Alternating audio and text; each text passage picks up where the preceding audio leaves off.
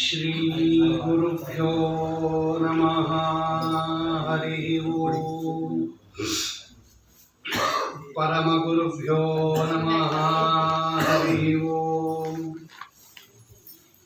ಶ್ರೀಮದಾನಂದ ತೀರ್ಥ ಭಗವತ್ಪಾದಾಚಾರ್ಯ ಗುರುಭ್ಯೋ ನಮಃ. ಹರಿ ಓಂ. ಶ್ರೀಮದ್ವಾಯು ಹನುಮದ್ಭೀಮ ಮಧ್ವಾಂತರ್ಗತ ರಾಮಕೃಷ್ಣ ವೇದವ್ಯಾಸಾತ್ಮಕ ಶ್ರೀ ಲಕ್ಷ್ಮೀ ಹಯಗ್ರೀವಾಯ ನಮಃ. ಹರಿ ಓಂ. ಕರೋತು ಮಮ ಕಲ್ಯಾಣಂ ಹರಿ ಹಯಮುಖಾವಿದಃ ಗುರುಶ್ಚ ಮಧ್ವನಾಮಾಮೇ ವರದೋಸ್ತು ನಿರಂತರಂ. ಆಪಾದಮೌಳಿಪರ್ಯಂತಂ ಗುರುಣಾಂ ಆಕೃತಿಂ ಸ್ಮರೇತ್ ತೇನ ವಿಘ್ನಾಃ ಪ್ರಣಶ್ಯಂತಿ ಸಿದ್ಧ್ಯಂತಿ ಚ ಮನೋರಥಾಃ. ಓಂ ಸೃಷ್ಟಿಸ್ಥಿತ್ಯಪ್ಯಯೇಹ ನಿಯತಿದೃಶಿತಮೋ ಬಂಧಮೋಕ್ಷಶ್ಚ ಯಸ್ಮಾತ್ ಅಸ್ಯ ಶ್ರೀ ಬ್ರಹ್ಮರುದ್ರ ಪ್ರಭೃತಿ ಸುರ ನರದ್ವೀಷ ಶತ್ರುತ್ಮಕಸ್ಯ ವಿಷ್ಣೋರ್ವ್ಯಸ್ತಾಃ ಸಮಸ್ತಾಃ ಸಕಲಗುಣನಿಧಿಃ ಸರ್ವದೋಷವ್ಯಪೇತಃ ಪೂರ್ಣಾನಂದೋ ಅವ್ಯಯೋ ಯೋ ಗುರುರಪಿ ಪರಮಶ್ಚಿಂತಯೇತಂ ಮಹಾಂತಂ. ಓಂ ಜನ್ಮಾದ್ಯಸ್ಯ ಯತೋನ್ಮಯಾದಿತರತಶ್ಚಾರ್ಥೇಷ್ವವಿಘ್ನಸ್ವರಾಟ್ ತೇನೇ ಬ್ರಹ್ಮಹೃದಾಯ ಆದಿಕವಯೇ ಮುಹ್ಯಂತಿ ಯಂ ಸೂರಯಃ ತೇಜೋ ವಾರಿಮೃದಾಂ ಯಥಾ ವಿನಿಮಯೋ ಯತ್ರ ತ್ರಿಸರ್ಗೋ ಮೃಷಾ ಧಾಮ್ನಾ ಸ್ವೇನ ಸದಾ ನಿರಸ್ತಕುಹಕಂ ಸತ್ಯಂ ಪರಂ ಧೀಮಹಿ. ಸ್ವಸ್ಯಸ್ತು ಅಶೇಷ ಸತಾಂ ಸನ್ಮಂಗಲಾನಿ ಭವಂತು. ಸಮ್ಯಕ್ ಶ್ಲೋಕೈಕ ಶ್ರವಣ ಪಠನ ಮಾತ್ರೇಣ ವಕ್ತುಶ್ಚ ಶ್ರೋತॄಣಾಂ ನಿಖಿಲ ಕಲ್ಮಷಾಪನೋದನ ಪಟುತರೆ ಮೋಕ್ಷಾರ್ಥ ಸಾಧನೀಭೂತೆ ಶ್ರೀಮದ್ಭಾಗವತೆ ಮಹಾಪುರಾಣೇ ದಶಮಸ್ಕಂದೆ ಶ್ರುತಿಗೀತಾಯಾಮ್ ಅದ್ಯ ಕಥಾ ಪ್ರಾರಂಭೆ ಸತಿ ಕಿಂಚಿತ್ ಪೂರ್ವಕಥಾನುವಾದಃ. ಶ್ರೀ ಗುರುಭ್ಯೋ ನಮಃ. ಹರಿ ಓಂ. ಶ್ರುತಿಗೀತ ಭಾಗವತದ ದಶಮಸ್ಕಂದದಲ್ಲಿರತಕ್ಕಂತಹ ಮೂರ್ಧನ್ಯ ಪ್ರಾಯವಾಗಿರತಕ್ಕಂತಹ ಪ್ರಮೇಯ. ಎಲ್ಲೆಲ್ಲಿ ವೇದಗಳ ವಿಚಾರ ಬರುತ್ತೆ, ಎಲ್ಲೆಲ್ಲಿ ಸೂತ್ರಗಳ ವಿಚಾರ ಬರುತ್ತೆ, ಅಲ್ಲೆಲ್ಲ ಭಗವಂತನ ಮಹಿಮೆ ಹಾಸು ಹೊಕ್ಕಾಗಿ ಇರುತ್ತೆ. ಭಗವಂತ ಶಾಸ್ತ್ರಯೋನಿಯು, ವೇದೈಕ ಸಮಧಿಗಮ್ಯಾನು. ಅಂತಹ ಭಗವಂತನನ್ನು ತಿಳಿಸಿಕೊಡೋದಕ್ಕೆ ವೇದಗಳು ಇಲ್ಲೇ ಹೇಳ್ತಾರೆ, ಶ್ರುತಿಗೀತದಲ್ಲೇ ಹೇಳ್ತಾರೆ ಆ ಮಾತನ್ನು. ಅಂತಹ ವೇದವೃಕ್ಷಕ್ಕೆ ಸ್ವಾಮಿಯಾಗಿರ್ತಕ್ಕಂತಹ, ಕ್ಷೇತ್ರನಾಗಿರ್ತಕ್ಕಂತಹ ಭಗವಂತನನ್ನ ವೇದಮಂತ್ರಗಳಿಂದಲೇ ಆರಾಧನೆ ಮಾಡಬೇಕು, ವೇದಮಂತ್ರಗಳಿಂದಲೇ ಕೊಂಡಾಡಬೇಕು. ಅದು ಕಲಿಯುಗದಲ್ಲಿ ಎಲ್ಲರಿಗೂ ಸಾಧ್ಯ ಅಲ್ಲ ಅನ್ನೋ ದೃಷ್ಟಿಯಿಂದ ವೇದವ್ಯಾಸ ದೇವರು ಬಹಳ ಕರುಣೆ ಮಾಡಿ, ಬಹಳ ಕೃಪೆಯಿಂದ ನಮ್ಮ ಸ್ವಾಮಿ ಅದೇ ವೇದ ಸಮೂಹದ ಸಾರ ಅನಿಸ್ಕೊಂಡಿರ್ತಕ್ಕಂಥದ್ದು ಶ್ರೀಮದ್ ಭಾಗವತ. ವೇದಾರ್ಥ ಪರಿಬ್ರಹ್ಮಿತ, ವೇದಾರ್ಥಗಳಿಂದ ತುಂಬಿ ತುಳುಕಾಡ್ತಾ ಇರ್ತಕ್ಕಂಥದ್ದು. ಅರ್ಥೋಯಂ ಬ್ರಹ್ಮಸೂತ್ರಾಣಾಂ ಭಾರತಾರ್ಥ ವಿನಿರ್ಣಯ ಗಾಯತ್ರಿ ಭಾಷ್ಯರೂಪೋಸೌ ವೇದಾರ್ಥ ಪರಿಬ್ರಹ್ಮಿತ ಪುರಾಣಾನಾಂ ಸಾರರೂಪ. ಏನೇನು ಯಾವ ಯಾವ ದಾರಿಗಳಿದೆ ಭಗವಂತನನ್ನು ತಿಳ್ಕೊಳ್ಳೋದಕ್ಕೆ ಅವರವರ ಯೋಗ್ಯತಾನುಸಾರವಾಗಿ ಆ ಎಲ್ಲ ಸಾರವನ್ನು ಭಗವಂತ ಭಾಗವತದಲ್ಲಿ ತುಂಬಿಟ್ಟು ಬಿಟ್ಟಿದ್ದಾನೆ. ಅದನ್ನೇ ಆಚಾರ್ಯ ಇವತ್ತಕ್ಕೆ ಹೇಳ್ತಾ ಇದ್ದಿದ್ದು. ಅದನ್ನು ಪಾರಾಯಣ ಮಾಡ್ತಾ ಇದ್ರೆ ಎಷ್ಟು ಆನಂದ ಆಗುತ್ತೆ ಅಂತ. ಯಾಕೆಂದರೆ ಅವರು ಬೇರೆ ಗ್ರಂಥಗಳೆಲ್ಲ ಅಧ್ಯಯನ ಮಾಡಿದ್ದಾರೆ. ಸೂತ್ರಭಾಷ್ಯ, ಋಗ್ಭಾಷ್ಯ, ಗೀತಾ ಪ್ರಸ್ಥಾನ, ಉಪನಿಷತ್ ಪ್ರಸ್ಥಾನ, ಐತರೇಯ ಉಪನಿಷತ್ತು, ಇವುಗಳನ್ನೆಲ್ಲ ಅಧ್ಯಯನ ಮಾಡಿದವರಿಗೆ ಭಾಗವತ ಓದ್ತಾ ಇದ್ದಾಗ ಅಥವಾ ಭಾಗವತ ಪಾಠ ಹೇಳ್ತಾ ಇದ್ದಾಗ ಅಥವಾ ಭಾಗವತ ಪಾರಾಯಣ ಮಾಡ್ತಾ ಇದ್ದಾಗ ಆ ಆನಂದನೇ ಬೇರೆ. ಎಲ್ಲ ಭಗವನ್ ಮಹಿಮೆಗಳು ಕೂಡ ಅವರವರ ಯೋಗ್ಯತಾನುಸಾರವಾಗಿ ಸ್ಫುಟವಾಗಿ ಗೋಚರ ಆಗುತ್ತೆ ಅವರಿಗೆ. ರೋಮ್ನಾಂ ಹರ್ಷಣಕಾರಿಣಿ ಶ್ರವಣತಃ ಪಾಪೋಗ ವಿಧ್ವಂಸಿನಿ ಪ್ರೇಮ್ನಾಂ ಚಿಂತಯತ ವಿಚಿತ್ರ ವಿಮಲ ಶ್ಲಾಘ್ಯಾರ್ಥ ಸಂಧಾಯಿನಿ ಅಂತಾರೆ ರುಕ್ಮಿಣಿ ಶಿವಜಿಯಲ್ಲಿ. ಆ ಭಕ್ತಿಯಿಂದ ಯಾರು ಪಾರಾಯಣ ಮಾಡ್ತಾರಲ್ಲ, ವಿಚಿತ್ರ ವಿಮಲ ಶ್ಲಾಘ್ಯ ಅರ್ಥ ಸಂಧಾಯಿನಿ, ನನ್ನ ಗ್ರಂಥ ಹಂಗೆ ಕೊಡುತ್ತೆ ಅಂತಾರೆ ಅವರು. ವಿಜೇಂದ್ರ ಸ್ವಾಮಿ ಯಾರು ವಾದರಾಜರು, ವಾದರಾಜರ ಗ್ರಂಥನೇ ಭಕ್ತಿಯಿಂದ ಅಧ್ಯಯನ ಮಾಡಿದವರಿಗೆ ಚಿತ್ರ ವಿಚಿತ್ರ ಅರ್ಥಗಳನ್ನು ಕೊಡುತ್ತೆ ಅಂದ ಮೇಲೆ ಭಗವಂತನ ಮಾತುಗಳು ಕೊಡಲೇಬೇಕಲ್ವ. ಶ್ರೀಮದಾಚಾರ್ಯರ ಒಂದೊಂದು ಮಾತಿಗೆ ಸಾವಿರ ಸಾವಿರ ಅರ್ಥ ಇದೆ ಅಂತಾರೆ ಅವರು. ತ್ರಿವಿಕ್ರಮ ಪಂಡಿತಾಚಾರ್ಯರು ತತ್ವಪ್ರದೀಪಿಕಾದಲ್ಲಿ ಸೂತ್ರಭಾಷ್ಯಕ್ಕೆ ವ್ಯಾಖ್ಯಾನ ಬರೆಯುವಾಗ ಶ್ರೀಮದಾಚಾರ್ಯರ ಒಂದೊಂದು ಮಾತಿಗೆ ಒಂದೊಂದು ಸಾವಿರ ಅರ್ಥ ಇದೆ, ಅವರವರ ಯೋಗ್ಯತಾನುಸಾರವಾಗಿ ಅರ್ಥ ಆಗತ್ತೆ ಅಂತ. ಆಚಾರ್ಯರ ಮಾತಿಗೆ 1,000 ಇದ್ದರೆ ಭಗವಂತನ ಮಾತಿಗೆ ಎಷ್ಟು ಅರ್ಥ ನಮಗೇನು ಗೊತ್ತಾಗುತ್ತೆ? ಯಾರ್ಯಾರಿಗೆ ಇಷ್ಟೆಷ್ಟು ಯೋಗ್ಯತೆ ಇದೆಯೋ, ಅವನ ಎಷ್ಟು ಪ್ರಯತ್ನ ಇದೆಯೋ ಅಷ್ಟು ಅರ್ಥವನ್ನು ಭಗವಂತ ಒಳಗಡೆಯಿಂದ ಅವರಿಗೆ ಸ್ಫುರಣ ಮಾಡ್ತಾನೆ. ಇವತ್ತಿನ ಶ್ರುತಿಗೀತೆಯ ಆ ಶ್ರುತಿಯ ಅರ್ಥನೇ ಅದು. ದುರ್ಗಾದೇವಿ ಭಗವಂತನನ್ನ ಸ್ತೋತ್ರ ಮಾಡ್ತಾಳೆ. ಎಂತಹ ಸುಂದರವಾಗಿರ್ತಕ್ಕಂತಹ ಸ್ತೋತ್ರಗಳವೆಲ್ಲ. ವೇದಗಳು ಮೂಲತಃ ಎಲ್ಲ ವೇದಗಳು ಸ್ತೋತ್ರವಾಗಿ ಬದಲಾವಣೆ ಮಾಡಿ ವೇದವ್ಯಾಸದೇವರು ಇಲ್ಲಿ ಸೇರಿಸಿದ್ದಾರೆ ಭಾಗವತದಲ್ಲಿ. ಅದನ್ನು ಆ ಮೂಲ ಶ್ರುತಿಗಳೆಲ್ಲ ನಾನು ಉದಾಹರಣೆ ಮಾಡಿದ್ದೀನಿ. ಆಚಾರ್ಯರು ಭಾಗವತ ತಾತ್ಪರ್ಯದಲ್ಲಿ ಹೇಳುತ್ತಾರೆ. ಅಂಥದನ್ನು ಯಥಾಶಕ್ತಿ ಯಥಾಮತಿ ಇವತ್ತು ಮತ್ತು ನಾಳೆ ಚಿಂತನೆ ಮಾಡೋಣ. ಈ 7ನೇ ಪದ್ಯ ಶ್ರುತಿ ಗೀತಾದ ಈ 7ನೇ ಶ್ಲೋಕ ಇದು ಋಗ್ವೇದದ ಮಂತ್ರದ ಸಾರ ಸಂಗ್ರಹ. ಯಾವುದದು ಋಗ್ವೇದದ ಮಂತ್ರ ಅಂದರೆ, ಪ್ರತಿದಿನ ದೇವರ ಪೂಜೆಯಲ್ಲಿ ನಾವು ಪಠನೆ ಮಾಡ್ತಕ್ಕಂತಹ ಮಂತ್ರ ನಿಶುಸೀದ ಗಣಪತಿ. ಅತ್ಯದ್ಭುತವಾದ ವೇದ. ಎಂತಹವನಿಗಾದರೂ ಕೂಡ ಸ್ವಾತಂತ್ರ್ಯ ಭ್ರಮ ಕಳಚಿ ನಾನು ಅಸ್ವತಂತ್ರ, ಭಗವಂತ ಸ್ವತಂತ್ರ ಅಂತಕ್ಕಂತಹ ಭಾವನೆಯನ್ನು ತಂದುಕೊಡುವ ಸುಂದರಾತಿ ಸುಂದರ ಮಂತ್ರ. ಓಂ ನಿಶುಸೀದ ಗಣಪತೆ ಗಣೇಶತ್ವಾ ಮಾಹು ವಿಪ್ರತಮಂ ಕವೀನಾಂ ನರುತೆ ತ್ವತ್ಕ್ರಿಯತೆ ಕಿಂಚನಾರೇ ಮಹಾಮರ್ಕಂ ಮಗವಂಚಿತ್ರಮರ್ಚ ಅಂತ ಮಂತ್ರ. ಸಾಮಾನ್ಯವಾಗಿ ದೇವರ ಪೂಜೆ ಮಾಡುವಾಗ ನಾವೆಲ್ಲ ಏನು ಅನುಸಂಧಾನ ಮಾಡ್ತಾರೆ ಸಾಮಾನ್ಯ ಜನರು? ಬಹುಶಃ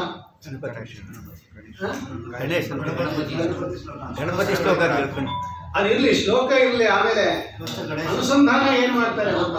ದೇವರ ಪೂಜೆ ಮಾಡೋರು ಅನುಸಂಧಾನ ಏನು ಮಾಡ್ತಾರೆ ಅಂದ್ರೆ, ಪೂಜೆ ಮಾಡಿಸ್ಕೋಮೋದು ಭಗವಂತ, ಪೂಜೆ ಮಾಡೋರು ಯಾರು? ನಾವು ಅಂತ ಮಾಡಿಸ್ಕೊ. ಇದೇ ಎಲ್ಲರಿಗೂ ಬರೆಯೋದು. ಅವನು ಪೂಜ್ಯ, ನಾವು ಪೂಜಕರು. ಮಾಡಿಸ್ಕೊಂಬವನು ಅವನು, ಮಾಡೋರು ಯಾರು? ದೇವ್ರ ಪೂಜೆ ಆಯ್ತಾ? ಆಯ್ತು ಅಂದ್ಬಿಡ್ತಾರೆ. ಮಾಡಿಸ್ಕೊಂಡ ಯಾರಾದರೂ ಹೇಳ್ತಾರ? ದೇವ್ರ ಪೂಜೆ ಆಯ್ತಾ? ಓ ಆಯ್ತು ಅಂದ್ಬಿಡ್ತಾರೆ. ದೇವ್ರ ಪೂಜೆ ಭಗವಂತ ಮಾಡಿಸ್ಕೊಂಡ ಅಂತ ಯಾರಾದರೂ ಹೇಳ್ತಾರ? ಇಲ್ಲ, ಬಹಳ ಕಡಿಮೆ ಹೇಳೋರು. ಯಾಕೆ? ಅದನ್ನೇ ನಾನು ನಿನ್ನೆ ಹೇಳಿದ್ದು. ಆ ರೀತಿ ಹೇಳೋರು ಯಾರು ಅಂದ್ರೆ ಬಾಯಿ ದೇವರೊಬ್ಬರೇ ಅಂತ. ಎಲ್ಲ ಕಾಲಕ್ಕೂ ಹಂಗೆ ಹೇಳ್ತಾರವ್ರು. ಹೇತುತಯ ಭರತ ಮತಶ್ಚಕಾಸಿ. ನೆನ್ನೆ ನಾವು ನೋಡಿದೆ, ಅದು ಭರತ ಮತ, ಅದು ವಾಯುದೇವರ ಮತ, ಅದು ವಾಯುದೇವರ ಅಭಿಪ್ರಾಯ. ಅದು ಹೇತುತಯ. ಎಲ್ಲವನ್ನ ಸ್ವತಂತ್ರವಾಗಿ ಮಾಡ್ತಕ್ಕಂಥ ವ್ಯಕ್ತಿ ಯಾರು? ಭಗವಂತ. ಅದನ್ನು ಯಾವಾಗಲೂ ಹೇಳ್ತಾ ಇರ್ತಾರಂತೆ, ಯಾವಾಗಲೂ ಚಿಂತನೆ ಮಾಡ್ತಾ ಇರ್ತಾರೆ. ಅದು ನಿನ್ನೆ ತೋರಿಸ್ದೆ ನಾನು. ಯಾವ ಕಾರ್ಯ ಮಾಡಲಿ ಶ್ರೀಮದಾಚಾರ್ಯರು ಎಲ್ಲ ಭಗವಂತನ ಕಡೆ ಬೆರಳು ತೋರಿಸ್ತಾ ಇದ್ರು. ಹೆಂಗ್ ಮಾಡಿದ್ರಿ ಸ್ವಾಮಿ, ಹೆಂಗ್ ಮಾಡಿದ್ರಿ ಸ್ವಾಮಿ, ಹೆಂಗ್ ಮಾಡಿದ್ರಿ ಸ್ವಾಮಿ? ಯೋಸೋ ದೇವೋ ವಿಶ್ವದೀಪ ಪ್ರದೀಪ್ತ ಕುರ್ಮ ಸರ್ವಂ ತತ್ಪರಾನುಗ್ರಹೇಣ. ಸರ್ವಂ ನೋಡಿ, ಅವ್ರು ಆಡೋ ಮಾತು ನೋಡಿ, ಇದೊಂದಲ್ಲ. ಈ ಶಿಷ್ಯರ ಕೈಯಿಂದ ಗಂಗಾ ನದಿ ತುಂಬು ಪ್ರವಾಹದಿಂದ ಕೂಡಿರ್ತಕ್ಕಂಥ ಗಂಗಾ ನದಿ ದಾಟಿಸಿದ್ದು ಒಂದಲ್ಲ, ಸರ್ವಂ. ನಾನು ಏನೇನು ಮಾಡ್ತೀನೋ ಎಲ್ಲ ತತ್ಪರಾನುಗ್ರಹೇಣ ಮಾಡ್ತೀನಿ ಅಂತ. ಏನು ಜ್ಞಾನ ರೀ ಅವ್ರಿಗೆ. ಅದಕ್ಕೆ ಭರತ ಮತ, ಅದಕ್ಕೆ ಅವ್ರಿಗೆ ಭರತ ಅಂತ ಕರೀತಾರೆ. ಪ್ರಕಾಶ ಸ್ವರೂಪನಾಗಿರ್ತಕ್ಕಂತಹ, ಕಾಂತಿ ಸ್ವರೂಪನಾಗಿರ್ತಕ್ಕಂತಹ, ಜ್ಞಾನ ಸ್ವರೂಪನಾಗಿರ್ತಕ್ಕಂತಹ ಶ್ರೀಹರಿಯಲ್ಲೇ ವ್ರತ ಯಾವಾಗಲೂ ಆಸಕ್ತರಾಗಿರೋದ್ರಿಂದ ಅವರು ಭಾರತ. ಬರೀ ಪೂಜೆ ಮಾಡಿಬಿಡ್ತಾರೆ ಅಂತ ತಿಳ್ಕೊಂಡ್ಬಿಡ್ಬೇಡಿ. ದೇವ್ರ ಪೂಜೆ ಮಾಡ್ತಾರೆ, 2 ಗಂಟೆ ಹೊತ್ತು ಸಂಸ್ಥಾನ ಪೂಜೆ ಮಾಡ್ತಾರೆ, ಆವಾಗ ಭಾರತ ಅಲ್ಲ. ಅವರು ಮಾಡುವ ಸಮಸ್ತ ವ್ಯಾಪಾರವೂ ಪೂಜೆನೇ. ಪರಿಪರಿ ಕೆಲಸವು ನಿನ್ನ ಮಹಾಪೂಜೆ. ಅವಾಗೆಲ್ಲ ಭಗವಂತನ ಅನುಸಂಧಾನ ಇರುತ್ತೆ ಅವರಿಗೆ, ಯಾವಾಗಲೂ ಇರುತ್ತೆ, ಯಾವಾಗಲೂ ಇರುತ್ತೆ. ಬೇರೆಯವ್ರಿಗಾದರೂ ಕಲ್ಯಾಣಿ ದೈತ್ಯರ ಪ್ರೇರಣೆಯಿಂದ ಕಡಿಮೆ ಆಗಬಹುದು, ಆಗಿದೆ ಅಂತ ಶ್ರೀಮದಾಚಾರ್ಯ ತೋರಿಸ್ತಾರೆ ಮಹಾಭಾರತ ತಾತ್ಪರ್ಯದಲ್ಲಿ. ವಾದರಾಜ ಸ್ವಾಮಿಗಳು ತೋರಿಸ್ತಾರೆ ಸರಸ್ವಾತಿ ವಿಲಾಸದಲ್ಲಿ. ಬೇರೆಯವರಾದರೂ ಕೂಡ ಮೈ ಮರೀತಾರೆ. ಬೇರೆ ದೇವತೆಗಳು ನನ್ನ ಸ್ವಂತ ಬಲದಿಂದ ಮಾಡದೆ ಅಂತಕ್ಕಂಥ ಅಹಂಕಾರ ಕೆಲವು ಸಲ ಬರುತ್ತೆ. ಬೇರೆ ದೇವತೆಗಳಿಗೆ ಕಲ್ಯಾಣಿ ದೈತ್ಯರ ಆವೇಶದಿಂದ ಸದಾ ಶುದ್ಧರಾಗಿರ್ತಕ್ಕಂತಹ ಮೂಲ ರೂಪದಲ್ಲಿ, ಅವತಾರ ರೂಪದಲ್ಲಿ ಸ್ವತಃ ಅಶುದ್ಧ ಅಲ್ಲ, ದೈತ್ಯರ ಪ್ರಭಾವದಿಂದಲೂ ದೈತ್ಯರ ಪ್ರೇರಣೆಯಿಂದಲೂ ಅಶುದ್ಧರಲ್ಲ. ಅವರು ಪವಿತ್ರರಾಗಿರ್ತಕ್ಕಂಥ ಅದೇವ ಸೋಮಾನ ಶಬ್ದವಾಚ್ಯರಾಗಿರ್ತಕ್ಕಂತಹ ವಾಯುದೇವರು ಯಾವಾಗಲೂ ಭಗವಂತನನ್ನು ಹಿಂಗೆ ಚಿಂತನೆ ಮಾಡ್ತಾ ಇರ್ತಾರಂತೆ. ಭರತಮತ ಅಂತ ಅದಕ್ಕೆ ಹೆಸರು ಅಂತ ಬರೀತಾರೆ ಅವರು. ಅದಕ್ಕೆ ಭಗವಂತ ಅವ್ರ ಮೇಲೆ ಬಹಳ ಪ್ರೀತಿ ಇಟ್ಟೇನೆ. ಪರಿಸರ ಪದ್ಧತಿ, ನಮ್ಮನ್ನು ಹೇಳಿದ್ನಲ್ಲ, ಪರಿಸರ ಪದ್ಧತಿ ಅವ್ರನ್ನ ಮುಂದೆ ಮಾಡಿಕೊಂಡೇ ಎಲ್ಲ ಕೆಲಸ ಮಾಡೋದು ಭಗವಂತ. ಯಾಕೆ? ಅವ್ರು ಅಷ್ಟು ಭಕ್ತರು ರೀ. ರಮಾದೇವಿಯನ್ನು ಬಿಟ್ಟುಬಿಟ್ರೆ ಬ್ರಹ್ಮವಾಯುಗಳು ಅವರು ಮಧುರ ಭಕ್ತರು. ಜೀವಕೋಟಿ ಪ್ರವಿಷ್ಟರಲ್ಲಿ ಅವು ಅಂದರೆ ಲಿಂಗದೇಹ ಉಂಟಾಗಿ, ಲಿಂಗದೇಹ ಇದ್ದು ಸಾಧನೆ ಮಾಡಿ ಭಂಗ ಮಾಡಿಕೊಂಡು ಮೋಕ್ಷಕ್ಕೆ ಹೋಗತಕ್ಕಂತಹ ಜೀವರಾಶಿಗಳಲ್ಲಿ ಅವರೆಂಥವರವರು? ಜೀವೋತ್ತಮರವರು. ಯಾರು ಇಲ್ಲ ಅವರ ಸಮಾನ. ಅದಕ್ಕೆ ಪರಿಸರ ಪದ್ಧತಿ ಅಂತ ಕರೆದಿರೋದು. ವೇದ ದುರ್ಗಾದೇವಿ ಹೇಳ್ತಾ ಇದ್ದಾರೆ ಈ ಮಾತೆಲ್ಲ, ಅದು ಮುಖ್ಯ. ಆ ನಿಶುಸೀದ ಗಣಪತಿ ಅನ್ನತಕ್ಕಂತಹ ಮಂತ್ರವನ್ನ ತರ್ಜಮೆ ಮಾಡಿ ಬರೆದಿದ್ದಾರೆ ಇವರು ವೇದವ್ಯಾಸದೇವರು. ಪ್ರಕ್ರಮವತ್ ಸ್ವಸತ್ಕೃತಂ ಪುರುಷೇಷು ಧೀಷುತ ಬಹಿರಂತರಸಶ್ಚರಣೆ ತವ ಪುರುಷ ವದಂತ್ಯಖಿಲ ಶಕ್ತಿಧೃತಃ ಸ್ವಕೃತಂ. ಇಷ್ಟೇ ಮಂತ್ರ. ಅದೆಂಥ ಸುಂದರ ಮಂತ್ರ ಆಗುತ್ತಾ ಅದು ನಿಶಸೀದ ಗಣಪತಿ. ನೀವು ಹೇಳ್ದಂಗೆ ಅದು ಕೆಲವರೆಲ್ಲ ಗಣಪತಿಯನ್ನ ಹೇಳ್ತಾ ಇದೆ. ಗಣಪತಿ ಅಂದ್ರೆ ಗಣಪತಿ ಅಂತ ಬಂದ್ಬಿಡ್ತವ್ರು. ನಿಜವಾಗಲೂ ಸರ್ವೇ ವೇದಾ ಯತ್ಪದಮಾಮನಂತಿ ತಪಾಂಸಿ ಸರ್ವಾಣಿ ಚ ಯದ್ವದಂತಿ ವೇದೈಶ್ಚ ಸರ್ವೈ ಅಹಮೇವ ವೇದ್ಯ.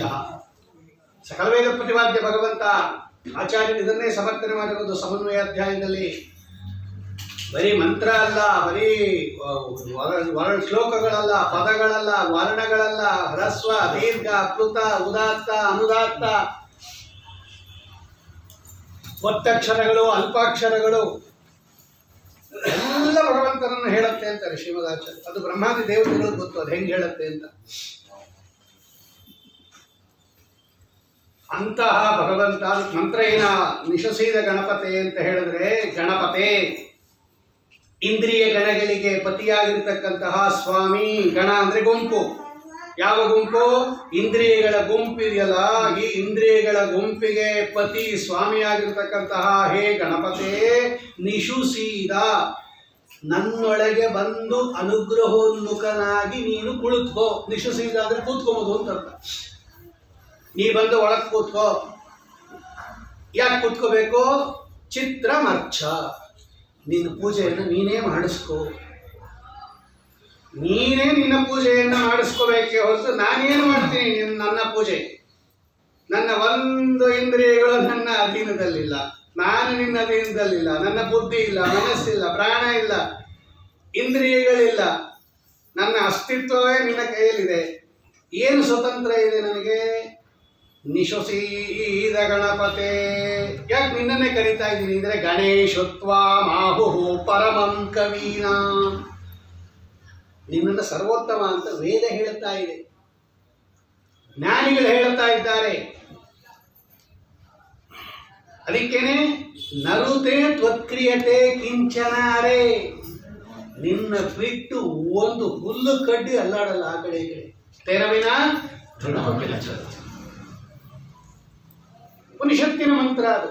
ಹುಲ್ಲು ಕಡ್ಡಿ ಇಟ್ಬಿಟ್ಟು ಅದನ್ನು ಅಲ್ಲಾಡಿಸೋ ಅಂತ ಹೇಳಿ ಆ ಯಕ್ಷ ಅಗ್ನಿ ಬಂದು ಜೋರಾಗಿ ಬುಸ್ಬು ಅಂದ್ರೆ ಒಂಚೂರು ಹತ್ಕೊಳೇ ಇಲ್ಲ ಅದು. ನಾನು ಅಗ್ನಿಯಿಂದ ಏನಪ್ಪ ಅಗ್ನಿ ನಿನ್ನ ಸಾಮರ್ಥ್ಯ ಏನು ಅಂದ ಆ ಯಕ್ಷ ರೂಪದಲ್ಲಿರ್ತಕ್ಕಂಥ ಭಗವಂತ. ನಾನು ಏನು ಬೇಕಾದ್ರೆ ಸುಟ್ಟು ಬಿಡ್ತೀನಿ ಇಂದ ಈ ಅಗ್ನಿ, ಏನಪ್ಪ ಈ ಹುಲ್ ಕಡ್ಡಿ ಸುಡು ಸಾಕು ಅಂತ ಅವನು ಪ್ರಯತ್ನ ಪಟ್ಟು ಉಫ್ ಅಂದ, ಹತ್ಕೊಳ್ಳೇ ಇಲ್ಲ, ಹುಲ್ ಕಡ್ಡಿ ಹತ್ಕೊಳ್ಳಿಲ್ಲ, ತಲೆ ತಗ್ಗಿಸ್ಕೊಂಡು ಬಿಟ್ಟವಲ್ಲ ಅಗ್ನಿ. ಈ ಕೋಣವಾಯು ಮುಖ್ಯಪ್ರಾಣ ದೇವರಲ್ಲ, ಈ ಕೋಣವಾಯು ದಿಕ್ಪಾಲಕವಾಯು ಬಂದ್ರೆ ಏನಪ್ಪ ನಿನ್ನ ಕಾರ್ಯ, ಏನು ಬೇಕಾದರೂ ಹಾರಿಸ್ಬಿಡ್ತೀನಿ, ಎದುರಿಸ್ಬಿಡ್ತೀನಿ, ಈ ಹುಲ್ ಕಡ್ಡಿ ಹಾರಿಸು ಅಂತ ಸ್ವಾಮಿ ಓಫ್ ಅಂತ ಅಲ್ಲಾಡಲೇ ಇಲ್ಲ. ಸಪ್ಪು ಮಕ್ಕ ಹಾಕೊಂಡು ವಾಪಸ್ ಹೋದ. ಇಂದ್ರದೇವರು ಕೇಳಿದ್ರು ಏನಾಯ್ತು ಅಂತ. ಇಲ್ಲ ನಾವೇನು ಮಾಡೋಕ್ಕಾಗಲಿಲ್ಲ. ಇಂದ್ರದೇವರು ಅವರೇ ಬಂದರು. ಯಾರು ಈ ಪಾರ್ಟಿ ಇರಬೇಕಾದ್ರೆ ಅವರು ಯಾರು ಸಾಮಾನ್ಯ ಅಲ್ಲ ಯಕ್ಷ ಅಂತ ಅವರೇ ಬಂದರು. ಅದಕ್ಕೆ ಭಗವಂತ ಮರೆ ಆಗ್ಬಿಟ್ಟು ಅಲ್ಲಿ ಪಾರ್ವತಿ ದೇವಿಯನ್ನು ಇಟ್ಬಿಟ್ಟು ಈಗ ಇವನು ಅಸುರ ಬುದ್ಧಿಯಿಂದ ಕಲುಷಿತನಾಗಿದ್ದಾನೆ ಇಂದ್ರ, ನನ್ನ ಉಪದೇಶ ಕೇಳೋದಕ್ಕೆ ಅರ್ಹನಲ್ಲ ಅಂತ ಹೇಳಿ ಭಗವಂತ ಆ ಜಾಗದಲ್ಲಿ ಲಕ್ಷ್ಮಿ ಪಾರ್ವತಿಯನ್ನು ಇಟ್ಟು ಅಂತರ್ಧಾನ ಆಗುತ್ತೆ. ಇಂದ್ರದೇವರಿಗೆ ಗುರುಗಳವಳು ಪಾರ್ವತಿ. ಆಗ ಅವಳು ಕೇಳಿದ್ಲು ನೀನು ಯಾರು ಅಂತ ಕೇಳ್ಬಿಟ್ಟ ಇಂದ್ರದೇವರು. ಆಗ ಅವಳೆಲ್ಲ ಹೇಳ್ತಾಳೆ ಹಿಂಗಾಯ್ತು, ನೀವೆಲ್ಲ ತಪ್ಪು ತಿಳ್ಕೊಂಡಿದ್ದೀರಾ, ಯುದ್ಧದಲ್ಲಿ ಜಯ ಆಗಿದ್ದು ನಿಮ್ಮಿಂದ ಅಲ್ಲ, ಒಳಗಡೆ ಇರ್ತಕ್ಕಂತಹ ಭಗವಂತನ ತೇಜಸ್ಸಿನ ಸಾಮರ್ಥ್ಯದಿಂದ ನೀವು ದೈತ್ಯರನ್ನು ಗೆದ್ದಿದ್ದು, ಅದನ್ನು ತಿಳ್ಕೊಳ್ಳಿಲ್ಲ ನೀವು. ಈಗಲಾದರೂ ತಿಳ್ಕೊಳ್ರಿ. ನಿಶಸೀದ ಗಣಪತೆ ಗಣೇಶತ್ವ ಮಾಹುರ್ವಿಪ್ರತಮಂ ಕವೀನಾಂ. ದೇವಾನುದೇವತೆಗಳ ಸ್ಥಿತಿನೇ ಹಂಗಾದ ಮೇಲೆ ನಾವೆಲ್ಲರೂ ಯಕ್ಕಶ್ಚಿತ್. ಅದಕ್ಕೆ ಧ್ರುವರಾಜರು ಆ ಸ್ತೋತ್ರ ಫಸ್ಟ್ ಮಾಡಿದ್ದು. ಯೋಂತ ಪ್ರವಿಶ್ಯ ಮಮ ವಾಚಮಿಮಂ ಪ್ರಸೂಕ್ತಂ ಸಂಜೀವಯತ್ಯ ಕಿಲ ಶಕ್ತಿಧರ ಸ್ವಧಾಮ್ನ ಅನ್ಯಾಂಶ್ಚ ಹಸ್ತಚರಣ ಶ್ರವಣತ್ವಗಾದೀನ್ ಪ್ರಣಾನ್ ನಮೋ ಭಗವತೆ ಪುರುಷಾಯ ತುಭ್ಯಂ. ನಾರಾಯಣಾಯ ಪರಿಪೂರ್ಣ ಗುಣರ್ಣವಾಯ ವಿಶ್ವೋದಯ ಸ್ಥಿತಿಲಯೋನ್ಯತಿ ಪ್ರದಾಯ ಜ್ಞಾನಪ್ರದಾಯ ವಿಬುಧಾಸುರ ಸೌಖ್ಯ ದುಃಖ ಸತ್ಕಾರಣಾಯ ವಿತತಾಯ ನಮೋ ನಮಸ್ತೆ. ಆ ಶ್ಲೋಕದಲ್ಲಿ ಒಂದು ಚಮತ್ಕಾರ ಇದೆ. ಅವರು ವಾದಿರಾಜ ಸ್ವಾಮಿಗಳು ಬರೀತಾರೆ ಕೆಳಗಡೆ ವ್ಯಾಖ್ಯಾನದಲ್ಲಿ ಮಹಾಭಾರತ ತಾತ್ಪರ್ಯ ನಿರ್ಣಯವನ್ನು ಹೇಳುವಾಗ, ನಾರಾಯಣಾಯ ಪರಿಪೂರ್ಣ ಗುಣಾರ್ಣವಾಯ ವಿಶ್ವೋದಯ ಸ್ಥಿತಿ ಲಯೋ ಉನ್ನಿಯತಿ ಪ್ರದಾಯ ಅಂದರು ಅವರು. ಉನ್ನಿಯತಿ ಪ್ರದಾಯ ಅಂತ ಪ್ರಯೋಗ ಮಾಡ್ಯಾರ ಅವರು. ಉತ್ಕೃಷ್ಟ ನಿಯತಿ ಉನ್ನಯತಿ. ನಿಯತಿ ಪ್ರದಾಯ ಅಂದಿದ್ರೆ ಸಾಕಾಗಿತ್ತು. ಉನ್ನಿಯತಿ ಪ್ರದಾಯ ಅಂದರು ಆಚಾರ್ಯರು. ಯಾಕಂದ್ರೆ ಉನ್ನಿಯತಿ ಪ್ರದಾಯ ಅಂತ ಯಾಕಂದ್ರು, ನಿಯತಿ ಪ್ರದಾಯ ಅಷ್ಟೇ ಸಾಕಾಗಿತ್ತಲ್ಲ. ವಿಶ್ವೋದಯ ಸ್ಥಿತಿ ಲಯ ಉನ್ನಿಯತಿ ಪ್ರದಾಯ ಅಂದರು. ಯಾಕೆ ಅವರು ಉನ್ನಿಯತಿ ಅಂತ ಯಾಕಂದ್ರು ಅಂತ ಅವರು ವಾದಿರಾಜ ಸ್ವಾಮಿಗಳು ತಗೊಂಡು, ಈ ನಿಯಮನ ಅನ್ನೋದು ತತ್ವಾಭಿಮಾನಿ ದೇವತೆಗಳಿಗೂ ಇರುತ್ತಪ್ಪ. ಅವರು ನಿಯಾಮಕರಾಗಿ ನಮ್ಮ ದೇಹದೊಳಗಿರೋದು. ಆಯಾ ಇಂದ್ರಿಯಗಳಿಗೆ ನಿಯಾಮಕರಾಗಿದ್ದಾರೆ ಅವರು. ಅಭಿಮಾನಿ ಅಂದರೆ ಹಾಗೆ ತತ್ವಾಭಿಮಾನಿ. ಅಭಿಮಾನಿ ದೇವತೆಗಳು ಅಂದರೆ ಏನು ಗೊತ್ತಾ? ಭಗವಂತನ ಅಧೀನದಲ್ಲಿದ್ದು ನಮಗೆ ಪ್ರೇರಕರಾಗಿರ್ತಾರೆ. ಅವರಿಗೆ ಅಭಿಮಾನಿತ್ವ ಅನ್ನೋದು ಶಾಸ್ತ್ರದಲ್ಲಿ. ಅಂದರೆ ನಿಯಾಮಕತ್ವ ಅನ್ನೋದು ತತ್ವಾಭಿಮಾನಿ ದೇವತೆಗಳಿಗೂ ಇರುತ್ತೆ. ನೀವು ಭಗವಂತನಿಗೆ ನಿಯಾಮಕ ಅಂದರೆ ಇವರಿಗಿರುವಂಥ ನಿಯಾಮಕತ್ವ ಭಗವಂತನಿಗಿದೆ ಅಂತ ತಿಳ್ಕೊಂಡ್ಬಿಡ್ಬೇಡ್ರಿ. ಅವನು ಉನ್ನಿಯತಿ, ಇವ್ರದ್ದು ನಿಯತಿ, ಅವನು ಉನ್ನಿಯತಿ, ಉತ್ಕೃಷ್ಟ ನಿಯಮನ ಅವನು. ಏನು ಹಂಗಂದ್ರೆ ಅಂತ ಕೇಳಿದ್ರೆ ಏನು ಹಂಗಂದ್ರೆ ಅಂದರೆ ಅವ್ರು ಬರೀತಾರೆ ವಾದಿರಾಜ ಸ್ವಾಮಿಗಳು, ನಮ್ಮನ್ನ ನಿಯಮನ ಮಾಡುವ ತತ್ವಾಭಿಮಾನಿ ದೇವತೆಗಳನ್ನು ನಿಯಮನ ಮಾಡುವ ಮುಖ್ಯ ಪ್ರಾಣ ದೇವರನ್ನ ನಿಯಮನ ಮಾಡುವವನು ಇಷ್ಟುತ್ತ ಹೋಗ್ಬೇಕದು. ಅದು ಉನ್ನಿಯನ, ಅದು ಉನ್ನಿಯತಿ. ನಮ್ಮನ್ನ ನಿಯಮನ ಮಾಡೋರು ಯಾರು? ತತ್ವಾಭಿಮಾನಿ ದೇವತೆಗಳು. ಅವರನ್ನ ನಿಯಮನ ಮಾಡೋರು ಯಾರು? ಮುಖ್ಯ ಪ್ರಾಣ ದೇವರು. ಅವರನ್ನ ನಿಯಮನ ಮಾಡೋನು ಅವನು. ಅದಕ್ಕೆ ಉನ್ನಯತೆ ಪ್ರದಾಯ. ಅದಕ್ಕೆ ಅವರು ಉದಾಹರಣೆ ಬರೀತಾರೆ. ಅವರು ಈ ಉದಾಹರಣೆ ಬರೀತಾರೆ. ಅವರು ಧ್ರುವರಾಜರ ಕಥೆಯನ್ನ ಹೇಳ್ತಾರೆ ಅವರು. ಅನ್ಯಥಾ ಈ ಯಾಕೆ ಉನ್ನಯತೆ ಅಂತ ಹೇಳಿದ್ರು? ಈಗ ಧ್ರುವರಾಜರು ನಮಸ್ಕಾರ ಮಾಡಿದ್ರು ಭಗವಂತನಿಗೆ. ಪ್ರತ್ಯಕ್ಷನಾದ ಭಗವಂತ ವಾಸುದೇವ ರೂಪಿ ಪರಮಾತ್ಮ ದೀರ್ಘದಂಡ ನಮಸ್ಕಾರ ಮಾಡಿದ್ರು. ಎತ್ತದ ಭಗವಂತ ಸ್ತೋತ್ರ ಮಾಡಕ್ಕೆ ಹೋಗ್ತಾರೆ. ಏನು ಮಾತೇ ಬರಲಿಲ್ಲ ಅವ್ರ ಬಾಯಿಂದ ಅಂತ ಭಾಗವತ ಕೇಳ್ತೀವಿ. ಆಗ ವಾದಿರಾಜ ಸ್ವಾಮಿ ಹೇಳ್ತಾರೆ, ಆಗ ಅವ್ರ ಬಾಯಲ್ಲಿ ಅಗ್ನಿ ಇರಲಿಲ್ವಾ? ನಿಯಾಮಕನಾಗಿ ಅಗ್ನಿ ಇರಲಿಲ್ವಾ? ಧ್ರುವರಾಜರ ಬಾಯಲ್ಲಿ ಇದ್ನೋ ಇಲ್ಲೋ? ಮುಖ್ಯ ಪ್ರಾಣದೇವರು ಇದ್ರೋ ಇಲ್ಲೋ? ಯಾಕೆ ಅವರ ಬಾಯಿಯಿಂದ ಮಾತು ಹೊರಡಲಿಲ್ಲ? ಯಾಕೆ ಹೊರಡಲಿಲ್ಲ? ನಿಯಮನ ಮಾಡೋ ತತ್ವಾಭಿಮಾನಿ ದೇವತೆ ಅಗ್ನಿ ಇದ್ದ. ಅವ್ರನ್ನ ನಿಯಮ ಮಾಡೋ ಪ್ರಾಣದೇವರಿದ್ರು. ಒಳಗಡೆ ಬದುಕಿದಂತಾನೆ ಧ್ರುವರಾಜರು. ಪ್ರಾಣದೇವರಿದ್ರೆ ಬದುಕಿರೋದು. ಅಂದ್ರೆ ಪ್ರಾಣದೇವರಿದ್ದಾರೆ ಅಂತ ಆಯ್ತು. ಆದರೂ ಯಾಕೆ ಮಾತು ಹೊರಡಲಿಲ್ಲ? ಅಲ್ಲಿಂದ ಮುಂದೆ ಮೇಲಿದೆಯಲ್ಲ ಮೇನ್ ಸ್ವಿಚ್, ಅದು ಪ್ರೇರಣೆ ಆಗ್ಬೇಕು. ಅಲ್ಲಿಂದ ಮೇಲೆ ಇನ್ನೊಂದಿದೆ.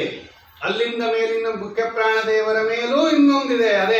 ಅದನ್ನು ಧ್ರುವರಾಜರು ಹೇಳಿದ್ರು. ಯೋಂತ ಪ್ರವಿಶ್ಯ ಮಮ ವಾಚಮಿಮಾಂ ಪ್ರಸುಪ್ತಾಂ ಸಂಜೀವಯತ್ಯ ಕಿಲ ಶಕ್ತಿಧರ ಸ್ವಧಾಮ ಅನ್ಯಾಂಶ್ಚ ಹಸ್ತಚರಣ ಶ್ರವಣ ತ್ವಗಾದೀಂ ಪ್ರಾಣಾನ್. ನೋಡಿ, ಇವರು ಪ್ರಾಣ ಅಂತ ಇವರಿಗೆ ಸಾಮಾನ್ಯವಾಗಿ ನಿಜವಾಗಲೂ ಪ್ರಾಣ ಅಂತ ಭಗವಂತನಿಗೆ ಹೆಸರು. ಓಂ ಅತಯೇವ ಪ್ರಾಣ. ಓಂ ಪ್ರಾಣ ತಥಾ ಅನುಗಮಾತ್. ಓಂ ಪ್ರಾಣ ಶಬ್ದವಾಚ್ಯ ಭಗವಂತ. ಎರಡು ಕಡೆನೂ ತೋರಿಸ್ತಾರೆ ಅವರು. ತಸ್ಮಾತ್ ಜ್ಞಾನಿಗಳು ಏನಂತ ಅನುಸಂಧಾನ ಮಾಡಬೇಕು ಅವರು? ನಿಶ್ವಸೀದ ಗಣಪತೆ ಗಣೇಶತ್ವ ಮಾಹುರ್ ವಿಪ್ರತಮಂ ಕವೀನಾಂ. ವಿಪ್ರತಮ ಶ್ರೇಷ್ಠತಮ ಜ್ಞಾನಿಗಳಲ್ಲಿ ವಿಪ್ರತಮ ಶ್ರೇಷ್ಠ ಅಂತ ವರ್ಣನೆ ಮಾಡ್ತಾ ಇದೆ ವೇದ ನಿಮ್ಮನ್ನ. ಸರ್ವೋತ್ತಮ ಸರ್ವಜ್ಞ ಅಂತ. ನರುತೆ ತ್ವತ್ಕ್ರಿಯತೆ ಕಿಂಚನಾರೇ ಮಹಾಮರ್ಕಂ ಭಗವನ್ ಚಿತ್ರಮಚ್ಚ. ಹೇ ಭಗವನ್, ನಮ್ಮ ಭಕ್ತರ ಅಭೀಷ್ಟಗಳನ್ನೆಲ್ಲ ಮಳೆಗರಿತಕ್ಕಂತಹ ಇಂದ್ರ ಶಬ್ದವಾಚ್ಯನಾಗಿರ್ತಕ್ಕಂತಹ ಹೇ ಸ್ವಾಮಿ, ನೀನೇ ಇಲ್ಲಿ ಬಂದು ನನ್ನಲ್ಲಿ ಸನ್ನಿಹಿತನಾಗಿ ನಿನ್ನ ಪೂಜೆಯನ್ನ ಚಿತ್ರ ವಿಚಿತ್ರವಾಗಿ ಅರ್ಚ ಮಾಡಿಸ್ಕೊ ಅಂತಾರ. ನೀನೇ ಮಾಡಿಸ್ಕೊ. ನಿಂಗೆ ಹೆಂಗೆ ಏನು ಪೂಜೆ ಮಾಡಿಸ್ಕೋಬೇಕೋ ನೀನೇ ಮಾಡಿಸ್ಕೊ. ನೀನೇ ಇಲ್ಲಿ ಕೂತ್ಕೊಂಡು ನಿನ್ನ ಪೂಜೆ ನೀನೇ ಮಾಡ್ಕೋತೀಯ, ನನ್ನ ಮುಖಾಂತರ ಮಾಡಿಸ್ತೀಯ ಅಷ್ಟೇ, ನನಗೆ ಉದ್ಧಾರ ಮಾಡೋಕ್ಕೋಸ್ಕರ. ಎಂಥ ಸುಂದರ ಮಂತ್ರ ಅದೇ. ಎಷ್ಟು ನಮ್ಮ ಅಹಂಕಾರ ಇಳಿದು ಹೋಗುತ್ತೆ ಆ ಮಂತ್ರ ಅರ್ಥ ಸಹಿತ ಹೇಳ್ತಾ ಇದ್ದಾಗ. ನಾ ಪೂಜೆ ಮಾಡಿದೆ, ನಾನು ಹಂಗೆ ಮಾಡಿದೆ, ನಾನು ಹಿಂಗೆ ಮಾಡಿದೆ, ನಾನು ಅಲಂಕಾರ ಮಾಡಿದೆ. ಅಲ್ಲ, ನಮ್ಮ ಪೂಜೆ ಯಾರು ಹೊಗಳೋದಿಲ್ಲ, ಅಲ್ಲಿ ಸಮಸ್ಯೆ ಬರೋದಿಲ್ಲ. ಈ ಕೆಲವು ದೇವಸ್ಥಾನಗಳಲ್ಲಿ ಸ್ಪೆಷಲ್ ಅಲಂಕಾರ ಮಾಡಿದ್ದಾಗ ಎಷ್ಟು ಚೆನ್ನಾಗಿ ಮಾಡಿದ್ದಾರೆ ಆಚಾರ್ಯ ಅಂದರೆ ಹೋಗ್ಬಿಡ್ತಾರಲ್ಲ ಆಚಾರ್ಯ. ನಿಮ್ಗೇನು ಗೊತ್ತು, ಬೆಳಗ್ಗೆ 2 ಗಂಟೆಗೆ ಬಂದಿದ್ದೀನಿ ನಾನು, 2 ಗಂಟೆಯಿಂದ ಮಾಡಿದ್ದೀನಿ, 1 ವಾರದಿಂದ ಸಿದ್ಧ ಮಾಡ್ಕೊಂಡಿದ್ದೀನಿ, ನನ್ನ ಕಷ್ಟ ನಿಮ್ಗೇನು ಗೊತ್ತು ಅಂತಾರೆ. ಇಲ್ಲಿ ಫೈಲ್ ಆಗುತ್ತೆ. ಅದೊಂದು ಮಾತು ನೋಡಿ, ಸ್ವಾಮಿ ನಿಂತು ಮಾಡಿಸ್ಕೊಟ್ಬಿಟ್ಟ ಅಂತ ಹೇಳ್ರಿ. ವೇದ ಮಂತ್ರದಲ್ಲೂ ಹಾಗೆ ಹೇಳ್ತಾರೆ, ಪುರಾಣಗಳಲ್ಲೂ ಹಾಗೆ ಹೇಳ್ತಾರೆ. ಶ್ರೀನಿವಾಸ ಕಲ್ಯಾಣ ಕೇಳಿದ್ದೀರಾ ಮೊನ್ನೆ ಎಲ್ಲ ನೀವು? ಅಶ್ವಜ ಮಾಸದಲ್ಲಿ ಈಗ ಒಂದು 15 ದಿವಸದಿಂದ ಮಂಗಳ ವಿಜಯದಶಮಿ ಅಲ್ಲೇನು. ಆಕಾಶರಾಜನನ್ನ ಕೇಳ್ತಾನೆ. ಆಕಾಶರಾಜನನ್ನ ಸ್ವಾಮಿ ಕೇಳ್ತಾನೆ, ಏನು ಬೇಕು ಆಕಾಶರಾಜ? ಚೆನ್ನಾಗಿದೆಯಾ ನೀನು? ಏನು ಬೇಕು ಅಂತ ಕೇಳಿದಾಗ ಆಕಾಶರಾಜ ಹೇಳಿದ್ರು, ಸರ್ವಮಂಗಲಮಸ್ಮಾಕಂ ತ್ವತ್ಪ್ರಸಾದೇನ ಕೇಶವ. ಆಕಾಶರಾಜನ ಜ್ಞಾನಗಳ ಮಾತು ಹೆಂಗಿರುತ್ತೆ ಅದು. ಸರ್ವಮಂಗಲಮಸ್ಮಾಕಂ ತ್ವತ್ಪ್ರಸಾದೇನ ಕೇಶವ. ಹಿಂಗೆ ನಾವು ಹೇಳ್ಬೇಕಂತೆ. ಚೆನ್ನಾಗಿದ್ದೀರಾ? ಭಗವಂತನ ಅನುಗ್ರಹದಿಂದ ಚೆನ್ನಾಗಿದ್ದೀವಿ, ಸ್ವಾಮಿ ಚೆನ್ನಾಗಿಟ್ಟಿದ್ದಾನೆ ಅಂತಲೇ ಹೇಳಬೇಕಂತೆ. ಹಾಗೆ ಹೇಳಬೇಕು ಜ್ಞಾನಿಗಳು. ಮುಖ್ಯ ಪ್ರಾಣದೇವರು ಹಾಗೆ ಹೇಳ್ತಾರೆ. ಭರತ ಮತ ಅದು, ನಾವು ಹಾಗೆ ಹೇಳಬೇಕು ಅಂತಾರೆ. ಆ ಮಂತ್ರವನ್ನು ತರ್ಜಮೆ ಮಾಡಿ ಹೇಳುತ್ತಾರೆ ಈ ವೇದವ್ಯಾಸ ದೇವರು ಈ ಶ್ರುತಿ ಗೀತಾದಲ್ಲಿ. ಪ್ರಕ್ರಮವತ್ ಸ್ವಸತ್ಕೃತಂ ಪುರುಷೇಷು ಧೀಷು ಬಹಿರಂತರ ಸಚ್ಚರಣೆ. ಪ್ರಕ್ರಮವತ್, ಕ್ರಮ ಅಂದರೆ ಒಂದು ದಾರಿ, ಮಾರ್ಗ, ಒಂದು ರೀತಿ, ಟೈಪ್ ಅಂತಾರಲ್ಲ ಅದು. ಪ್ರಕ್ರಮವತ್ ಪ್ರಶಿಷ್ಟ ಕ್ರಮ, ಪ್ರಕರ್ಷ ಕ್ರಮ, ಪ್ರಕ್ರಮ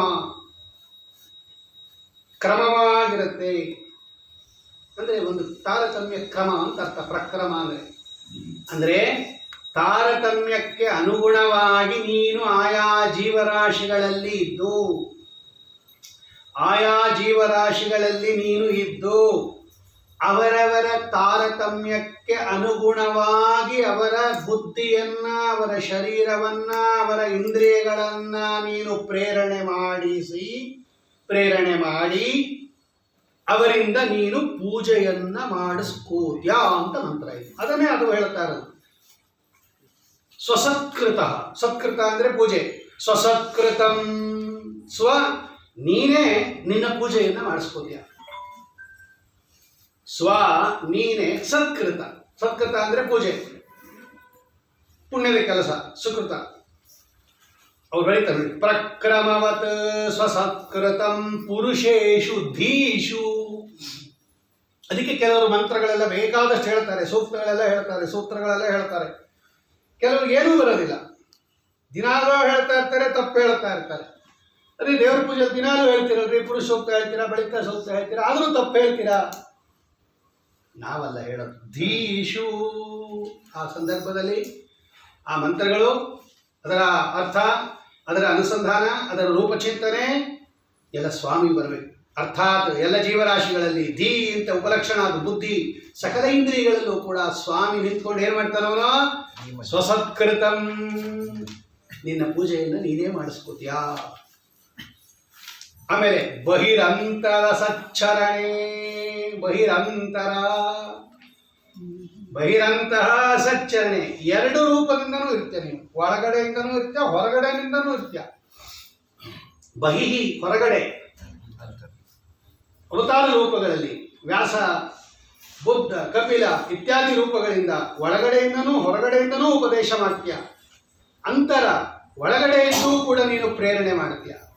ಇಬ್ಬರಿಗೂ ದೈತ್ಯರಿಗೆ ಉಪದೇಶ ಮಾಡ್ತೀಯ, ಉತ್ಕೃಷ್ಟವಾಗಿರಬೇಕರಿಂದ ತತ್ವೋಪದೇಶ ಮಾಡ್ತೀಯ. ದೈತ್ಯರಿಗೆ ಬುದ್ಧಾದಿ ರೂಪಗಳಿಂದ ಅವರಿಗೆ ಕೆಟ್ಟ ಅರ್ಥ ಯಥಾರ್ಥ ಜ್ಞಾನ ಬರೋ ಹಂಗೆ ಉಪದೇಶ ಮಾಡ್ತೀಯ. ವೇದಗಳು ಅಪ್ರಮಾಣ ಅಂದ್ಬಿಟ್ಟ ಭಗವಂತ, ಬುದ್ಧ ರೂಪದಿಂದ ಬಂದ್ಬಿಟ್ಟು. ವೇದಗಳು ಅಪ್ರಮಾಣ, ವೇದ ಮಂತ್ರಗಳಿಂದ ಅವನಿಗೆ ಯಾವುದೋ ನಾಮಕರಣ ಎಲ್ಲ ಮಾಡಕ್ಕೆ ಶುರು ಮಾಡಿದ್ರು. ಅವರು ನಕ್ಕುಬಿಟ್ಟ, ಕಹಿಗಹಿಸಿ ನಕ್ಕುಬಿಟ್ಟ. ಈ ಭಗವಂತ ಶಿಶು ರೂಪದಲ್ಲಿರ್ತಕ್ಕಂಥ ಪರಮಾತ್ಮ ನಕ್ಕುಬಿಟ್ಟ. ವೇದ ಮಂತ್ರಗಳಿಂದ ನನಗೆ ಜಾತಕರ್ಮ ನಾಮಕರಣ ಎಲ್ಲ ಮಾಡಿಸ್ತಾ ಇದ್ದೀರಾ, ಎಲ್ಲ ಅಬದ್ಧ. ಅದು ಅಮೃತ ವ್ಯಾಘಾತ ಪೌನರುಕ್ತಿ ಎಲ್ಲ ಉದ್ದಕ್ಕೆ ಬರೀತಾರೆ ವಿಶ್ವತತ್ವ ನಿರ್ಣಯದಲ್ಲಿ. ಸುಳ್ಳಿನ ಕಂತೆ ಅದು. ಅದೇನು ನಿರರ್ಥಕ ಪದಗಳು, ವ್ಯಾಘಾತ, ಪರಸ್ಪರ, ಉದಿತೇ ಹೋತವ್ಯಂ, ಅನುದಿತೇ ಹೋತವ್ಯಂ ಎಲ್ಲ ಇದೆ. ಇಂಥ ವೇದ ಮಂತ್ರಗಳಿಂದ ನನಗೆ ನೀವು ಸಂಸ್ಕಾರ ಮಾಡೋಕ್ಕೆ ಹೇಳ್ತಾ ಇದೆಯಲ್ಲ, ಅಬದ್ಧ, ಸುಳ್ಳಿನ ಕಂತೆ ಅಂದ್ಬಿಟ್ಟ. ಇದೇ ಭಗವಂತ ಮಾಡಿದ್ದು. ಅಪ್ರಮಾಣ, ವೇದ ಅಪ್ರಮಾಣ ಅಂದ್ಬಿಟ್ಟ. ಅಷ್ಟೆಲ್ಲ ಮುಗಿದೋಯ್ತು. ಆ ಶಿಶು ರೂಪ ಎಲ್ಲ ಮರೆ ಆಗ್ಬಿಡ್ತು. ಆಮೇಲೆ ಭಗವಂತ ಮೂಲ ರೂಪಕ್ಕೆ ಹೋದ. ಅಲ್ಲಿ ದೇವತೆಗಳು ಕೇಳಿದ್ರು, ಅಲ್ಲ ಸ್ವಾಮಿ, ನೀವು ಸತ್ಯವಾಗಿ ಹೇಳ್ತಕ್ಕಂಥವನು, ನಿನ್ನ ಬಾಯಲ್ಲಿ ಬರ್ತಕ್ಕಂತಹ ಮಾತುಗಳೆಲ್ಲ ಯಾವತ್ತೂ ಪರಮ ಪ್ರಮಾಣವಾಗಿರುತ್ತೆ, ನೀನು ವೇದ ಅಪ್ರಮಾಣ ಅಂದ್ಬಿಟ್ಟೆ ಅಲ್ಲ ಸ್ವಾಮಿ ಅಂತ ಕೇಳಿದ್ರೆ ಭಗವಂತ ಹೇಳ್ದ, ನಾನು ಸರಿಯಾಗಿ ಹೇಳಿದ್ದು, ಅವ್ರು ತಪ್ಪು ತಿಳ್ಕೊಂಡ್ರು ಅಂತ. ನಾನು ಸರಿಯಾಗಿ ಹೇಳಿದ್ದು, ಅವ್ರೇನು ಮಾಡಿದ್ರು? ತಪ್ಪು ತಿಳ್ಕೊಂಡ್ರು. ನಾನು ಈಗಲೂ ಹೇಳ್ತಾ ಇದ್ದೀನಿ ಕೇಳಿ, ವೇದ ಅಪ್ರಮಾಣ ಅಂದ್ರೆ ಏನು? ಅಂದ್ರೆ ಪರಮಾತ್ಮ, ಅವನ ವಿಷಯದಲ್ಲಿ ಪ್ರಮಾಣ ಅಂತ ನಾನು ಹೇಳಿದ್ದು. ವೇದ ಅಕಾರ ಶಬ್ದವಾಚ್ಯನಾದ ಭಗವಂತನ ವಿಷಯದಲ್ಲಿ ಪ್ರಮಾಣ ಅಂದ್ರೆ ವೇದೈಕ ವೇದ್ಯ ಅಂತ ಅರ್ಥ. ನಾನು ಅದನ್ನು ಹೇಳಿದ್ದು, ಅವನು ಅಪ್ರಮಾಣ ಅನ್ಕೋಬಿಟ್ಟ. ನಾನೇನು ಮಾಡಲಿ ಇದನ್ನ? ಇದನ್ನೇ ಪ್ರಶಾಂತ ವಿದ್ಯಾ ಅಂತ ಕರೀತಾರೆ. ದೈತ್ಯ ವಿಮೋಹಕ ಬುದ್ಧುದ್ಧ ಸುಖಾದೆ ದೇವ ಸುಬೋಧಕ ಬುದ್ಧ ಸ್ವರೂಪ, ಎರಡು ಮಾಡ್ಬಿಟ್ಟ ಅದೇ ಕೆಲಸದಿಂದ ಭಗವಂತ. ಹಿಂಗೆಲ್ಲ ಹೇಳ್ಬಿಟ್ಟ. ಶೂನ್ಯ ಅಂದ್ಬಿಟ್ಟ ಭಗವಂತ. ಶೂನ್ಯ ಅಂದ್ರೆ ಇವರೆಲ್ಲ ಶೂನ್ಯ ತತ್ವ ಅನ್ಕೊಂಡ್ಬಿಟ್ರು. ಅಲ್ಲೋಗಲ್ಲ ಭಗವಂತ. ಏನ್ ಸ್ವಾಮಿ ಶೂನ್ಯ?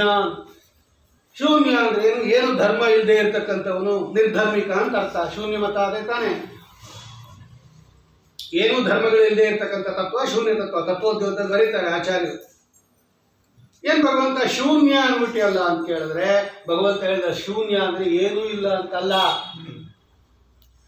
ಶಂ ಅಂದ್ರೆ ಸಂಸ್ಕೃತದಲ್ಲಿ ಸುಖ, ಅದನ್ನ ಊನ ಕಡಿಮೆ ಮಾಡಿರೋದ್ರಿಂದ ನನಗೆ ಶೂನ್ಯ ಅಂತ ಕರೀತಾರೆ. ಏನೂ ಇಲ್ಲ ಅಂತಲ್ಲ. ಶಂ ಅಂದ್ರೆ ಬ್ರಹ್ಮಾದಿಗಳ ಸುಖವನ್ನ ನನ್ನ ಸುಖಕ್ಕಿಂತ ಊನ ಕಡಿಮೆ ಮಾಡಿದ್ದೀನಿ. ಶ ಊನ ಶೂನ್ಯ, ಅದು ತುಂಬಾ ಕಡಿಮೆ ಮಾಡಿಬಿಟ್ಟಿದ್ದೀನಿ, ಅದಕ್ಕೆ ಶೂನ್ಯ ಅಂತ ಭಗವಂತ. ಊ ಇದೆಯಲ್ಲ ಅದು ಅತಿಶಯ, ಅದರಲ್ಲಿ ತೃತೀಯ ಅತಿಶಯ. ಆ ಈ ಊ ಶೂನ್ಯ ಅಂದ್ಬಿಟ್ಟವ. ನಿಮ್ಮ ಮನೆ ಎಲ್ಲಿದೆ? ಸ್ವಲ್ಪ ದೂರದಲ್ಲಿದ್ರೆ ದೂರ ಅಂತಾರೆ, ತುಂಬಾ ದೂರದಲ್ಲಿದ್ರೆ ದೂರ ಅಂತೇಳಿ. ಹಾಗೆ ಶೂನ್ಯ ಅಂದ್ಬಿಟ್ಟ ಭಗವಂತ. ತುಂಬಾ ಗ್ಯಾಪ್ ಇದೆ ನಿಮ್ಮ ಸುಖಕ್ಕೂ ನನ್ನ ಸುಖಕ್ಕೂ. ಅದನ್ನ ನಾನು ಶೂನ್ಯ ಅಂತ ಹೇಳಿದ್ದು. ಇವರೆಲ್ಲ ಶೂನ್ಯ ಅಂದ್ರೆ ಏನು ಧರ್ಮ ಇಲ್ಲ ಅಂತ ತಿಳ್ಕೊಂಡ್ರು ನಾನೇನು ಮಾಡಲಿಲ್ಲ ಭಗವಂತ. ನಾನು ಸರಿಯಾಗೇ ಹೇಳಿದ್ದೀನಿ. ದೇವ ಸುಬೋಧಕ, ಬುದ್ಧ ಸ್ವರೂಪ ಸುಬೋಧಕ, ಅದನ್ನೇ ನೋಡ್ರಿ ಪ್ರಶಾಂತ ವಿದ್ಯಾ ಅಂತ ಕರೆಯೋದು. ಅತ್ಯದ್ಭುತವಾದ ವ್ಯಾಪಾರವನ್ನ ಮಾಡಿಬಿಟ್ಟ ಭಗವಂತ. ಇದನ್ನು ಅವರು ಅದು ಹೇಳ್ತಾರೆ. ಬಹಿರಂತರ ವೇದವ್ಯಾಸ ರೂಪದಿಂದ, ಕಪಿಲ ರೂಪದಿಂದ, ದತ್ತಾತ್ರೇಯ ರೂಪದಿಂದ, ಹಯಗ್ರೀವ ರೂಪದಿಂದ ಸಜ್ಜನರಿಗೆ ಒಳ್ಳೆ ಜ್ಞಾನವನ್ನು ಉಪದೇಶ ಮಾಡಿದ ಭಗವಂತ. ಬುದ್ಧ ರೂಪದಿಂದ ದೈತ್ಯರಿಗೆ ಮೋಹವನ್ನ ಉಂಟು ಮಾಡಿಬಿಟ್ಟ. ಹೊರಗಡೆ ಬಹಿ, ಒಳಗಡೆ ಅವರವರ ಯೋಗ್ಯತಾನುಸಾರವಾಗಿ ಅದೇ ಮಾತನ್ನ ಕೇಳಿದಾಗ ಬೇರೆ ಬೇರೆ ಬೇರೆ ಬೇರೆ ರೀತಿಯಲ್ಲಿ ಜ್ಞಾನ ಬರೋ ಹಾಗೆ ಭಗವಂತ ವ್ಯವಸ್ಥೆ ಮಾಡಿಬಿಟ್ಟಿದ್ದಾನೆ. ಅವ್ರು ಅದೇ ಕೇಳಿದ್ರು ಕೂಡ ಅವ್ರು ಬೇರೆ ರೀತಿಯ ಜ್ಞಾನ ಬಂದ್ಬಿಡುತ್ತೆ. ಹಿಂಗೆ ಭಗವಂತ ವ್ಯವಸ್ಥೆ ಮಾಡ್ತಕ್ಕಂಥವನಾಗಿ ಏನು ಪ್ರೇರಣೆ ಮಾಡ್ತಾನೆ ಭಗವಂತ. ಬಹಿರಂತರ, ಒಳಗಡೆ ಹೊರಗಡೆ ಇರ್ತಕ್ಕಂತಹ ರೀತಿಯಲ್ಲಿ ಅಂತರ್ಯಾಮ್ ಹೃದಯವಾದಿಷು ತದ್ಧರ್ಮ ವ್ಯಪದೇಶಾತ್. ಓಂ ಸೂತ್ರಕಾರರೇ ಹೇಳ್ತಾರೆ ಈ ಮಾತನ್ನ. ಸರ್ವತ್ರ ಪ್ರಸಿದ್ಧೋಪದೇಶಾತ್, ಸರ್ವಗತತ್ವಾಧಿಕರಣ 1, 2 ಪ್ರಾರಂಭದಲ್ಲೇ ಇದೆ. ಭಗವಂತ ಒಳಗಡೆ ಯಾಕಿದ್ದಾನೆ? ಭಗವಂತ ಸರ್ವಗತ ಯಾಕಿದ್ದಾನೆ? ತತ್ರ ತತ್ರ ಸ್ಥಿತೋ ವಿಷ್ಣು ತತ್ತಚ್ಛಕ್ತಿ ಪ್ರಬೋಧಯನ್ ಏಕಏವ ಮಹಾಶಕ್ತಿ ಕುರುತೆ ಸರ್ವಮಂಜಸ. ಆಚಾರ್ಯ ಬರೀತಾರೆ. ನ್ಯಾಯ ಅನುವ್ಯಾಖ್ಯಾನದ ಶ್ಲೋಕ ಅದು. ಎಷ್ಟು ಸುಂದರವಾಗಿ ಬರೀತಾರೆ ಟೀಕಾಕೃತ್ಪಾದರು ಸುಧಾದಲ್ಲಿ. ಅದನ್ನು ಹೇಳ್ತಾ ಇದೆ. ಬಹಿರಂತರ ಅಂದ್ರೆ ಸರ್ವತ್ರ ಅಂತ ಅರ್ಥ. ಬಹಿರಂತರ, ಒಳಗಿನಿಂದ ಹೊರಗಡೆಯಿಂದ ಉಪದೇಶ ಮಾಡಿ, ಒಳಗಡೆಯಿಂದ ಪ್ರೇರಣೆ ಮಾಡಿ, ಆಯಾ ಜೀವರಾಶಿಗಳ ಯೋಗ್ಯತಾನುಸಾರವಾಗಿ ಅವನು ಸಜ್ಜೀವ ಆಗಿದ್ದರೆ ಸತ್ಕರ್ಮಗಳನ್ನ, ಸದ್ವಿಚಾರಗಳನ್ನ, ಸದಾಚಾರಗಳನ್ನ ಪ್ರಚೋದನೆ ಮಾಡ್ತಕ್ಕಂಥವನಾಗಿ, ಅವನು ಯೋಗ್ಯತಃ ದುಷ್ಟ ಜೀವಿಯಾಗಿದ್ದರೆ, ತಾಮಸ ಜೀವಿಯಾಗಿದ್ದರೆ ಅವನ ಕೈಯಲ್ಲಿ ತಾಮಸ ವಿಷಯಗಳನ್ನ, ದುಷ್ಟ ವಿಷಯಗಳನ್ನ, ದುಷ್ಕರ್ಮಗಳನ್ನ ಮಾಡಿಸ್ತಕ್ಕಂಥವನಾಗಿ ಸ್ವತಂತ್ರನಾಗೇ ಇದ್ದು ನೀನು ಒಂದನ್ನು ಅಂಟಿಸ್ಕೊಳ್ದೆ ಇದ್ದಂಗೆ ಇರ್ತೀಯ. ನೀನು ಯಾವುದನ್ನು ಅಂಟಿಸ್ಕೊಂಬಲ್ಲ, ಹಂಗಿದೆ. ಅದಕ್ಕೆ ಭಗವಂತನಿಗೆ ವೈಷಮ್ಯಾದಿ ದೋಷಗಳಿಲ್ಲ ಅಂತ ಸೂತ್ರಕಾರರು ಓಂ ವೈಷಮ್ಯ ನೈರ್ಗುಣ್ಯೇ ನ ಸಾಪೇಕ್ಷತ್ವ ತಥಾ ಹಿ ದರ್ಶಯತಿ ಓಂ ನ ಕರ್ಮ ಅವಿಭಾಗಾದಿ ಚೈನ ಅನಾದಿತ್ವಾತ್ ಓಂ ಉಪಪದ್ಯತೆ ಚ ಉಪಲಭ್ಯತೆ ಚ ಓಂ ಅಂತ ಸೂತ್ರ ಮಾಡಿಬಿಟ್ಟಿರೋದೇ 2:1 ಪ್ರಾರಂಭದಲ್ಲಿ ಭಗವಂತನಿಗೆ ದೋಷ ಹೇಳಕ್ಕೆ ಬಂದಾಗ. ತಸ್ಮಾತ್ ಅವ್ರು ಏನಂತ ಮಾಡ್ತಾರೆ? ಅವರು ದುರಗಮ ಆತ್ಮತತ್ವ ನಿಗಮಾಯತ ವಾಂಗ್ಮನಸ ಚರಿತ ಮಹಾಮೃತಾಮೃತಾಬ್ಧಿ ಪರಿವರ್ತ ಪರಿಶ್ರಮಣ. ನೋಡಿ, ಜ್ಞಾನಿಗಳು ಇದು ತಿಳ್ಕೊಂಡಿದ್ದಾರಂತೆ. ಅವರು ಏನು ಮಾಡ್ತಾರೆ? ಅವರು ನಿಗಮಾಯತ ವಾಂಗ್ಮನಸ ಚರಿತ ಮಹಾಮೃತಾಬ್ಧಿ ಪರಿವರ್ತ ಪರಿಶ್ರಮಣ. ನಿಗಮಾಯತ ವಾಂಗ್ಮನಸಃ. ನಿಗಮಾಯತ ಅಂದ್ರೇನು? ವೇದಗಳಿಂದ ಪ್ರತಿಪಾದ್ಯನಾಗಿರ್ತಕ್ಕಂತಹ ನಿನ್ನಲ್ಲಿ. ನಿಗಮ ಅಂದ್ರೆ ವೇದದಲ್ಲಿ, ದುರ್ಗಾದೇವಿಯಿಂದ ಅಭಿಮನ್ಯವಾಗಿರ್ತಕ್ಕಂಥ ವೇದದಲ್ಲಿ, ಆ ವೇದದಿಂದ ಪ್ರತಿಪಾದ್ಯನಾಗಿರ್ತಕ್ಕಂತಹ ಭಗವಂತನಲ್ಲಿ ವಾಂಗ್ ಮನಸ ಚರಿತ, ತಮ್ಮ ಮಾತನ್ನ, ತಮ್ಮ ಮನಸ್ಸನ್ನ ವಿಶೇಷವಾಗಿ ಅರ್ಥಾತ್ ಎಲ್ಲ ಇಂದ್ರಿಯಗಳನ್ನ ಭಗವಂತನ ಆರಾಧನೆಯಲ್ಲಿ ತೊಡಸ್ಕೋತಾರೆ. ಅವರು ಯಾರು? ಜ್ಞಾನಿಗಳು. ಏನ್ ಮಾಡ್ತಾರೆ ಅವರು? ಚರಿತ ಮಹಾ ಅಮೃತಾಬ್ಧಿ ಪರಿವರ್ತ ಪರಿಶ್ರಮಣ. ಚರಿತ ಮಹಾಮೃತಾಬ್ಧಿ ಪರಿವರ್ತ. ಭಗವಂತನ ಚರಿತ್ರೆ ಅನ್ನೋದೇ ಒಂದು ಮಹಾ ಅಮೃತಾಬ್ಧಿ. ಅಮೃತ ಕ್ಷೀರ ಸಮುದ್ರ. ಅದನ್ನ ತಮ್ಮ ಮನಸ್ಸು ಅಂತಕ್ಕಂತಹ ಕಡಗೋಲಿನಿಂದ ಏನ್ ಮಾಡ್ತಾರಂತೆ? ಇವರು ಕಡಿತಾರಂತೆ, ಮತನ ಮಾಡ್ತಾರಂತೆ. ಇವ್ರಿಗೆ ಏನ್ ಕೆಲಸ? ಈ ಜ್ಞಾನಿಗಳಿಗೆ ಚರಿತ ನೋಡಿ ಎಷ್ಟು ಸುಂದರವಾಗಿ ಹೇಳುತ್ತದೋ. ಚರಿತ ಮಹಾ ಅಮೃತಾಬ್ಧಿ ಪರಿವರ್ತ ಪರಿಶ್ರಮಣ ಶ್ರೀ ವೇದಾಂತ ಮಹಾಚಲಂ ಹಿ ಪರಿತಃ ಸಂಯೋಜ್ಯ ಸೂತ್ರಾಹಿಪಂ ಸದ್ವಾತಾಗಮ ಪೌರುಷಾತ್ಮಕಿಲಂ ತತ್ಪೂರ್ವ ಪುಕ್ಷಾಸುರೈಃ ಸಿದ್ಧಾಂತೋಕ್ತಿ ಸ್ವರೈಶ್ವರೈಶ್ಚ ಚರಿತಃ. ವಾದಿರಾಜ ಸ್ವಾಮಿಗಳ ರುಕ್ಮಿಣೀಶ ವಿಜಯದ ಮಂಗಳಾಚರಣ ಶ್ಲೋಕ ಅದು. ನಾವು ಇದನ್ನೇ ಮಾಡ್ಬೇಕಂತೆ. ಸಮುದ್ರ ಮಥನ ನೀವು ಮಾಡ್ರಿ ಅಂತಾರೆ ಅವರು ವಾದಿರಾಜ ಸ್ವಾಮಿಗಳು. ಅಲ್ಲಿ ಸಮುದ್ರ ಮಥನ ಮಾಡಿ ದೇವತೆಗಳೆಲ್ಲ ಹೇಗೆ ಅಮೃತ ಪ್ರಾಶನ ಮಾಡಿದ್ರು ಭಗವಂತನ ಅನುಗ್ರಹದಿಂದ ನೀವು ಮಾಡ್ರಿ, ನೀವು ಅಮೃತ ಮಥನ ಮಾಡ್ರಿ ಅಂತಾರೆ ಅವರು. ಆ ಶ್ಲೋಕ ಎಷ್ಟು ಸುಂದರವಾಗಿದೆ ಅದು. ಅಂತಹ ಜ್ಞಾನಿಗಳೇ ಮಾಡ್ತಾರೆ ಅವರು. ಚರಿತ ಮಹಾ ಅಮೃತಾಬ್ಧಿ ಪರಿವರ್ತ ಪರಿಶ್ರಮಣ. ಇದು ಸಾಮಾನ್ಯ ಅಲ್ಲ, ಅಲ್ಪರಿಗಾಗೋದಿಲ್ಲ. ಭಗವಂತ ಅಂತಕ್ಕಂಥ ಕ್ಷೀರ ಸಮುದ್ರವನ್ನ ಅಥವಾ ಭಗವಂತನ ಚರಿತ್ರೆ ಅಂತಕ್ಕಂಥದ್ದೇ ಅದು ಅಮೃತ. ಅದು ಮಹಾಸಮುದ್ರ ಇದ್ದಂಗೆ, ಅದು ಅಪಾರವಾಗಿದೆ. ಅದು ಜಯತ್ಯಮಿತ ಸಜ್ಞಾನ ಸುಖಶಕ್ತಿ ಪಯೋನಿಧಿ. ಅದು ಸಮುದ್ರ. ಅದು ಟೀಕಾರಾಯರು ಬರೀತಾರೆ ಪಯೋನಿಧಿ ಅಂತ ಯಾಕೆ ಕೊಟ್ಟಿದ್ದಾರೆ ಅಲ್ಲಿ. ಹೇಗೆ ಸಮುದ್ರದಲ್ಲಿ ಅಪಾರವಾಗಿರ್ತಕ್ಕಂತಹ ರತ್ನಗಳಿರುತ್ತೋ ಹಾಗೆ ನಿಮ್ಮಲ್ಲಿ ಅಪಾರವಾದ ಅನಂತ ಗುಣಗಳು ಅಂತಕ್ಕಂಥ ರತ್ನದಿಂದ ಕೂಡಿರ್ತಕ್ಕಂಥವನು ನೀನು. ಅಲ್ಲೆಲ್ಲ ಹೇರಳವಾಗಿ ನೀರಿರುತ್ತೆ, ನಿನ್ನಲ್ಲಿ ಮಹಿಮೆ ಇದೆ. ಪಯೋನಿಧಿಗಾನ ಪರಿಣಿತಿ ಇದೆ. ಟೀಕಾರಾಯರು ಹಾಕೋತಾರೆ ಸಮುದ್ರಕ್ಕೂ ಕೂಡ ಒಂದು ಎಲ್ಲೆ ಇದೆ. ಇಲ್ಲೆಲ್ಲ ಸಮುದ್ರ ಇದೆಯಾ? ಇಲ್ಲಿಲ್ಲ. ಸಮುದ್ರಕ್ಕಾನ ಒಂದು ಎಲ್ಲೇ ಇರುತ್ತೆ. ಆದರೆ ನೀನೆಂದು ಅಮಿತ ಪಯೋನಿಧಿ ನೀನು. ಜಯತ್ಯಮಿತ ಸಜ್ಞಾನ ಸುಖ ಶಕ್ತಿ ಪಯೋನಿಧಿ ಅಮಿತತ್ವೇನ ವಿಶೇಷೇ.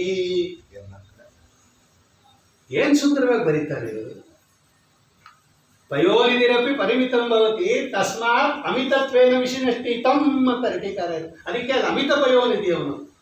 ಇದು ಮಿತ ಪಯೋನಿಧಿ, ಅದು ಅಮಿತ ಪಯೋನಿಧಿ. ಅಂತಹ ಪಯೋನಿಧಿ ಸಮುದ್ರ ಏನಿದೆ ಆ ನಿನ್ನ ಚರಿತ್ರೆನೇ ಅಮಿತ ಪಯೋನಿಧಿ. ಅದು ನೀನು ಅಮೃತ ಪಯೋನಿಧಿ, ನಿನ್ನ ಗುಣಗಳು ಅಮೃತ ಪಯೋನಿಧಿ, ನಿನ್ನ ಚರಿತ್ರೆಯೂ ಅಮೃತ ಪಯೋನಿಧಿ. ಅಂತಹ ಅಮೃತ ಪಯೋನಿಧಿಯನ್ನ ಮಥನ ಮಾಡ್ಬೇಕಂತೆ. ಚೆನ್ನಾಗಿ ಏನ್ ಮಾಡ್ಬೇಕದು? ತತ್ಪೂರ್ವ ಪಕ್ಷಾಸುರೈ. ಪೂರ್ವ ಪಕ್ಷ ಅನ್ನೋದೇ ದೈತ್ಯರು, ಸಿದ್ಧಾಂತ ಅನ್ನೋದೇ ದೇವತೆಗಳು. ಇವರಿಬ್ರು ಸೇರ್ಕೊಂಡು ಏನ್ ಮಾಡ್ತಾರೆ? ಇದು ಪೂರ್ವ ಪಕ್ಷ, ಇದು ಸಿದ್ಧಾಂತ.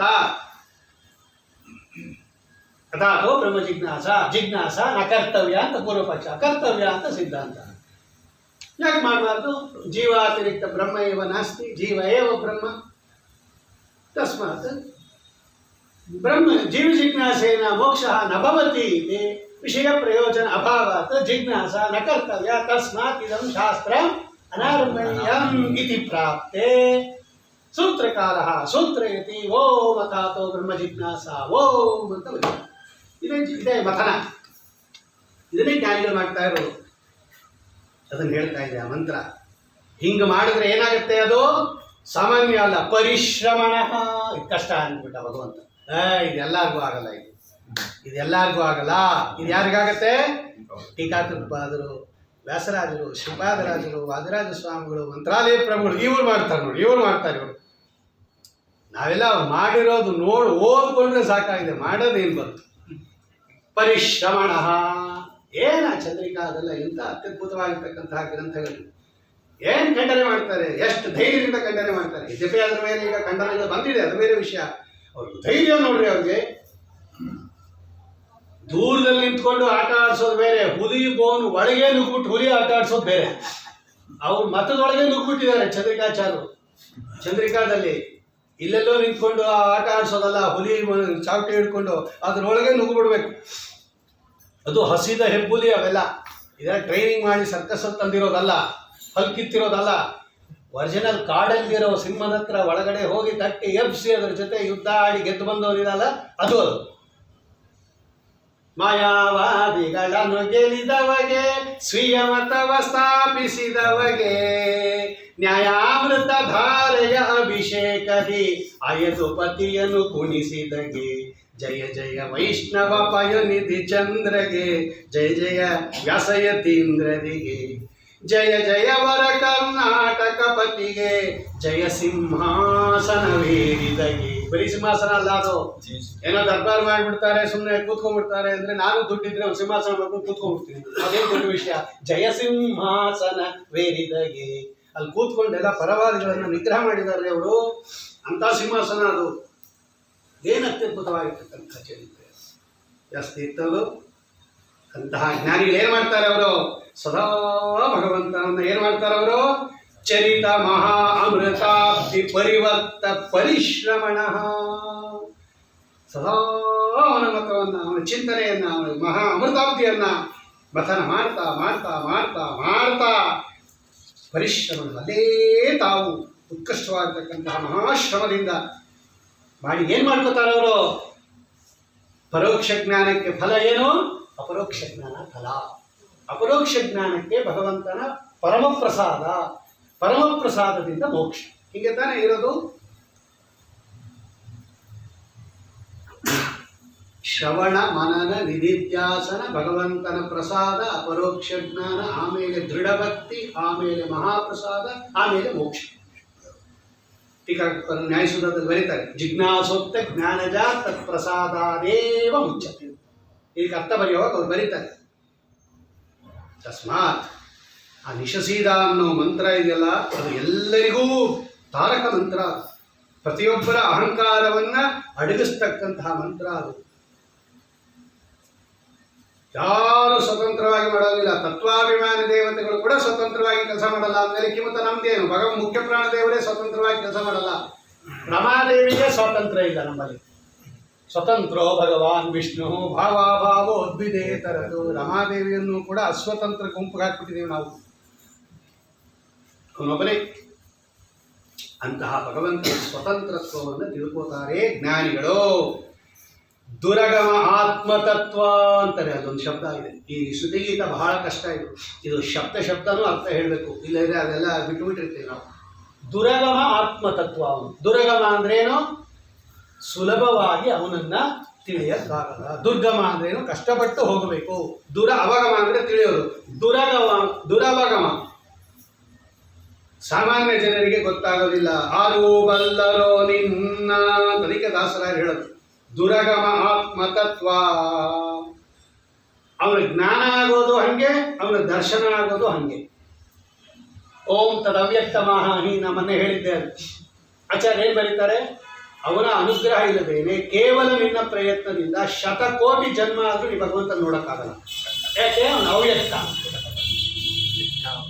ಅವನ ಅನುಗ್ರಹ ಇಲ್ಲದೇನೆ ಕೇವಲ ಪುರುಷ ಪ್ರಯತ್ನದಿಂದ ಒಂದು 100 ಕೋಟಿ ವರ್ಷ ನೀವು ಪ್ರಯತ್ನ ಪಟ್ಟರು ಭಗವಂತನನ್ನು ನೀವು ನೋಡಕ್ಕಾಗಲ್ಲ. ಅವನು ಏನ್ ಮಾಡ್ಬೇಕು? ಅವನ ಅನುಗ್ರಹದಿಂದ. ಅದಕ್ಕೆ ಭಾಷ್ಯದಲ್ಲಿ ಏನ್ ಬರೀತಾರೆ ಅವರು? ಪುರುಷ ಪ್ರಯತ್ನೇನ ನ ಜೀವ, ಕೇವಲ ಜೀವ ಪ್ರಯತ್ನೇನ ನ ವ್ಯಕ್ತೋ ಭವತಿ, ಕಿಂತು ಭಗವದಿಚ್ಛೆಯ ವ್ಯಕ್ತಂ ಭವತಿ. ಅದಕ್ಕೆ ಅವನು ಅವ್ಯಕ್ತ ಅಂತ ಕರೆಯೋದು. ನಮ್ಮನ್ನು ಹೇಳಿದ್ದೆ ಅದು. ಮಯಾ ತತಮಿದಂ ಸರ್ವಂ ಜಗದವ್ಯಕ್ತ ಮೂರ್ತಿನ ಅಂತಾರೆ ಭಗವಂತ. ತಸ್ಮಾತ್ ಅದನ್ನು ಹೇಳ್ತಾ ಇದೆ ಅವರು. ದುರಗಮ ಆತ್ಮತತ್ವ ಬರೀ ನೋಡೋದಲ್ಲ, ತಿಳ್ಕೊಂಬೋದು ಅಷ್ಟೇ. ಭಗವಂತನ ಅನುಗ್ರಹ ಇಲ್ಲದೇನೆ ಯಾರೂ ಕೂಡ ಭಗವಂತನನ್ನ ತಿಳ್ಕೊಳ್ಳಕ್ಕೆ ಆಗೋದಿಲ್ಲ. ಸ್ವಲ್ಪವೂ ತಿಳ್ಕೊಳ್ಳಕ್ಕಾಗಲ್ಲ. ಕೃಷ್ಣ ಅಂತೂ ಬಿಟ್ಟೇ ಬಿಡ್ರಿ. ಅದು ಅದೇ ಇದು. ಓಂ ಈಕ್ಷತೆ ನಾ ಅಶಬ್ದಂ ಓಂ ಸೂತ್ರಕ್ಕೆ ಏನ್ ಬರೆದರು ಅವರು? ಪರವಾದಿಗಳೆಲ್ಲ ಏನ್ ಹೇಳಿದ್ರು? ಯಥೋ ವಾಚೋ ನಿವರ್ತಂತೆ ಅಪ್ರಾಪ್ಯ ಮನಸಾ ಸಹ ಅಂತ ವೇದ ಇದೆ. ಆದ್ದರಿಂದ ಭಗವಂತ ಅವಾಚ್ಯ. ಭಗವಂತ ವಾಚ್ಯನಲ್ಲ, ಬ್ರಹ್ಮ ಇದನ್ನಲ್ಲ, ಶುದ್ಧ ಬ್ರಹ್ಮ. ಅವನ ಅವಾಚ್ಯ ಅಂತ ಬಂದಾಗ ಅದು ಸೂತ್ರ ಹೊರಡ್ತು. ಈಕ್ಷತೆ ಈಕ್ಷಣೀಯತ್ವ ತತ್ ಬ್ರಹ್ಮ ಅಶಬ್ದಂ ಅವಾಚ್ಯಂ ನ ಕುತಃ ಈಕ್ಷಣೀಯತ್ವ ಜ್ಞಾನ ವಿಷಯತ್ವ. ಒಂದು ವಸ್ತುವನ್ನು ತಿಳ್ಕೊಳ್ಳೋಕ್ಕೆ 3 ಪ್ರಮಾಣ ಇರೋದು: ಶಬ್ದ, ಪ್ರತ್ಯಕ್ಷ, ಶಬ್ದ, ಅನುಮಾನ. ಭಗವಂತ ಪ್ರತ್ಯಕ್ಷಕ್ಕೆ ಗೋಚರ ಅಲ್ಲ, ಅನುಮಾನಕ್ಕೆ ನೇಂದ್ರಿಯಾಣಿ ನಾನುಮಾನಂ ವೇದ ಕೇವಂ ವೇದಯಂತಿ ತಸ್ಮಾದಾಹು ವೇದಾಹ ಇತಿ ವೇದಾಹ ಇತಿ ನೈಷಾತರ್ಕೇಣ ಮತಿರಾಪನೆಯ ಪ್ರೋಕ್ತಾನ್ಯಾನೇವ ಸುಜ್ಞಾನಾಯ ಪ್ರೇಷ್ಠ. ಅಲ್ಲರಿ ಭಗವಂತ ಅನುಮಾನಕ್ಕೆ ಸಿಗಲ್ಲ, ಪ್ರತ್ಯಕ್ಷಕ್ಕೆ ಸಿಗಲ್ಲ, ಆದ್ರೆ ಸಿಗ್ತಾನೆ ಅಂದ್ರೆ ಏನರ್ಥ? ಉಳಿದೇನದು? ಆಗಮಕ್ಕೆ ಸಿಗ್ತಾನೆ, ಆಗಮಕ್ಕೂ ಸಿಗಲ್ಲ ಅಂದ್ರೆ ಭಗವಂತನ ಜ್ಞಾನ ಆಗೋದು ಹೆಂಗೆ? ಭಗವಂತನ ಜ್ಞಾನ ಆಗೋದು ಹೆಂಗೆ? ನೀವು 2 ಕ್ಯಾನ್ಸಲ್ ಮಾಡ್ಬಿಟ್ಟು 1 ಇಟ್ಟಿದ್ದೀರಾ. ಈಗ ವೇದ ಹೇಳ್ತಾ ಇದೆ ಅನುಮಾನಕ್ಕೆ ಸಿಗಲ್ಲ, ಆ ಪ್ರತ್ಯಕ್ಷಕ್ಕೆ ಸಿಗಲ್ಲ. ಪ್ರತ್ಯಕ್ಷ ಮತ್ತು ಅನುಮಾನ ಎರಡನ್ನೂ ತೆಗೆದುಬಿಟ್ಟು ಇರೋ 3 ಪ್ರಮಾಣದಲ್ಲಿ ಎರಡನ್ನು ತೆಗೆದುಬಿಟ್ರೆ ಇನ್ಯಾವುದರಿಂದ ಸಿಗ್ತಾನವನು? ನೀವು ಅವನು ಅದರಿಂದಲೂ ಸಿಗಲ್ಲ ಅಂದರೆ ಭಗವಂತ ಸಿಗೋದೇ ಇಲ್ಲ. ಅಂದರೆ ಇದೆಲ್ಲ ವ್ಯರ್ಥ ಆಗದೆ. ಅದಕ್ಕೆ ಬರೀತಾರೆ ಅವರು, ಇನ್ನೆರಡು ಪ್ರಮಾಣಗಳಿಗೆ ಸಿಗದೆ ಸಿಗುವುದರಿಂದ ಅವನು ಶಬ್ದವೇದ್ಯನೇ ಹೊರತು ಅವೇದ್ಯನಲ್ಲ, ಅವಾಚ್ಯನಲ್ಲ ಅಂತ ಸೂತ್ರ. ಜ್ಞಾನ ವಿಷಯತ್ವಾತ್ ಇವರು ಬರೀತಾರೆ ಅವರು. ಆದರೆ ದುರಗಮ ಎಲ್ಲರಿಗೂ ಎಷ್ಟೆಷ್ಟು ಸಿಗ್ತಾರೆ ಅಷ್ಟೆಷ್ಟೇ, ಅವರವರ ಯೋಗ್ಯತಾನುಸಾರವಾಗಿ ಮಾತ್ರ. ಓಂ ಸರ್ವವೇದಾಂತ ಪ್ರತ್ಯಯಂ ಚೋದನಾದ್ಯ ವಿಶೇಷಾತ್ ಓಂ. ಏನು ಹೇಳಿದ್ರು ಅವರು? ಎಲ್ಲ ವೇದಾಂತಗಳನ್ನು ಅಧ್ಯಯನ ಮಾಡೋಕ್ಕಾಗತ್ತಾ? ನೀವೇನೋ ಸರ್ವ ವೇದಾಂತ ಪ್ರತ್ಯಯಂ ಅಂತ ಹೇಳ್ಬಿಟ್ರಿ, ಎಷ್ಟೊಂದಿದೆ ಅಪಾರವಾಗಿರ್ತಕ್ಕಂಥದ್ದು. ಸೂತ್ರಕಾರ ಏನು ಹೇಳಿದ್ರು? ಸಲಿಲವಚ್ಚ ತನ್ನಿಯಮ ಗುಣಸೂತ್ರ. ಅದು ಕೆಳಗಡೆ ಅವರು ಒಂದು 3000 ಸಲ ಬ್ರಹ್ಮಸೂತ್ರ ಭಾಷ್ಯ ಪಾರಾಯಣ ಮಾಡಿದ್ದಾರೆ ಅವರು, ಮಧುಮೂರ್ತಿಗಳು 3000 ಸಲ ಮಾಡಿದ್ದಾರೆ ಅವರು ಬ್ರಹ್ಮಸೂತ್ರ ಭಾಷ್ಯ. ಅವ್ರಿಗೆ ಅದೇ ಕೆಲಸ. ಅದಕ್ಕೆ ಅವ್ರಿಗೆ ಆ ಸೂತ್ರ ಹೇಳ್ತಾರೆ, ಸಲಿಲವಚ್ಚ ತನ್ನಿಯಮ. ಸಲಿಲವತ್ತು ನೀರಿನಂತೆ ಅಂದರು. ನಿಯಮ ಹಂಗೆ ಹೌದು. ಸರ್ವ ವೇದಾಂತ ಪ್ರತ್ಯಯ ಅನ್ನೋದು ನಾವು ಬಳಸಕ್ಕಾಗಲ್ಲ. ಎಲ್ಲ ವೇದಾಂತಗಳನ್ನು ಎಲ್ಲರೂ ತಿಳ್ಕೊಳ್ಳಬೇಕು. ಪ್ರತ್ಯಯ ಅಂದರೆ ಜ್ಞಾನ. ಅದರ ಜ್ಞಾನವನ್ನು ಮಾಡಬೇಕು. ಸ್ವಾಧ್ಯಾಯೋ ಅಧ್ಯೇತವ್ಯ. ಭಾಷ್ಯ ಹಾಗೆ ಇರೋದು, ಸ್ವಾಧ್ಯಾಯೋ ಅಧ್ಯೇತವ್ಯ. ಸಾಂಗ ಸರಹಸ್ಯ ಸಕಲ ವೇದಾಧ್ಯಯನ ಮಾಡಿ ಮತ್ತೆ ಅದು ಅಲ್ಲರಿ ಎಲ್ಲ ವೇದಗಳನ್ನು ಅಧ್ಯಯನ ಮಾಡುತ್ತಾ ಆಗತ್ತಾ ಅಂದರೆ ಸಲಿಲವಚ್ಚ ತನ್ನಿಯಮ. ಈ ನೀರು ಹರಿಯುತ್ತಲ್ಲ, ಎಲ್ಲಿ ತನಕ ಹರಿಯುತ್ತೆ ಅಂದರೆ ಎಷ್ಟು ಯೋಗ್ಯತೆ ಇದೆಯೋ ಅಷ್ಟು ಹರಿಯುತ್ತೆ, ಆಮೇಲೆ ನಿಂತ್ಕೊಂಡ್ಬಿಡುತ್ತೆ. ಅಲ್ಲಿಗೆ ದೊಡ್ಡ ನದಿ ಆದರೆ ಪೂರ್ತಿ ತಾನು ಉಗಮ ಸ್ಥಳದಿಂದ ಹಿಡಿದು ಸಮುದ್ರ ತನಕ ಹೋಗುತ್ತೆ. ಚಿಕ್ಕ ನದಿಗಳು ಏನು ಮಾಡುತ್ತೆ, ಎಷ್ಟು ಆಗುತ್ತೋ ಅಲ್ಲಿಗೆ ನಿಂತ್ಕೊಂಡ್ಬಿಟ್ಟು ಕೃಷ್ಣಾರ್ಪಣ ಮಸ್ತು ಅಂದ್ಬಿಡುತ್ತೆ. ಅಥವಾ ಒಂದು ದೊಡ್ಡ ಬೆಟ್ಟ ಅಡ್ಡ ಬಂದ್ಬಿಡ್ತು ಅಂತ ಇಟ್ಕೊಳ್ರಿ, ಅಲ್ಲೇ ನಿಂತ್ಕೊಂಡ್ಬಿಡುತ್ತೆ. ಕೆಲವು ನದಿಗಳು ಉಪನದಿಗಳು ಮಹಾನದಿ ಜೊತೆ ಸೇರ್ಕೊಂಡ್ಬಿಡುತ್ತೆ. ಈಗ ಚಂದ್ರಭಾಗ ನದಿ ಇದೆಯಲ್ಲ ಪಂಡ್ರಾಪುರದಲ್ಲಿ, ಅದೇ ನೇರ ಸಮುದ್ರಕ್ಕೆ ಹೋಗಲ್ಲ. ಅದು ಸಮುದ್ರಕ್ಕೆ ಹೋಗೋ ನದಿ ಜೊತೆ ಸೇರ್ಕೊಂಡು ಆಮೇಲೆ ಸಮುದ್ರಕ್ಕೆ ಹೋಗುತ್ತೆ. ಹೀಗೆ ಕೆಲವು ನದಿಗಳಿರುತ್ತೆ, ಅದಕ್ಕೆ ಅದಕ್ಕೆ ಉಪನದಿಗಳು ಅಂತ ಕರೀತಾರೆ. ನಾವು ಅಷ್ಟೇ ಸಲಿಲವಚ್ಚ ತನ್ನಿಯಮ. ಎಷ್ಟು ದೂರ ಹೋಗುತ್ತೋ ಅಷ್ಟು ದೂರ, ನಮ್ಗೆ ಎಷ್ಟಾಗುತ್ತೋ ಅಷ್ಟು. ಬಿಟ್ಟು ಸರ್ವವೇದಾಂತ ಪ್ರತ್ಯಯ ಅದೇನು ಅಳಿಸಲಿಲ್ಲ. ಹಾಗಾದ್ರೆ ಯಾರವನು? ನಿರಧಿಕಾರಿ ಇರೋದ್ರಿಂದ ಸರ್ವವೇದಾಂತ ಪ್ರತ್ಯಯ ಇಲ್ಲ ಅಂತ ಹೇಳಿದ್ರೆ ಬ್ರಹ್ಮದೇವರಿದ್ದಾರೆ. ಬ್ರಹ್ಮದೇವರು ಅಧಿಕಾರಿಗಳಿರೋದ್ರಿಂದ ಸರ್ವವೇದಾಂತ ಪ್ರತ್ಯಯಂ ಅನ್ನೋದು ಸರಿಯಾಗಿದೆ. ಆದರೆ ಎಲ್ಲರಿಗೂ ಆಗಲ್ಲ. ಅದು ದುರಗಮಾತ್ಮ ತತ್ವ. ಆ ಬ್ರಹ್ಮದೇವರು ಕೂಡ ಭಗವಂತನನ್ನ ಅವರ ಯೋಗ್ಯತಾನುಸಾರವಾಗಿ ತಿಳ್ಕೊಂಡಿದ್ದಾರೆ ಹೊರತು ಅವರು ಕೂಡ ಪೂರ್ಣವಾಗಿ ತಿಳ್ಕೊಂಡಿಲ್ಲ. ಪೂರ್ಣವಾಗಿ ಇದನ್ನೇ ತಲವಕಾರೋಪನಿಷತ್ ತೆಗೆದು ನೋಡ್ರಿ. ನಾನು ಹೇಳ್ತಾ ಇಲ್ಲ. ತಲವಕಾರೋಪನಿಷತ್ತು ರುದ್ರದೇವರ ಬ್ರಹ್ಮದೇವರ ಸಂವಾದ ರೂಪ. ಅದು ಕೇನೇಶಿ ತಂಪತತಿ ಪ್ರೇಷಿತಂಪನಃ ಕೇನ ಪ್ರಾಣ ಪ್ರಸತೈ ಮಂತ್ರ ಹೇಳ್ತಾ ಇದೆ. ಅದು ರುದ್ರದೇವರು ಕೇಳ್ತಾರೆ ವೈಜಯಂತ ನಾಮಕ ಸಭೆಯಲ್ಲಿ ಕೂತಿರ್ತಕ್ಕಂತಹ ಬ್ರಹ್ಮದೇವರನ್ನ.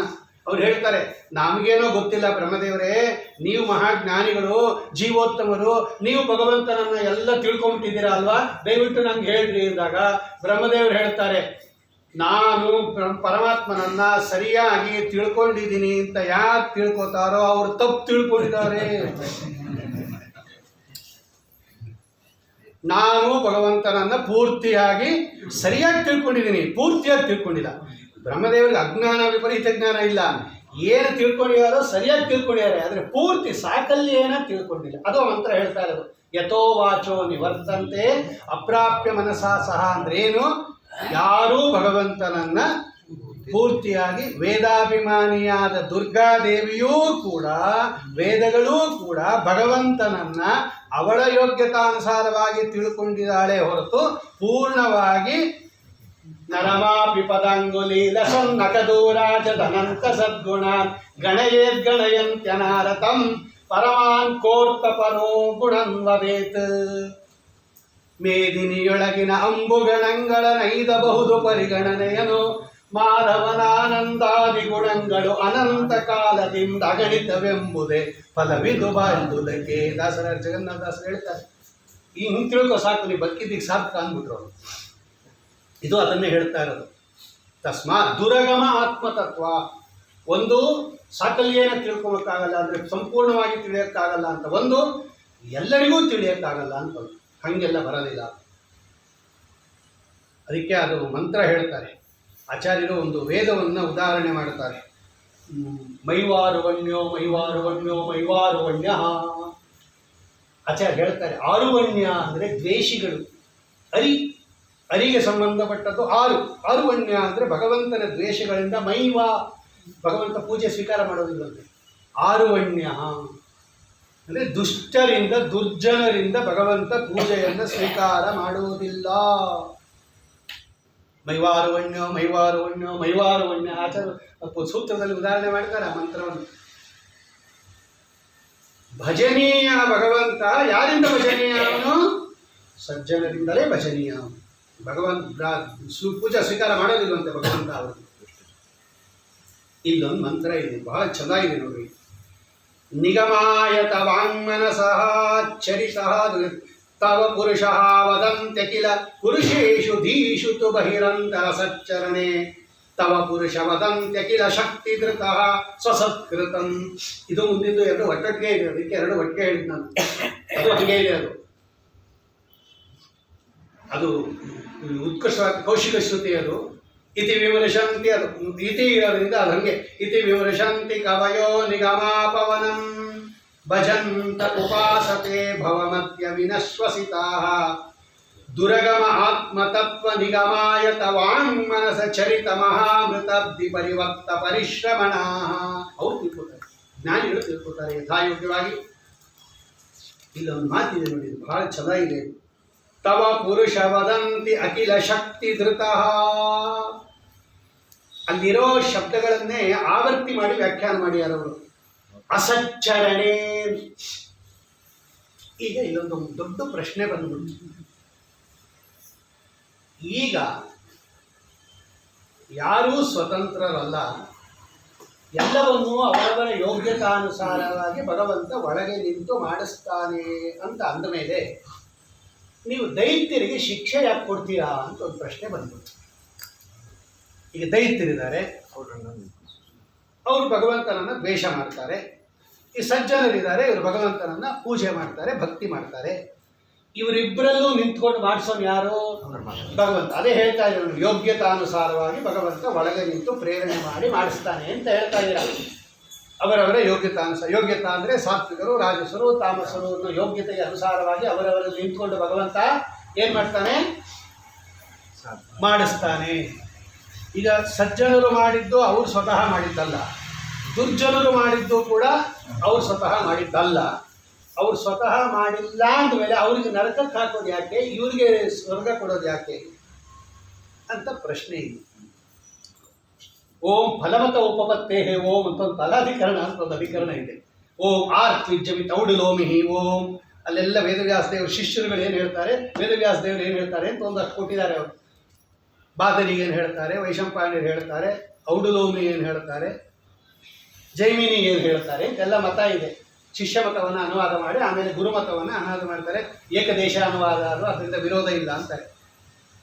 ಈಗ ಇದು ಮೂಲಭೂತ ಪ್ರಶ್ನೆ. ಇದು ಒಳಗಡೆ ನಿಂತ್ಕೊಂಡು ಭಗವಂತ ಪ್ರೇರಣೆ ಮಾಡಿಸಿದ ಮೇಲೆ ಅದು ಪುಣ್ಯ ಆಗಲಿ ಪಾಪ ಆಗಲಿ ಅದರ ಫಲವಾಗಿರ್ತಕ್ಕಂತಹ ಸ್ವರ್ಗ ಆಗಲಿ ನರಕ ಆಗಲಿ ಯಾಕೆ ಹೋಗ್ಬೇಕದು? ಒಳಗಡೆ ನಿಂತ್ಕೊಂಡು ಮಾಡಿಸ್ದವ್ರು ಹೋಗ್ಬೇಕಲ್ಲ. ನಮ್ಮನ್ನ ಯಾಕೆ ನರಕಕ್ಕೆ ಹಾಕ್ತೀರಾ ನೀವು ಅಂತ ಕೇಳ್ಬಿಟ್ರು. ನಾವು ಕೇಳಿಲ್ಲ, ನಾವು ಸ್ವರ್ಗಕ್ಕೆ ಹೋಗ್ತೀವಿ, ಕೇಳಲೇ ಇಲ್ಲ, ಹೊತ್ತೋಗ್ತೀವಿ ನಕ್ಕೊಂಡು. ಈ ದುಃಖ ಮಾಡೋರು ಇವ್ರು ಕೇಳಿದ್ರು. ಇವರು ಅಲ್ವಾ, ಯಾರು ತಡೆ ಹಿಡಿದಿರ್ತಾರೋ ಅವರೇ ಸ್ಟ್ರೈಕ್ ಮಾಡೋದು. ಸಂಬಳ ಕೊಡಲಿಲ್ಲ ಅಂತ ನೀವು ಸ್ಟ್ರೈಕ್ ಮಾಡೋದು, ಕೊಡ್ತಾ ಇದ್ರೆ ಯಾರು ಸ್ಟ್ರೈಕ್ ಮಾಡಲ್ಲ. ಒಂದು 3 ತಿಂಗಳು ನಿಲ್ಲಿಸ್ಬಿಟ್ರೆ ಸ್ಟ್ರೈಕ್ ಮಾಡೋದು. ಹಾಗೆ ದುಃಖ ನೀವು ನರಕ ಕೊಡ್ಬೇಕು. ಯಾರು ಪ್ರೇರಣೆ ಮಾಡ್ತಾರಲ್ಲ ಅವ್ರಿಗೆ ಕೊಡಬೇಕು.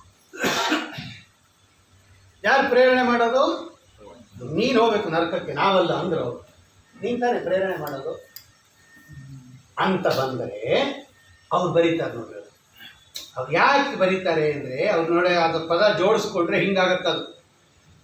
ಅಸಚ್ಚರಣೆ ತವ ಸಸತ್ಕೃತ್ಯಂ ವದಂತಿ. ಸ್ಪಷ್ಟವಾಗಿ ಹೇಳ್ತಾರೆ. ಅಸಚ್ಚರಣೆ, ದುರ್ಜನರು ಮಾಡತಕ್ಕಂತಹ, ದುರಾಚಾರಿಗಳು ಮಾಡತಕ್ಕಂಥ ಅಸಚ್ಚರಣ ಇದೆಯಲ್ಲ, ಅಂದರೆ ದುಷ್ಟ ಕಾರ್ಯಗಳು, ಅವು ನಿನ್ನಿಂದನೇ ಆಗತ್ತೆ. ಸ್ವಸತ್ಕೃತಂ ವದಂತಿ. ಸತ್ಕೃತ ಅಂದರೆ ಪೂಜೆ. ಅದನ್ನು ಪೂಜೆ ಮಾಡಿಸ್ಕೊತಾನಂತೆ ಭಗವಂತ. ಅದು ಪೂಜೆಯಲ್ಲಿ ನಾವು ಮಾಡತಕ್ಕಂತಹ ಕರ್ಮಾಚರಣೆಗಳು ಭಗವಂತನ ಪೂಜೆ. ದುಷ್ಟ ಜನರು ಮಾಡತಕ್ಕಂತಹ ದುಷ್ಟ ಕಾರ್ಯಗಳು ಭಗವಂತನ ಪೂಜೆ ಅಂತೆ. ಅದು ಹೆಂಗೆ ಅಂತ ಪ್ರಶ್ನೆ ಬಂತು. ಅವರೆಲ್ಲ ವ್ಯಾಖ್ಯಾನಕಾರರು ಬರೀತಾರೆ ನೋಡಿ, ಈ ತತ್ವಾಭಿಮಾನಿ ದೇವತೆಗಳೆಲ್ಲ ಏನು ಮಾಡ್ತಾರೆ ಅಂದರೆ, ಇವರೆಲ್ಲ ಭಗವಂತನ ಆಜ್ಞಾಧಾರಕರು. ಅವರಿಗೆ ಭಗವಂತ ಆಜ್ಞೆ ಮಾಡಿದ್ದಾನೆ. ಈ ಸಜ್ಜನ ಒಬ್ಬ ಇದ್ದಾನೆ, ದುರ್ಜನ ಒಬ್ಬ ಇದ್ದಾನೆ. ಸಜ್ಜನರ ಒಳಗೂ ಇದ್ದಾರೆ ತತ್ವಾಭಿಮಾನಿ ದೇವತೆಗಳು, ದುರ್ಜನರ ಒಳಗೂ ಇದ್ದಾರೆ. ಅವ್ರು ಇರೋದಕ್ಕೆ ಆ ಇಂದ್ರಿಯ ಇರೋದು ಅಲ್ವಾ. ಓಂ ಅಂತರ ಉಪಪತ್ತೇ ಓಂ ಇತ್ಯಾದಿ ಸೂತ್ರಗಳಲ್ಲಿ ತೋರಿಸ್ತಾರೆ ಅವರು. ಈ ದೇವತೆಗಳಿಗೆ ಏನು ಕೆಲಸ ಅಂದರೆ, ಅವ್ರಿಗೆ ಮುಖ್ಯವಾಗಿ ಭಗವಂತನ ಆಜ್ಞಾಧಾರಕರು ಅವರು. ನೀ ಇಷ್ಟು ಕೆಲಸ ಮಾಡು ಅಂದರೆ ಅಷ್ಟು ಕೆಲಸ ಮಾಡಿಬಿಡ್ತಾರೆ. ಭಗವಂತ ಯಾಕೆ ದುಷ್ಟರಲ್ಲಿ ನಿಂತು ಅವರಲ್ಲಿರುವ ತತ್ವಾಭಿಮಾನಿ ದೇವತೆಗಳಿಗೆ ಅವರ ಕೈಯಿಂದ ಪಾಪ ಕೆಲಸವನ್ನು ಮಾಡಿಸ್ತಾನೆ ಅಂತ ಹೇಳಿದ್ರೆ, ಅವರ ಯೋಗ್ಯತೆ ಎಂಥದ್ದು? ದುಷ್ಟರ ಯೋಗ್ಯತೆ ಎಂಥದ್ದು? ದುಷ್ಟರು ಅವರು ತಮೋ ಯೋಗ್ಯರು. ಅವ್ರ ಯೋಗ್ಯತೆ ತಮೋ ಯೋಗ್ಯರು, ಅವರು ದುಷ್ಟರು. ಅವ್ರಿಗೆ ಫಲ ಹೆಂಗಾಗಬೇಕು? ತಮಸ್ಸಿಗೆ ಫಲ ಏನು? ನಿತ್ಯ ನರಕ, ಅಂಧನ್ ತಮಸ್ಸು. ಈಗ ಅವ್ರು ಕೆಲಸ ಮಾಡದೇ ಇದ್ರೆ ಹಂಗೆ ತಮಸ್ಸು ಕೊಡ್ಸೋಕ್ಕಾಗಲ್ಲ. ಸಾಧನೆ ಅವರು ಸಾಧನೆ ಮಾಡಬೇಕು. ನಾವು ಮೋಕ್ಷಕ್ಕೆ ಹೆಂಗೆ ಸಾಧನೆ ಮಾಡ್ತೀವೋ ಅವರು ತಮಸ್ಸು ಹೋಗ್ಬೇಕಾದ್ರೆ ಏನು ಮಾಡಬೇಕು? ಎಲ್ಲ ವಾದಿರಾಜ ಸ್ವಾಮಿಗಳು ಬರೀತಾರೆ. ಸರಸಭಾರತಿ ವಿಲಾಸದಲ್ಲಿ ವಾದಿರಾಜ ಸ್ವಾಮಿಗಳು ಬರೆದಿದ್ದಾರೆ. ನಾನು ಹೇಳಿದ್ದೆ ಅದು ಇದರಲ್ಲಿ ಹೇಳಿದ್ದೆ. ಈಗ ಅಲ್ಲಿ ಪ್ರಶ್ನೆ ಬಂತು ಏನು? ಈಗ ದ್ರೌಪದಾದೇವಿ ದುಶ್ಯಾಸನ ಕೈಯಲ್ಲಿ ಮುಡಿಯನ್ನು ಯಾಕೆ ಹಿಡಿಸ್ಕೊಂಡು ಅವಳು ಮುಡಿ ಹಿಡಿದು ಎಳ್ಕೊಂಬಂದ ದುಶ್ಯಾಸನ ಸಭೆಗೆ ಕರ್ಕೊಂಬ, ಇವರೆಲ್ಲ ಸೋತೋಗ್ಬಿಟ್ಟಿದ್ದಾರೆ ಅಂತ. ದುಶ್ಯಾಸನ ದ್ರೌಪದಾದೇವಿಯ ಮುಡಿಯನ್ನು ಹಿಡಿದು ಎಳ್ಕೊಂಬಂದ. ಅಂತಹ ದೊಡ್ಡ ಗುರುಪತ್ನಿ ಅವಳು. ಭವತಿಯ ಅನುಭವ ತೇಡಮು ಕೋಪಿ ವಾಪಿ ಜಲಮತಿರಪಚಂತ ಜಾಯತೆ ಪ್ರಾಜ್ಞಮೌಳಿ. ಅವಳು ದುಶ್ಯಾಸನನ ಕೈಯಲ್ಲಿ ಮುಡಿಯನ್ನು ಹೇಗೆ ಹಿಡಿಸಿಕೊಂಡಳು? ಹಿಡಿಸ್ಕೊಳ್ಳದೆ ಹೋಗ್ಬೇಕಾಯ್ತಲ್ಲ ಅವಳು, ಕಾಣಿಸ್ಕೊಳ್ಳದೆ ಹೋಗ್ಬೇಕಾಯ್ತು. ಅವ್ರು ಕಾಣಿಸ್ಕೊಳ್ದೇನೆ ಹೋಗಬೇಕಾಯ್ತು. ದುಶ್ಯಾಸನಿಗೆ ಕಾಣಿಸ್ಕೊಳ್ಳದೆ ಹೋಗಬೇಕಾಗಿತ್ತು. ಓಂ ಅಪಿಸಂರಾಧನೆ ಪ್ರತ್ಯಕ್ಷ ಅನುಮಾನಾಭ್ಯಾಮ್ ಓಂ ಅಂತ ಒಂದು ಸೂತ್ರ ಇದೆ. ಸಾಮಾನ್ಯ ಗಂಧರ್ವರೇ ನಮ್ಮ ಕಣ್ಣಿಗೆ ಕಾಣಿಸ್ಕೊಂಬೋದಿಲ್ಲ, ಪಿಶಾಚಿಗಳೇ ಕಣ್ಣಿಗೆ ಕಾಣಿಸ್ಕೊಂಬೋದಿಲ್ಲ. ಪಿಶಾಚಿಗಳೇ ಕಣ್ಣಿಗೆ ಕಾಣಿಸ್ಕೊಳ್ಳದೆ ಇರತಕ್ಕಂತಹ ಅಂತರ್ಧಾನ ಶಕ್ತಿ ಉಳ್ಳದ್ದು. ಸೂತ್ರ ಹೇಳುತ್ತೋ ಇಲ್ವೋ? ಓಂ ಅಭಿಮಾನಿ ವ್ಯಪದೇಶಸ್ತು ವಿಶೇಷ ಅನುಗತಿಭ್ಯಾಂ. ವಿಶೇಷ ಅಂದ್ರೇನು? ಅವರಿಗೆ ಅಂತರ್ಧಾನ ಶಕ್ತಿ ಇದೆ. ದೃಶ್ಯತೆ ಚ ದೃಶ್ಯತೇತು ಅಂತಿದೆ. ಅಲ್ಲರಿ, ಒಂದು ಸಾಮಾನ್ಯ ದೇವತಾ ಸ್ತ್ರೀಗೆ ಅಂತರ್ಧಾನ ಶಕ್ತಿ ಇದ್ದಾಗ ದುಶ್ಯಾಸನ ಆ ಮುಡಿಯನ್ನು ಹಿಡಿಯಲು ಬಂದಾಗ ದ್ರೌಪದಾದೇವಿ ಅಂತರ್ಧಾನ ಆಗ್ಬಿಡ್ಬೋದಾಗಿತ್ತಲ್ಲ. ಯಾಕೆ ಹಿಡಿಸ್ಕೊಂಡ್ಲು ಅವಳು? ಹಿಡಿಸ್ಕೊಂಡಿದ್ಯಾಕೆ? ಆಮೇಲೆ ಕೂಗಿದ್ಯಾಕೆ? ಕೃಷ್ಣ ಕಾಪಾಡು ಅಂತ ಹೇಳಿ ಭಗವಂತ ಅಸ್ತ್ರ ಯಾಕೆ ಅಕ್ಷಯ ವಸ್ತ್ರ ಇದೆಲ್ಲ ಮಾಡ್ದ? ಅವಳವರು ಕಾಣಿಸ್ಕೊಳ್ದಂಗೆನೆ ಮರೆ ಆಗ್ಬಿಟ್ಟಿದ್ರೆ ಆಗಿರೋದಪ್ಪ. ಆದ್ದರಿಂದ ನೀವು ಹೇಳತಕ್ಕಂತಹ ಶಕ್ತಿ ಅವಳಲ್ಲಿ ಇಲ್ಲ ಅಂತ ತಾತ್ಪರ್ಯ. ನೀವು ಅವ್ರನ್ನ ತುಂಬ ಮೇಲೆ ತೊಗೊಂಡೋಗಿ ಇಟ್ಬಿಟ್ಟಿದ್ದೀರಾ. ದ್ರೌಪದಾ ದೇವಿ, ಭಾರತೀ ದೇವಿ, ಅದು ಇದು ಅಂತ. ಏನಿಲ್ಲ, ನಮ್ಮ ಥರನೇ ಸಾಮಾನ್ಯ ಅವಳು. ಯಾರನ್ನ ನಮಗೆ ಕೇಳಿದ್ರೆ ಪರ್ಸೋಗಿರ್ಸೋ ಕೊಟ್ಬಿಡ್ತೀವೋ ಇಲ್ಲವಪ್ಪ ಅವತ್ತು. ಅವಳು ಹಿಡಿಸ್ಕೊಂಡ್ಬಿಟ್ಟು ವಾದಿರಾಜ ಸ್ವಾಮಿಗಳು ಬರೀತಾರೆ. ವಾದಿರಾಜ ಸ್ವಾಮಿಗಳು ಯಾಕೆ ಹಿಡಿಸ್ಕೊಂಡು ಗೊತ್ತಾ? ದ್ರೌಪದಿ ದೇವಿ ಅವಳಿಗೆ ಶಕ್ತಿ ಇತ್ತು, ಅವಳಿಗೆ ಶಕ್ತಿ ಇದೆ, ಸಾಮರ್ಥ್ಯ ಇದೆ ಅಂತ ಇಲ್ಲ ಅಂತ ತಿಳ್ಕೊಂಬಿಡ್ಬೇಡ್ರಿ. ಬೇಕಾದಿದೆ ಅವಳಿಗೆ. ಯಾಕೆ ಹಿಡಿಸ್ಕೊಂಡು? ವಾಯುದೇವರು ಹೆಂಗೆ ಭಗವತ್ ಕಾರ್ಯ ಸಾಧಕರೋ, ದ್ರೌಪದಾದೇವಿನೂ ಭಗವತ್ ಕಾರ್ಯ ಸಾಧಕರು. ಆಚಾರ್ಯ ಮಹಾಭಾರತ ತಾತ್ಪರ್ಯದಿಂದ ಬರೀತಾರೆ. ಯಾರ್ಯಾರು ಹೈರಾರ್ಕಿಯಲ್ಲಿ ಯಾರ್ಯಾರು ಭಗವತ್ ಕಾರ್ಯ ಸಾಧಕರು ಅಂದರೆ, ಮೊದಲು ವಾಯುದೇವರು, ತದನಂತರದಲ್ಲಿ ದ್ರೌಪದಾದೇವಿ, ತದನಂತರದಲ್ಲಿ ಬಲರಾಮಾದಿಗಳು, ತದನಂತರದಲ್ಲಿ ಅರ್ಜುನ. ಭಗವಂತನ ಕಾರ್ಯವನ್ನು ಸಾಧನೆ ಮಾಡೋದರಲ್ಲಿ ಈಗ ಭಗವಂತನ ಕಾರ್ಯ ಏನು? ದುಷ್ಟ ಶಿಕ್ಷಣ, ಶಿಷ್ಟ ರಕ್ಷಣ. ಅವನ್ನೆಲ್ಲ ಅಂಧನ್ ತಮಸ್ಗೆ ಹಾಕ್ಬೇಕಲ್ವಾ? ಆ ಕೆಲಸದಲ್ಲಿ ಯಥಾಯೋಗ್ಯವಾಗಿ ನಾನೂ ಕೂಡ ಭಗವಂತನಿಗೆ ಸೇವೆ ಮಾಡಬೇಕು ಅನ್ನೋ ದೃಷ್ಟಿಯಿಂದ ಅವಳೇನು ಮಾಡಲು? ಹಿಡಿಸ್ಕೊಂಡು ಅವ್ನು ಹಿಡ್ಕೊಳ್ಳಿಲ್ಲ, ಇವಳು ಹಿಡಿಸ್ಕೊಂಡು ಹಿಂಗೆ ಹೇಳಬೇಕು. ದ್ರೌಪದಾದೇವಿ ಮುಡಿಯನ್ನು ಹಿಡಿಸ್ಕೊಂಡ್ಲು, ಅವನಿಗೆ ಸಾಧ್ಯ ಇರಲಿಲ್ಲ, ಹಿಡ್ಕೊಂಡು. ಯಾಕೆ? ಅಂತಿಂತ ಸ್ತ್ರೀ ಅಲ್ಲ ಅವಳು, ಗುರುಪತ್ನಿ. ಅವಳ ಮುಡಿಯನ್ನ ಹಿಡಿದಾಗ ಇವನಿಗೆ ಅಂತಿಂತ ಪಾಪ ಬರಲ್ಲ. ಎಂತ ಪಾಪ ಬರುತ್ತೆ? ಅಂದಂತಮಪ್ತ ವಿಶಂತಿ ಅಸದುಪಾಸತೆ. ಅಲ್ಲಿಗೆ ಹೋಗ್ಬೇಕು ಅವನು. ದೊಡ್ಡ ಕೆಲಸ ಮಾಡಿದ್ರೆ ಅವಾರ್ಡ್ ಕೊಡೋದು ಲೋಕದಲ್ಲಿ. ಸಣ್ಣ ಕೆಲಸ ಮಾಡಿದ್ರೆ ಭಾರತ ರತ್ನ ಕೊಡ್ತಾರ? ದೊಡ್ಡ ಕೆಲಸ ಮಾಡಬೇಕು. ನೀವು ಪ್ರಶಸ್ತಿ ಸಿಗಬೇಕಾದ್ರೂ ದೊಡ್ಡ ಕೆಲಸ ಮಾಡಬೇಕು. ಜೈಲಿಗೆ ಹೋಗ್ಬೇಕಾದ್ರೂ ದೊಡ್ಡ ಕೆಲಸ ಮಾಡಬೇಕು. ಇಲ್ಲ ಸುಮ್ಮನೆ ಜೈಲಿಗೆ ಹಾಕ್ಬಿಡ್ತಾರ? ಏನೋ ಒಂದು ಬಾಳೆಹಣ್ಣು ತಗೊಳ್ಳೋದ ಜೈಲಿಗೆ ಹಾಕ್ತಾರೆ ನಿಮ್ಮನ್ನ? ಯಾಕಲ್ಲ. ಅದಕ್ಕೆ ದೊಡ್ಡ ಕೆಲಸ ಮಾಡಿಸ್ಬಿಟ್ಲು. ಯಾರ ಕೈಲಿ? ದುಶ್ಯಾಸನನ ಕೈಲಿ. ಅವನೆಲ್ಲ ಹೋದ ಅವನ ಕಡೆಗೆ. ಸುತ್ತಪ್ತ ತಿರ್ಕಟ ಪ್ರಕಟ ಕಟಕಟ ಧ್ವಾನ ಸಂಘಟ ವಿದ್ಯುತ್ ಗೌಡ ಸ್ಫುಲಿಂಗ ಅಂತ ಹೇಳಿ ಹಾಕ ತಗೊಳ್ಳೋದು ಬಲಿ ಅಂತವರು. ಅದಕ್ಕೋಸ್ಕರ ಹಿಡಿಸ್ಕೊಂಡು ಇದು ಒಳಗಡೆ ಇರೋ ರಹಸ್ಯ. ಆ ಕೆಲಸ ದ್ರೌಪದಾದೇವಿ ಮಾಡ್ತಾ ಇದ್ದಾಳೆ ಅಂತ ಗೊತ್ತಿದ್ರಿಂದಲೇ ಈ ಭೀಮಸೇನ ದೇವರು ಸುಮ್ಮನೆ ಕೂತಿದ್ದು. ಇಲ್ಲದೆ ಇದ್ರೆ ಹೆಂಡತಿ ಮುಡಿ ಎಡಿತಾ ಇದ್ರೆ ಯಾವ ಗಂಡಸು ಸುಮ್ಮನೆ ಕೂತಿರ್ತಾನ್ರಿ? 14 ಲೋಕಕ್ಕೆ ಭೂಪತಿಗಳಿವರು. ಯಾರೋ ನೋಡಿದ್ರು ಅಂದ್ರೆ ಸಾಕು, ಏನ್ ನನ್ನ ಮಿಸ್ಸಸ್ ಹಂಗೆ ನೋಡ್ತೀಯ ಅಂತ ಇವ್ನು ಜಗಳ ಬಂದ್ಬಿಡ್ತಾನೆ ಲೋಕದಲ್ಲಿ. ಏನ್ ಹಂಗೆ ನೋಡ್ತಾ ಇದೆಯಾ ಅಂತ. ನೋಡಿದ್ದಕ್ಕೆ ಇವನಿಗೆ ಇಷ್ಟು ಅಭಿಮಾನ ಹೆಂಡತಿಗೆ ಎಲ್ಲರಿಗೂ ಲೋಕದಲ್ಲಿ ಇರುತ್ತೆ. ಅಂಥದ್ರಲ್ಲಿ 14 ಲೋಕಕ್ಕೆ ತ್ರೈಲೋಕ್ಯಾಚಾರ್ಯರಾಗಿರ್ತಕ್ಕಂಥ ನಿಮ್ಮ ಗುರುಗಳು ತುಂಬಿದ ಸಭೆಯಲ್ಲಿ ತನ್ನ ಹೆಂಡತಿಗೆ ಅವಮಾನ ಆಗ್ತಾ ಇದ್ದಾಗ ಸುಮ್ಮನೆ ಕೂತಿದ್ರಲ್ಲ ಭೀಮಸೇನ ದೇವರು. ಯಾಕೆ? ಅವ್ರಿಗೆ ಭಗವಂತನ ಮತ ಗೊತ್ತ್ರಿ, ಭಗವಂತನ ಚಿತ್ತ ಗೊತ್ತು ಅವ್ರಿಗೆ. ಭಗವಂತನ ಚಿತ್ತದಲ್ಲಿ ಇದಾಗಬೇಕು ಅಂತಿದೆ. ಅದಕ್ಕೆ ಸುಮ್ಮನೆ ಕೂತಿದ್ರು. ಹರಿಯ ಮತವೇ ಹನುಮನ ಮತವೋ, ಹನುಮನ ಮತವೇ ಹರಿಯ ಮತವೋ. ಇದೇ ಪರಶುಕ್ಲತ್ರಯ ಅಂತ ಕರೆಯೋದು. ದುರಗಮ ಆತ್ಮತತ್ವ ಯಾರಿಗೆ ಗೊತ್ತಾಗತ್ರಿ ಭಗವಂತನ ಮಹಿಮೆ? ಒಬ್ಬರಿಗೂ ಗೊತ್ತಾಗೋದಿಲ್ಲ. ಒಬ್ಬರಿಗೂ ಅವನು ಏನು ಮಾಡ್ತಾನೆ, ಯಾಕೆ ಹಂಗೆ ಮಾಡ್ದ, ಏನು ಹಂಗೆ ಮಾಡ್ದ. ನಮ್ಮನ್ನ ಹೇಳಿಲ್ವಾ? ವಾಲಿನ ಮರದಿಂದ ನಿಂತ್ಕೊಂಡು ಕೊಂದುಬಿಟ್ಟ. ಯಾಕಪ್ಪ? ನೇರವಾಗಿ ಬಂದಿದ್ರೆ ಏನು ವಾಲಿನ ಕೊಲ್ಲಕ್ಕೆ ಆಗ್ತಾ ಇರ್ಲಿಲ್ವಾ? ಯಾಕೆ ಮರದ ಹಿಂದೆ ಬಂದು ನಿಂತ್ಕೊಂಡ್ಬಿಟ್ಟ? ದುರಗಮ ಆತ್ಮತತ್ವ. ನೋಡಿ, ತ್ರಿವಿಧ ಜೀವರಾಶಿಗಳಿಗೂ ಸಾಧನೆ ಆಗಬೇಕು. ಭಗವಂತ ಮರದಿಂದ ನಿಂತ್ಕೊಂಡು ಕೊಂದುಬಿಟ್ಟ. ಇವನೊಂಥರ ತಿಳ್ಕೊಂಡ. ಅವರು ತಿಳ್ಕೊಂಡು ಅವರವರ ಊರಿಗೆ ಹೋದ್ರು. ಇವರು ಮೋಕ್ಷಕ್ಕೆ ಹೋದ್ರು, ಇವರು ಸಂಸಾರದಲ್ಲಿ ಬಿದ್ದರು, ಅವರು ಅಂದಂತ ಬಸ್ಕೋದ್ರು. ಮೋಸ ಮಾಡಿಬಿಟ್ಟ ವಾಲಿಗೆ ರಾಮ, ಅಂದಂತ ಬಸ್ಕೋದ್ರು. ಆ ತಪ್ಪು ನೀವು ಮಾಡಬಾರದು ಅಂತಾನೆ ಶ್ರೀಮದಾಚಾರ್ಯರ ತಾತ್ಪರ್ಯದಲ್ಲಿ ಯಾಕೆ ವಾಲಿಯನ್ನು ಹಿಂದೆ ನಿಂತ್ಕೊಂಡು ಕೊಂದ ಅಂತ ಉತ್ತರ ಕೊಟ್ಟರು ಅವರು. ನೀವು ಆ ಗುಂಪು ಹೋಗ್ಬೇಡ್ರಿ, ಅವ್ರು ತಿಳ್ಕೊಳ್ರಿ. ಮುಂದೆ ಹೋದ್ರಿ ವಾಲ್ಮೀಕಿ ರಾಮಾಯಣದಲ್ಲಿ ಎಷ್ಟು ಉತ್ತರ ಕೊಡ್ತಾನೆ ಭಗವಂತ. ನಮಗಿಂತ ಚೆನ್ನಾಗಿ ಪೂರ್ವಪಕ್ಷ ಮಾಡ್ತಾನೆ ವಾಲಿ. ರಾಮ ಹತ್ರ ಬಂದಾಗ ವಾಲ್ಮೀಕಿ ರಾಮಾಯಣದಲ್ಲಿ ಒಂದು 50 ಶ್ಲೋಕ ಇದೆ. ನನ್ನ ಯಾಕೆ ಕೊಂದಿ ರಾಮ, ಹಿಂದ್ಗಡೆ ನಿಂತ್ಕೊಂಡು ನೀನು ನನ್ನ ಕೇಳಿದ್ರೆ ಸೀತಾದೇವಿಯನ್ನು ಇದೇ ಕೂತ್ ಜಾಗದಲ್ಲಿ ತರಿಸ್ಕೊಟ್ಬಿಡ್ತಾ ಇದ್ದೆ. Door delivery. ಈ ಸುಗ್ರೀವ ಸಮುದ್ರ ಕಟ್ಟಿ ಅದ್ರ ಮೇಲೆ ಹೋಗಿ ಯುದ್ಧ ಮಾಡಿ ಬೇಡ. ಒಂದು ರಾವಣಂಗೆ ಒಂದು ಮೆಸೇಜ್ ಕಳಿಸಿದ್ರೆ ಇಲ್ಲೇ ತಂದ್ಕೊಟ್ಬಿಡೋನು. ಹಂಗೆ ಇಟ್ಕೊಂಡಿದ್ದೀನಿ ನಾ ರಾವಣನ್ನ. ನೀನು ನನ್ನನ್ನು ಕೇಳೋದು ಬಿಟ್ಟು ಅವನನ್ನ ಯಾಕೆ ಕೇಳ್ದಿ ಅಂತಾನೆ ಅವನು ವಾಲಿ. ಅದೆಲ್ಲ ಮುಖ್ಯ ಅಂತ ಭಗವಂತ. ಅವಳು ಎಲ್ಲೂ ಹೋಗೇ ಇಲ್ಲ. ಅದು ನಡೆದಿತ್ತಲ್ಲ, ಅದು ಅವಳು ಎಲ್ಲೂ ಹೋಗೇ ಇಲ್ಲ. ಅದು ಬೇರೆ ವಿಷಯ. ಕಳೆದೋಗಿದ್ರೆ ತಾನೇ ನಾ ತಗೊಂಡ್ಬರೋದು. ರಾಮಾಂತಿಕೆ ಸ್ಥಿತಾದೇವಿ ನಮಂದೈಹಿ ಪರಿದೃಶ್ಯತೆ. ಮಣಿಮಂಜರಿ ಓದೋರ್ಗೆ ಗೊತ್ತದು ಎಲ್ಲೂ ಹೋಗಿಲ್ಲ ಅಂತ. ನಾನ್ ಬೇರೆ ಅದು ಯಾಕೆ ಮಾಡ್ದ ಭಗವಂತ ಯಾರಿಗೆ ಗೊತ್ತ್ರಿ? ಯಾರು ಬಲ್ಲರೋ ನಿನ್ನ.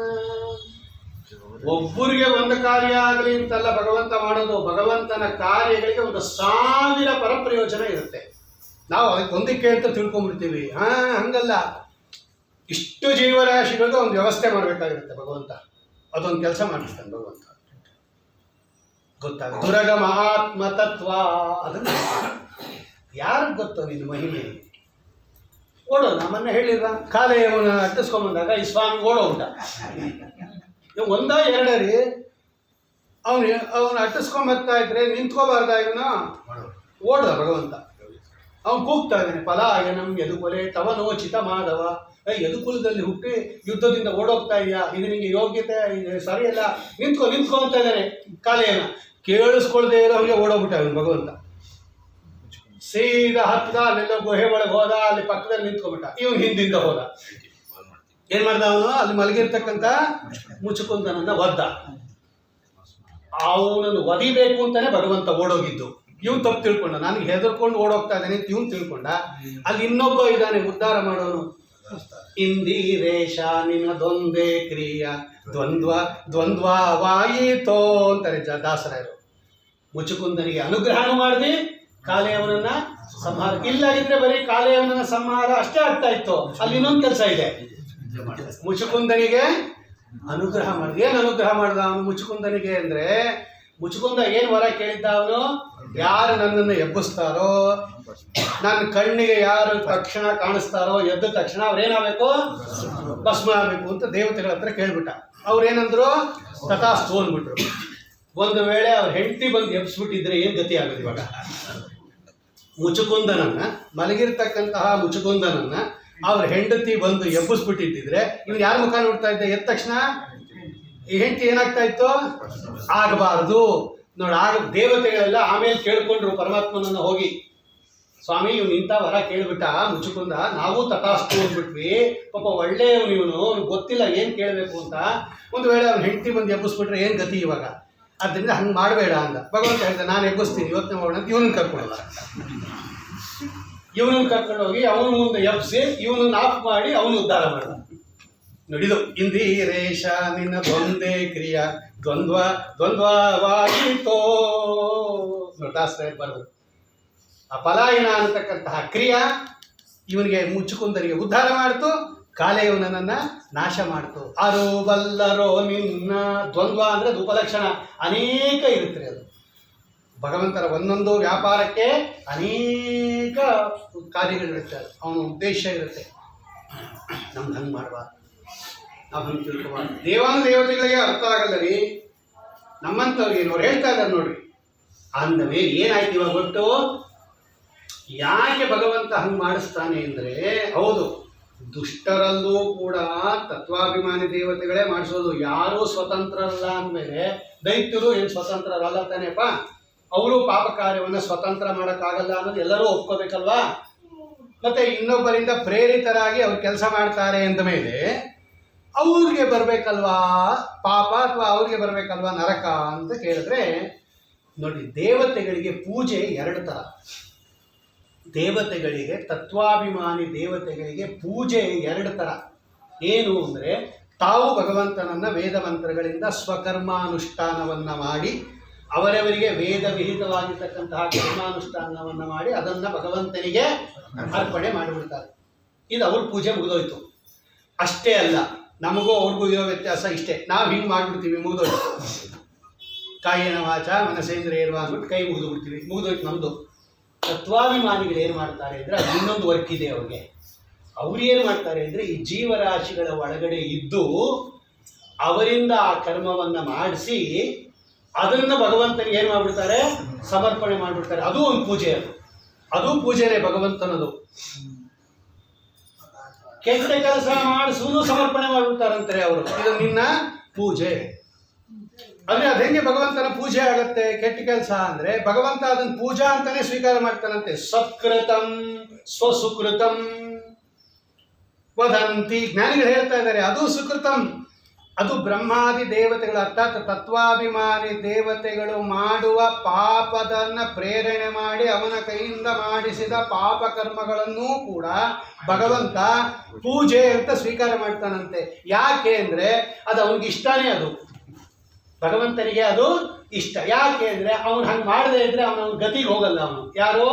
ಈ ತಮೋಯೋಗ್ಯ ಜೀವ. ಅವನ ಯೋಗ್ಯತಾನುಸಾರವಾಗಿ ಅವನು ಅದೇ ಕೆಲಸ ಮಾಡಬೇಕು, ಅವನು ಅದೇ ಸ್ಥಾನಕ್ಕೆ ಹೋಗಬೇಕು. ಇದು ಭಗವಂತನ ಇಚ್ಛಾ. ಅದಕ್ಕೆ ಇವರೇನು ಮಾಡ್ತಾರೆ? ಭಗವಂತನ ಅನುಗ್ರಹಕ್ಕೋಸ್ಕರವಾಗಿ ಅವನ ಕೈಯಿಂದ ನಿಲ್ಲಿಸಿ, ಅಂದರೆ ದುಷ್ಟರ ಒಳಗೆ ನಿಂತು ಬ್ರಹ್ಮಾದಿ ತತ್ವಾಭಿಮಾನಿ ದೇವತೆಗಳು ಮಾಡುವ ಅಸದಾಚರಣೆಯ ಪ್ರೇರಣೆ ಅನ್ನೋದು ಕೂಡ ಭಗವಂತ ಪೂಜಾತ್ವೇನ ಸ್ವೀಕಾರ ಮಾಡಿಬಿಡ್ತಾನಂತೆ. ಅದು ಪೂಜೆ. ಆದ್ದರಿಂದ ಅವ್ರಿಗೂ ಪಾಪ ಬರಲ್ಲ, ಅವರು ಭಗವಂತನ ಪೂಜೆ ಅಂತ ಮಾಡಿಬಿಡ್ತಾರೆ. ಅದೇನೋ ಆಗೋಯ್ತು. ಅವ್ರಿಗೆ ಯಾಕೆ ಪಾಪ ಬರಲ್ಲ? ಬ್ರಹ್ಮಾದಿ ದೇವತೆಗಳಿಗೆ ಅವ್ರು ತಾನೇ ಪ್ರೇರಕರು ಅಂದರೆ ಅವ್ರು ಪೂಜೆ ಅಂತ ಸಮರ್ಪಣೆ ಮಾಡಿಬಿಡ್ತಾರೆ. ಭಗವಂತ ಅದನ್ನು ಪೂಜಾ ಅಂತ ಸ್ವೀಕಾರ ಮಾಡಿಬಿಡ್ತಾನೆ. ಆದ್ದರಿಂದ ಅವರಿಗೆ ಪಾಪ ಬರಲ್ಲ. ಇಂದ್ರದೇವರಿಗೆ ಅದಕ್ಕೆ ಪಾಪ ಬರಲಿಲ್ಲ. ಅಹಲ್ಯಾಗಮನ ಮಾಡಿದ್ದಕ್ಕೆ ಇಂದ್ರದೇವರಿಗೆ ಯಾಕೆ ಪಾಪ ಬರಲಿಲ್ಲ ಅಂದ್ರೇನು? ಭಗವದಾಜ್ಞೆ ಅದು. ಗೌತಮ ಋಷಿಗಳ ಅಧಿಕ ಪುಣ್ಯವನ್ನು ಹರಾಸ ಮಾಡಕ್ಕೆ ಭಗವಂತನ ಆಜ್ಞೆಯಿಂದ ಮಾಡಿದವರು. ಸುಬ್ರಹ್ಮಣ್ಯೋಗಂ ಸುಬ್ರಹ್ಮಣ್ಯೋಗಂ ಸುಬ್ರಹ್ಮಣ್ಯೋಂ ಇಂದ್ರಾಗಚ್ಚ ಹರಿವಾಗಚ್ಚ ಮೇಧಾತಿತೆ ಮೇಷವರ್ಷಣ ಸ್ವಸ್ಯ ಮೇಲೆ ಕೌರಾವಸ್ಕಂದಿನ್ನ ಹಲ್ಯಾಯೇ ಜಾರ ಕೌಶಿಕ ಬ್ರಾಹ್ಮಣ ಗೌತಮ ಪುರಾಣ ಅರುಣಾಶ್ವಾಹ್ಯಾಗತ ವೇದ ಮಂತ್ರ ಹೇಳ್ತಾ ಇದೆ ಆ ಕಥೆಯನ್ನ. ಅಹಲ್ಯ ಜಾರ ಅಂತ ಟೈಟ್ಲ್ ಅವ್ರಿಗೆ. ಯಾರಿಗೆ? ಇಂದ್ರದೇವರಿಗೆ. ಯಾರನ್ನ ಇಂಥ ಟೈಟ್ಲ್ ಇಟ್ಕೋತಾರೆ ಲೋಕದಲ್ಲಿ? ಇಟ್ಕೊಂಡ್ರು. ವೇದ ಹೇಳ್ತಾ ಇದೆ. ಹೌದು, ಅವ್ರು ಭಗವಂತನ ಪ್ರೇರಣೆಯಿಂದ ನಾವು ಮಾಡಿದ್ದು. ಅವ್ರಿಗೂ ಏನೂ ಬರಲಿಲ್ಲ. ಸರಿ, ಅದೇನೋ ಆಯಿತು. ಇವರಿಗೆ ಯಾಕೆ ಬಂತು? ಇವರಿಗೆ ಯಾಕೆ ಬಂತು? ದೈತ್ಯರು ತತ್ವಾಭಿಮಾನಿ ದೇವತೆಗಳು ಪ್ರೇರಣೆ ಮಾಡಿದ್ದಕ್ಕಲ್ವಾ ದುಷ್ಟ ಕೆಲಸ ಮಾಡಿದ್ದು ದೈತ್ಯರು ಅಥವಾ ಕೆಟ್ಟ ಕೆಲಸ ಮಾಡೋರು. ಪಾಪ ಅವ್ರದ್ದೇನಿಲ್ಲ. ಅವ್ರಿಗೆ ಯಾಕೆ ಪಾಪ ಬಂತು ಅಂದರೆ ಅವ್ರು ಏನು ಮಾಡಿಬಿಡ್ತಾರಂತೆ ಅಂದರೆ, ನೋಡಿ, ಅನುಸಂಧಾನಕ್ಕೆ ಫಲ ಮಾಡಿದ್ದಕ್ಕಲ್ಲ. ಈ ದೈತ್ಯರು ಏನು ಮಾಡಿಬಿಡ್ತಾರೆ ಅಂದರೆ, ನಾನು ಸ್ವತಃ ಈ ಕೆಲಸ ಮಾಡಿದೆ ಅಂತ ಅನುಸಂಧಾನ ಮಾಡಿಬಿಡ್ತಾರೆ. ದೈತ್ಯರು ಪಾಪ ಕೆಲಸವನ್ನ ಮಾಡಿ ನಾನು ಸ್ವತಂತ್ರವಾಗಿ ಈ ಕೆಲಸ ಮಾಡಿದೆ ಅಂತ ಅನುಸಂಧಾನ ಮಾಡ್ತಾರೆ. ಅದಕ್ಕೆ ಅವ್ರು ನರ್ಕಕ್ಕೆ ಹೋಗೋದು ಒಂದು. ಆಮೇಲೆ ನಾ ಮಾಡ್ತಾ ಇರ್ತಕ್ಕಂಥದ್ದು ಪಾಪಕರ್ಮ ಅಂತ ಅವ್ರಿಗೆ ಅರಿವಿಲ್ಲ. ಇದು ಸರಿಯಾಗಿದೆ ಅಂತ ಸಮರ್ಥನೆ ಮಾಡ್ಕೋತಾರೆ. ನಾ ಮಾಡ್ತಾ ಇರೋದು ಸರಿಯಾಗಿದೆ ಅಂತ ಅನುಸಂಧಾನ ಮಾಡ್ತಾರೆ. ಅಷ್ಟೇ ಅಲ್ಲ, ನಾ ಮಾಡಿರ್ತಕ್ಕಂಥ ಸರಿಯಾದ ಕೆಲಸಕ್ಕೆ ಭಗವಂತ ನರಕ ಕೊಟ್ಬಿಟ್ಟ ಅಂತ ಅವನು ಬೇರೆ ಬೈತಾರೆ. ಇಷ್ಟು ಮಾಡೋ ತಪ್ಪಿಗೆ ಭಗವಂತ ಅವ್ರನ್ನ ಅಂಧನ್ ತಮಸ್ಕಾಗ್ತಾನಂತೆ. ಯದ್ಯಪಿ ಬ್ರಹ್ಮಾದಿ ದೇವತೆಗಳೇ ಮಾಡಿಸಿದ್ರು ಕೂಡ ಇವ್ರು ಯಾಕೆ ನರಕಕ್ಕೆ ಹೋಗ್ತಾರೆ? ಇವ್ರು ಹೋಗ್ಬಾರ್ದಪ್ಪ, ಇವ್ರದೇನು ತಪ್ಪಿಲ್ವಲ್ಲ ಅಂದರೆ ಇಷ್ಟು ಅನುಸಂಧಾನ ಮಾಡ್ಬಿಡ್ತಾರಂತವ್ರು. ಯಾರೋ ದೈತ್ಯರು. ಫಸ್ಟು ಮಾಡೋದೇನು? ಈ ಕೆಲಸ ನಾ ಮಾಡ್ತಾ ಇದ್ದೀನಿ ಅಂತ ಸ್ವತಂತ್ರ ಆರೋಪ ಮಾಡ್ಕೊಂಡು, ಸ್ವತಂತ್ರ ಕರ್ತೃತ್ವ ಆರೋಪ ಮಾಡ್ಕೊಂಡ್ಬಿಡ್ತಾರೆ ಇವರು. ನಮ್ಮಲ್ಲೂ ಮಾಡ್ಕೋತೀವಿ, ಅದು ಅವರು ಹಂಗೆ ಮಾಡ್ಕೊಂಡ್ಬಿಡ್ತಾರಂತೆ. ಸ್ವತಂತ್ರ ಕರ್ತೃತ್ವ ಆರೋಪ ಮಾಡ್ಕೊಂಡಿದ್ದಕ್ಕೆ ಒಂದು, ನಾ ಮಾಡ್ತಾ ಇರೋದೇ ಸರಿ ಅಂತಾರಂತೆ ಅವರು. ಇದು ಪಾಪಕರ್ಮ ಅಲ್ಲ, ನಾ ಮಾಡ್ತಾ ಇರೋದು ಸರಿ ಅಂತ ಸಮರ್ಥನೆ ಮಾಡ್ಕೋತಾರೆ. ಹಾಗೆ ಅನುಸಂಧಾನನೂ ಮಾಡ್ಬಿಡ್ತಾರೆ ಅಂತ ಒಂದು. ನಾ ಮಾಡಿರೋ ಸರಿ ಒಳ್ಳೆ ಕಾರ್ಯಕ್ಕೆ ಭಗವಂತ ನರಕ ಕೊಟ್ಬಿಟ್ನಲ್ಲ ಅಂತ ಅವನು ದ್ವೇಷ ಮಾಡ್ತಾರಂತೆ. ಈ ಭಗವದ್ ದ್ವೇಷ ಇದೆಯಲ್ಲ, ಇದರಿಂದಲೇ ಅವನು ಅಂತ ತೋರಿಸ್ಬೋದು. ಇದಕ್ಕೋಸ್ಕರ ಭಗವಂತ ಅವರನ್ನ ನಾವೇನ್ ಮಾಡ್ತಾರೆ ಜ್ಞಾನಿಗಳು? ನಾಹಂಕರ್ತ ಹರಿಕರ್ತ ಅಂತ ಅನುಸಂಧಾನ ಮಾಡ್ತಾರೆ.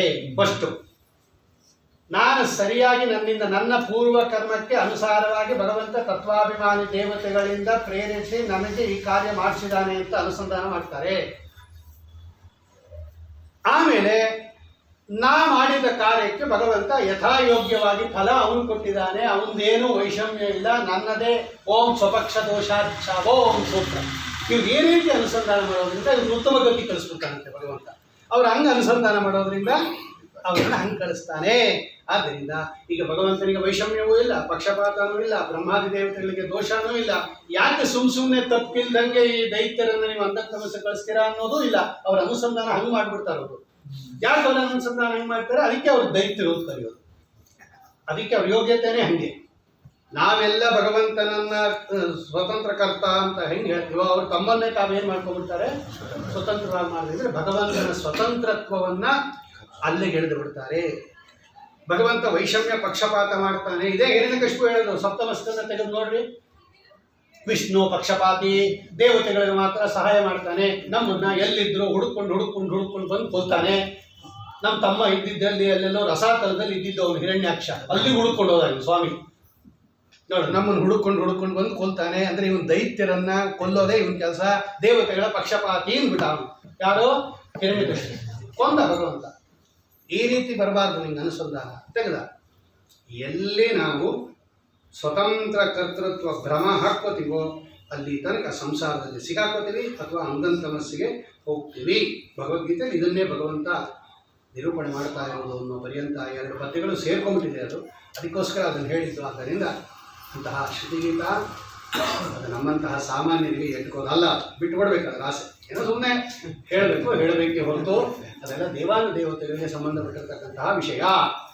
ದುರ್ಗಾದೇವಿ ಕೊಂಡಾಡ್ತಾ ಇದ್ದಾಳೆ ಅಂದರೆ ಅವ್ರಿಗೆ ಇನ್ನೆಷ್ಟು ಜ್ಞಾನ ಇರಬೇಕಲ್ಲಿ. ಹಗಲು ರಾತ್ರಿ ಭಗವಂತನ ಜೊತೆಯಲ್ಲಿ ಇದ್ದು ಭಗವಂತನಿಗೆ ಸೇವಾ ಮಾಡತಕ್ಕಂತಹ ಲಕ್ಷ್ಮೀದೇವಿಗೆ ಭಗವಂತನ ಮಹಿಮೆ ಗೊತ್ತಾದಂಗೆ ನಮ್ಮಂಥವ್ರಿಗೆಲ್ಲ ಗೊತ್ತಾಗ್ತದೆ. ಆದರೂ ಕೂಡ ಅಂತಹ ನಿರತಿಶಯ ಮಹಿಮಾವುಳ್ಳವನು ಭಗವಂತ ಅಂತನಾದರೂ ನಿನ್ನೆ ಹೇಳ್ದಂಗೆ ಸಮುದ್ರ ಸ್ನಾನ, ಭೂ ಪ್ರದಕ್ಷಿಣೆ ಅಂತ ಹೇಳಿ ಒಂದು ಹೆಜ್ಜೆ ಭೂಮಿ ಮೇಲೆ ಇಟ್ಟರು ಅದು ಭೂ ಪ್ರದಕ್ಷಿಣೆನೇ ಅದು. ಯಾಕಂದ್ರೆ ಭೂ ಅಲ್ವ, ನಾವು ಕಾಲಿಟ್ಟಿರೋ ಜಾಗ ಭೂತಾನೇ ಅದು, ಅದಕ್ಕೆ ಭೂ ಪ್ರದಕ್ಷಿಣೆ ಅಂದ್ಬಿಡೋದು. ಇಡೀ ಭೂಮಿ ಎಲ್ಲ ಅಂತ ನಾವೇನು ಹೇಳಿಲ್ಲ. ಹಾಗೆ ನಾವು ಕೂಡ ಯಥಾಶಕ್ತಿ ಆ ಉತ್ಕರ್ಷವಾಗ್ತಕ್ಕಂತಹ ಶ್ರುತಿ ಗೀತವನ್ನು ಚಿಂತನೆ ಮಾಡಬೇಕು ಅಂತ ಹೇಳ್ತಾ, ಇವತ್ತು ಇಬ್ಬರು ಹಿರಿಯ ವಿದ್ವಾಂಸರು ಬಂದಿರತಕ್ಕಂಥದ್ದು ನನ್ನ ಭಾಗ್ಯ. ಏಕೆಂದರೆ ಸಾಮಾನ್ಯ ಜನರಿಗೆ ಉಪನ್ಯಾಸ ಮಾಡೋದಕ್ಕೂ ವಿದ್ವಾಂಸರ ಜೊತೆ ಎದುರಿಗೆ ಉಪನ್ಯಾಸ ಮಾಡೋದು ಬಹಳ ಕಷ್ಟ ಇರುತ್ತೆ. ನಾನು ಹೇಳಿದಂಗೆ ಅವರು ಸಾವಿರಾರು ಬಾರಿ ಬ್ರಹ್ಮಸೂತ್ರ ಭಾಷ್ಯ ಓದಿರೋರು, ಬರೆದಿರೋರು. ನಾವು ಅಷ್ಟೆಲ್ಲ ಕೇಳಿದೀವೋ ಇಲ್ವೋ ಅದನ್ನ ಹೆಸರು.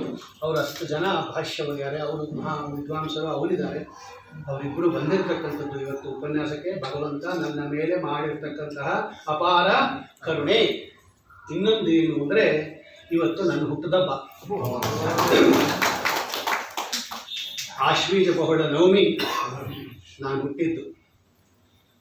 ಹುಟ್ಟದಬ್ಬ ನಮ್ಮ ಮನೇಲಿ ಸಾಮಾನ್ಯವಾಗಿ ನರಕ ಚತುರ್ದಶಿ ದಿವಸ ಮಾಡಿಬಿಡ್ತಾರೆ. ಹಿಂದಿಂದ ನನ್ನ ಮೇಲೆ ಹಾಗೆ ಹೇಗಿದ್ರು ಮುಂದೆ ಮತ್ತೆ ಹೆಚ್ಚು ಮಾಡೋದು ಅಂತ ನಮ್ಮಲ್ಲಿ ಅಲ್ವಾ. ಹುಟ್ಟದಬ್ಬ ಹೆಚ್ಚಿಸಿ ಮಾಡಬೇಕು ಅಂದ್ಬಿಟ್ಟು ಹೇಗಿದ್ರು ಇನ್ನೊಂದು 5 ವಾರಕ್ಕೆ ನರಕ ಚತುರ್ದಶಿ ಬರುತ್ತೆ. ಅವತ್ತೇ ನರಕ ಚತುರ್ದಶಿ ದಿವಸ ನನ್ನ ಹುಟ್ಟದಬ್ಬ ಮಾಡೋದು. ಆದರೆ ಭಗವಂತ ಇವತ್ತು ನನ್ನ ಹುಟ್ಟದಬ್ಬ ಇವತ್ತೇ ಮಾಡಿಸ್ಬಿಟ್ಟಿದ್ದಾನೆ ಇವರಿಬ್ಬರನ್ನು ಕರೆಸೋದ್ರ ಅಂತ ಒಂದು. ಇನ್ನೊಂದು ಏನು ಅಂದರೆ ಇವತ್ತು ಚಂದ್ರಿಕಾ ಪಾಠದಲ್ಲಿ ಬೆಳಗ್ಗೆ ಚಂದ್ರಿಕಾಕ್ಕೆ ಪಾಠಕ್ಕೆ ಬರ್ತಾರೆ ಹುಡುಗರು, ಶುಕ್ರವಾರ ಬರ್ತಾರೆ. ಆ ಚಂದ್ರಿಕಾ ಪಾಠದಲ್ಲಿ ಇವತ್ತೊಂದು ಏನು ವಿಶೇಷ ಅಂದರೆ, ನಿಮಗೆಲ್ಲ ಗೊತ್ತಿರಬೇಕು, ಚಂದ್ರಿಕಾಕ್ಕೆ ಭಾಷ್ಯ ಭಾನುಪ್ರಭಾ ಅಂತ ಒಂದು ಖಂಡನ ಗ್ರಂಥ ಬಂದಿದೆ. ಅದ್ವೈತಿಗಳು ಬರೆದಿರ್ತಕ್ಕಂಥ ಒಂದು ಖಂಡನ ಗ್ರಂಥ ಅದು. ತಾತ್ಪರ್ಯ ಚಂದ್ರಿಕಾ ಗ್ರಂಥಕ್ಕೆ, ವ್ಯಾಸರಾಜರಿಂದ ರಚಿತವಾದ ತಾತ್ಪರ್ಯ ಚಂದ್ರಿಕಾ ಗ್ರಂಥಕ್ಕೆ, ಚಂದ್ರಿಕಾದಲ್ಲಿ ವ್ಯಾಸರಾಜರು ಏನು ಪರವಾದಿಗಳ ಮೇಲೆ ಆಕ್ಷೇಪ ಮಾಡಿದ್ದಾರೆ ಅದನ್ನು ಖಂಡನೆ ಮಾಡಿ ಭಾಷ್ಯ ಭಾನುಪ್ರಭಾ ಅಂತ ಒಂದು ಗ್ರಂಥವನ್ನು 2 ವರ್ಷದ ಹಿಂದೆ ಬಿಡುಗಡೆ ಮಾಡಿದ್ದಾರೆ. ಶೃಂಗೇರಿ ವಿದ್ಯಾಪೀಠದಿಂದ ಮಾಡಿದ್ದಾರೆ. ಸ್ವತಃ ಸ್ವಾಮಿಗಳೇ ನಿಂತು ಮಾಡಿಸಿದ್ದಾರೆ. ಇರಲಿ, ಸಂತೋಷ. ಖಂಡನ ಮಂಡನ ಗ್ರಂಥಗಳು ಅನಾದಿ ಕಾಲದಿಂದ ಬರ್ತಾ ಇರುತ್ತೆ, ಅದಕ್ಕೆಲ್ಲ ನಾವು ಅಬ್ಜೆಕ್ಟ್ ಮಾಡ್ತಾ ಇರೋದು. ಇವತ್ತು ಚಂದ್ರಿಕಾ ಪಾಠದಲ್ಲಿ ಅತೃತ್ವಾಧಿಕರಣ ಅಂತ ಒಂದು ಅಧಿಕರಣ ಇದೆ. ಓಂ ಅತ್ತಾಚರಾಚರ ಗ್ರಹಣಾತ್ ಅಂತ. ಆ ಅತ್ತಾಚರಾಚರ ಗ್ರಹಣಾತ್ ಅನ್ನೋದು ಇವತ್ತು ಮುಕ್ತಾಯ ಆಯಿತು. ನಾವು ಹುಡುಗರು ಪಾಠ ಹೇಳ್ತಾ ಇದ್ದೆ. ಆ ಮುಕ್ತಾಯ ಆದಾಗ ಕಡೆಯಲ್ಲಿ ಚಂದ್ರಿಕಾಚಾರ್ಯರು ಪರವಾದಿಗಳು ಹಿಂಗೆ ಹೇಳಿದ್ದಾರೆ, ಇದು ತಪ್ಪು ಇದು ತಪ್ಪು ಅಂತ ಹೇಳಿದ್ದಾರೆ.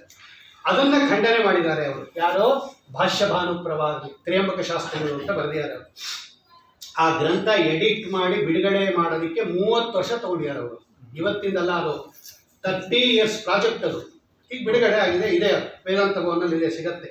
ಇಷ್ಟಪ್ಪ ಪುಸ್ತಕ ಇದೆ. ಅಷ್ಟು ಮಾಡಿದ್ದಾರೆ, A to Z ಮಾಡಿದ್ದಾರೆ ವೇದ ಚಂದ್ರಿಕಾ. ಅದನ್ನು ಹೇಳೋವಾಗ ಒಂದೆರಡು ವಿಷಯಗಳನ್ನು ನಮ್ಮ ಹುಡುಗರಿಗೂ ಹೇಳಿದ್ದೆ ನಾನು. ಅಂದರೆ ಇವತ್ತಿಂದ ಏನು ಮಾಡಿದೆ ಅಂದರೆ, ಆ ಭಾಷ್ಯ ಭಾನುಪ್ರಭಾನು ಸೇರಿಸಿ ಪಾಠ ಮಾಡಿಬಿಟ್ಟೆ. ಇವತ್ತು ಚಂದ್ರಿಕಾಚಾರ್ಯ ಹಿಂಗೆ ಹೇಳ್ತಾರೆ, ಇದರ ಮೇಲೆ ಆಕ್ಷೇಪ ಹಿಂಗೆ ಬಂದಿದೆ ಅಂತ ಆಕ್ಷೇಪವನ್ನು ಹೇಳಿ ಅದಕ್ಕೆ ಏನು ಖಂಡನೆ ಮಾಡಬೇಕು ಅಂತ ನನಗೆ ಎಷ್ಟು ತೋರಿಸುತ್ತೋ ಅದನ್ನು ಹೇಳ್ಬಿಟ್ಟೆ ಇವತ್ತು. ಇದೇ ಹುಟ್ಟದ ಗಿಫ್ಟ್ ಇದು. ಅಂದರೆ ಪರಮತವನ್ನು ನಿರಾಕರಣೆ ಮಾಡೋದಕ್ಕೆ ಬಂದಿದೆಯಲ್ಲ ಈ ವೈಷ್ಣವ ಜನ್ಮ, ಒಂದು ಅಕ್ಷರ ಖಂಡನೆ ಮಾಡಿದ್ರು ಸಾಕು, ಸಾರ್ಥಕ ಆಯಿತು. ನಾವು ಹುಟ್ಟಿರ್ತಕ್ಕಂಥದ್ದು ಬೆಳಗ್ಗೆ ಹುಟ್ಟಬ್ಬ ಹಂಗಾಯಿತು, ಸಾಯಂಕಾಲ ಹುಟ್ಟಬ್ಬ. ಇವರಿಬ್ಬರು ಜ್ಞಾನಿಗಳು, ನಾವು ಬರಕಿನ ಮುಂಚೆನೇ ಇವರಿಬ್ಬರು ಬಂದ್ಬಿಟ್ಟಿದ್ರು. ಸ್ವಾಮಿ ರೆಡಿ ಮಾಡಿ ಕೊಡಿಸ್ಬಿಟ್ಟಿದ್ದ ನಿಮಗೆ ಬರ್ತ್ಡೇ ಗಿಫ್ಟ್ ಅಂತ. ಅಂತಹ ಇಬ್ಬರು ವಿದ್ವಾಂಸರ ಎದುರಿಗೆ ಯಥಾಶಕ್ತಿ ಏನು ನಿರೂಪಣೆ ಮಾಡಿದ್ದೀನಿ. ಇನ್ನು ಉಳಿದ ಆಯಸ್ಸು ಎಷ್ಟು ಕೊಟ್ಟಿಯಾನು ಭಗವಂತ ಇದೇ ರೀತಿ ಪಾಠ ಪ್ರವಚನ, ಭಗವಂತನ ಪೂಜಾ, ದೊಡ್ಡವರ ಸತ್ಕಾರ, ದೊಡ್ಡವರ ಸೇವಾದಲ್ಲೇ ಭಗವಂತ ಇಟ್ಟು ನಮ್ಮನ್ನು ಕಡೆಯ ತನಕ ಇಟ್ಟು ಅನುಗ್ರಹ ಮಾಡಿ, ಕಡೆ ದಿವಸವೂ ಕೂಡ ಭಗವಂತನ ಪೂಜೆ ಮಾಡಿ ಪ್ರವಚನ ಮಾಡಿ ಪ್ರಾಣ ಬಿಡಬೇಕು. ಅಷ್ಟೇ ನಾನು ಕೇಳ್ಕೊಂಡು ಎಷ್ಟು ಕೊಟ್ಬಿಡು ಸಾಕು. ಕಡೆಯ ದಿವಸವೂ ಕೂಡ ಅದೆರಡು ಕೆಲಸ ಮಾಡಿಸಿ ನನ್ನನ್ನು ಕರ್ಕೊಂಡ್ಬಿಡು, ಅಷ್ಟೇ ನಾನು ಕೇಳೋದು. ಎಲ್ಲರೂ ಒಂದಿನ ಹೋಗಲೇಬೇಕಲ್ವ ಸ್ವಾಮಿ. ಆ ಕಡೆಯ ದಿವಸವೂ ಕೂಡ ಸಾಲಿಗ್ರಾಮ ಸ್ಪರ್ಶ ಮಾಡಿಸಿ, ಒಂದು ಪಾಠ ಹೇಳಿಸಿ, ಪ್ರವಚನ ಮಾಡಿಸಿ, ನಿನ್ನ ಪಾದಾರವಿಂದಗಳಿಗೆ ಕರ್ಕೊಂಡ್ಬಿಡು ಅಂತ ಭಗವಂತನನ್ನು ಪ್ರಾರ್ಥನೆ ಮಾಡ್ತಾ, ಇಷ್ಟು ದಿವಸ ಮೆರೆಸಿದ್ದು ನೀನೇ, ನಂದೇನೂ ಇಲ್ಲ ಅಂತ ಅವನ ಪಾದಾರವಿಂದಗಳಲ್ಲಿ ಸ್ಮರಣೆ ಮಾಡಿ ಒಟ್ಟು ರಾಜನಂತೆ ಮೆರೆಸಿದ್ದಾನೆ. ನಾನು ಅದಂತೂ ನಿಜ. ನನ್ನ ಜೀವನದಲ್ಲಿ ನಾನು ಕಷ್ಟನೇ ನೋಡಿದ್ದಾರೆ. 65 ವರ್ಷ ನನಗೆ. 65 ವರ್ಷ ನೆನ್ನೆ ಮುಗಿದು ಇವತ್ತು ನಾಳೆಯಿಂದ 66ನೇ ವರ್ಷ. ನಮ್ಮ 60 ವರ್ಷ ಶಾಂತಿಗೆಲ್ಲ ಬಂದಿದ್ರು ಇವರು 5 ವರ್ಷದ ಹಿಂದೆ. 65 ವರ್ಷ ಆಗಿ ನಾಳೆಯಿಂದ 66ನೇ ವರ್ಷ. ಒಂದು ದಿವಸ ಭಗವಂತ ಅವನ ಅನುಗ್ರಹದಿಂದ ನನಗೆ ಜೀವನದಲ್ಲಿ ಕಷ್ಟ ಅಂತಾನೆ ತೋರಿಸಿಲ್ಲ. ಸುಖವಾಗಿಟ್ಟಿದ್ದಾನೆ. 65 ವರ್ಷ ಸುಖವಾಗಿಟ್ಟಿದ್ದಾನೆ ನನ್ನನ್ನು. ಆ ಸ್ವಾಮಿಯ ಕಾರುಣ್ಯಕ್ಕೆ ಎಷ್ಟು ನಾವು ಬೆಲೆ ಕೊಡೋಕ್ಕಾಗುತ್ತೆ. ಎಂಥ ಕರುಣಾಶಾಲಿ. ಇಷ್ಟು ವರ್ಷ ಇದೇ ರೀತಿ ಪಾಠ, ಪ್ರವಚನ, ಸುಧಾ, ಮಂಗಳ, ಪೂಜೆ, ಪುನಸ್ಕಾರ 8 ವರ್ಷದವನಿದ್ದಾಗಿಂದ ನಾನು ರಾಯರ ಆಶ್ರಯದಲ್ಲಿ ಬೆಳೆದವನು, ಮಂತ್ರಾಲಯ ಪ್ರಭುಗಳ ಆಶ್ರಯದಲ್ಲಿ ಬೆಳೆದವನು. ನನ್ನ ತಂದೆ ಜೊತೆ ಬೆಣ್ಣೆಗೋವಿಂದ ಪಶ್ಚಿಮದಲ್ಲಿ ಇವರೆಲ್ಲ ನೋಡಿ ಕೇಳ್ರಿ, ಅವ್ರ ತಾಯಿ ನೋಡಿದ್ದಾರೆ, ಅವರು ಅಲ್ಲೇ ಇದ್ದವರು. ಅವರು 8 ವರ್ಷ ಆಗಿದ್ದಾಗ ನಾನು ನಮ್ಮ ತಂದೆ ಜೊತೆ ಬೆಣ್ಣೆಗೋವಿಂದ ಪಶ್ಚಿಮದಲ್ಲಿ ತೀರ್ಥ ಕೊಡ್ತಾ ಕೂತಿರ್ತಾ ಇದ್ದೆ. ರಾಯರ ಮುಂದೆ ಕೂತಿರ್ತಾ ಇದ್ದೆ ತೀರ್ಥ ಕೊಟ್ಟು. ಆವಾಗಿಂದ ಮಂತ್ರಾಲಯ ಪ್ರಭುಗಳ ವೃಂದಾವನ ದರ್ಶನ, ಅವರ ಸ್ತೋತ್ರ, ಅದು ಹೆಂಗೆ ಬರ್ತಾ ಇತ್ತು ಆ ಚಿಕ್ಕ ವಯಸ್ಸಿನಲ್ಲಿ ಅದು ಬೇರೆ ವಿಷಯ.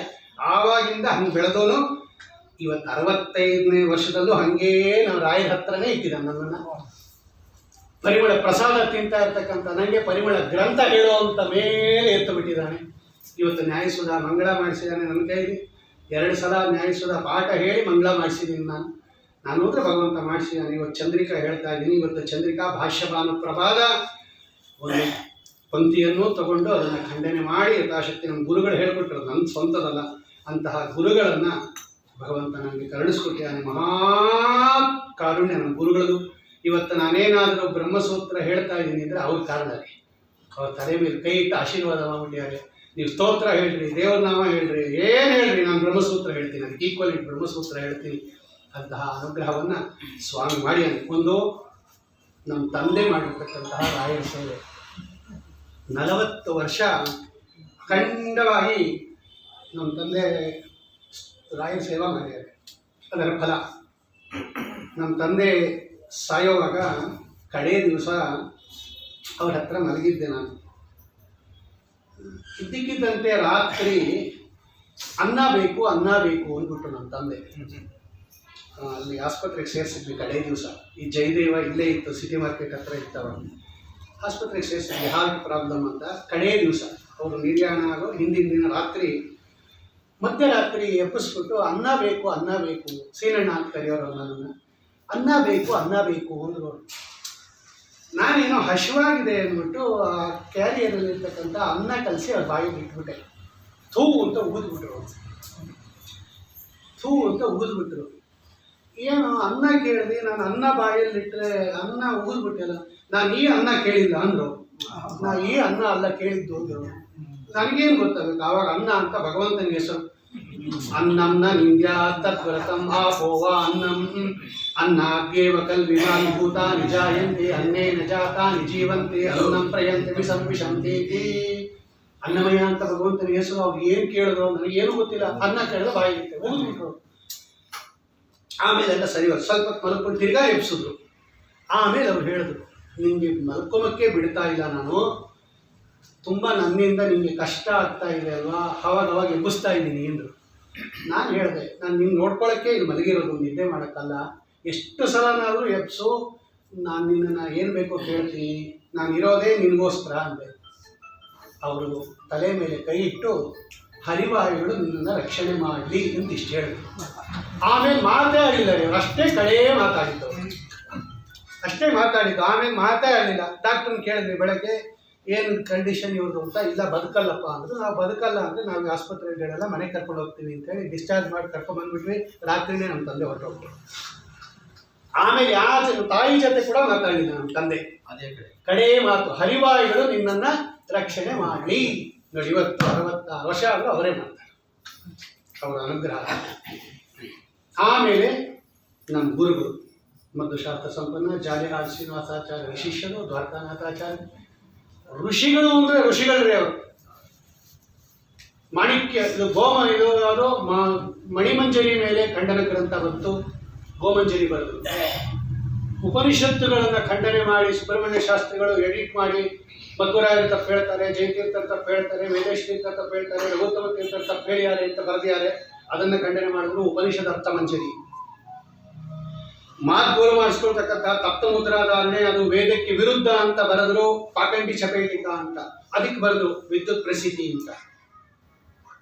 ದ್ವಾಂತ ನಿರಾಸ ಅಂತ ಬಂದಿದೆ. ಈಗ ಜಯತೀರ್ಥರ ನ್ಯಾಯಸುಧಾ ಗ್ರಂಥದ ಮೇಲೆ ನಮ್ಮ ಗುರುಗಳು ಸಮಗ್ರ ಖಂಡನೆ ಬರೆದಿದ್ದಾರೆ. ಸಮಗ್ರ ದ್ವಾಂತ ನಿರಾಸಕ್ಕೆ ಖಂಡನೆ ಬರೆದಿದ್ದಾರೆ.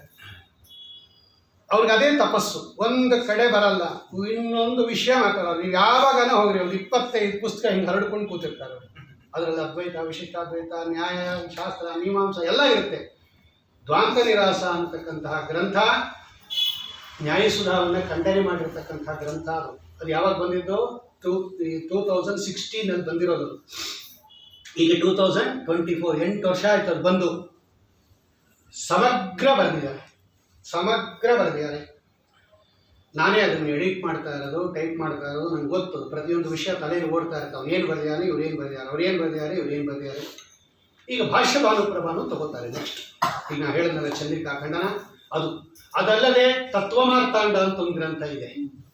ಚಂದ್ರಿಕಾಕ್ಕೆ ವಿಶಿಷ್ಟಾದ್ವೈತಿಗಳು ಬರೆದಿರೋ ಗ್ರಂಥ ಅದೊಂದು 50 ವರ್ಷದಿಂದ ಇದೆ ಪೆಂಡಿಂಗ್. ಅದಕ್ಕೆ ಬರೀತಾ ಇದ್ದಾರೆ ನಮ್ಮ ಗುರುಗಳು. ಈ ಖಂಡನ ಗ್ರಂಥ ಬರೆಯೋದಿದಲ್ಲ ರೀ, ಇದು ಸಾಮಾನ್ಯ ಜನರಿಗೆ ಆಗಲ್ಲ. ಇದು ಸಾಮಾನ್ಯ ಜನರಿಗೆ ಆಗೋದೇ ಇಲ್ಲ. ಅಂತಹ ದೊಡ್ಡ ಜ್ಞಾನಿಗಳ ಸಹವಾಸವನ್ನು ಭಗವಂತ ನಂಗೆ ಕೊಟ್ಬಿಟ್ಟ. ಅವರ ಶಿಷ್ಯತ್ವವನ್ನು ನಂಗೆ ಕೊಟ್ಬಿಟ್ಟ.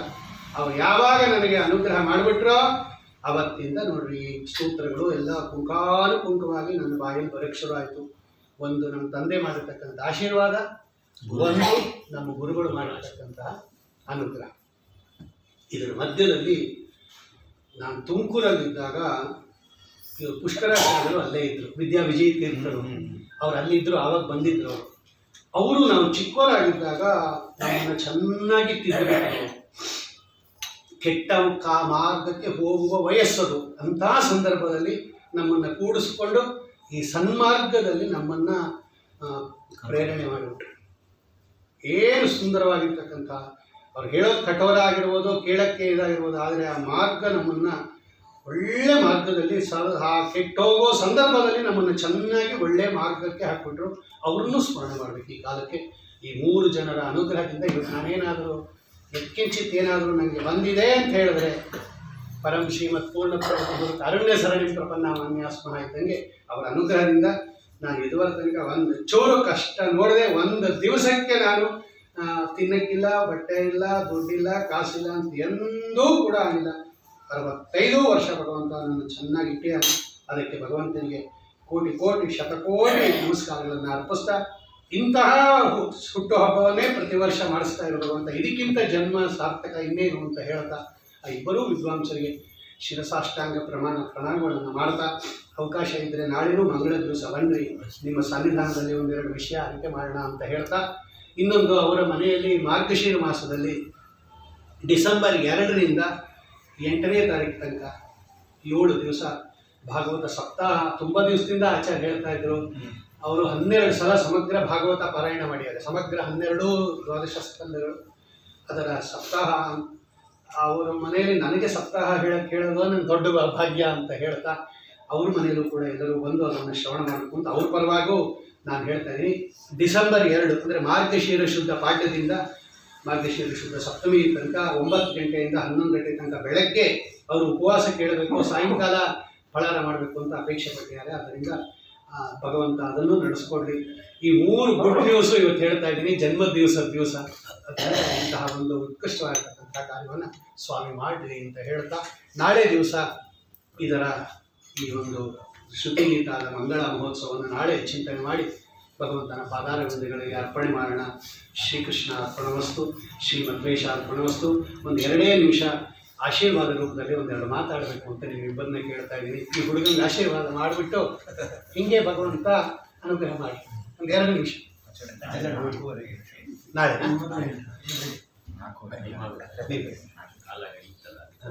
ಆಯ್ತು, 1-2 ನಿಮಿಷ ಆಶೀರ್ವಾದ ರೂಪ 1-2 ಮಾತಾಡೋದು ಸಾಕು.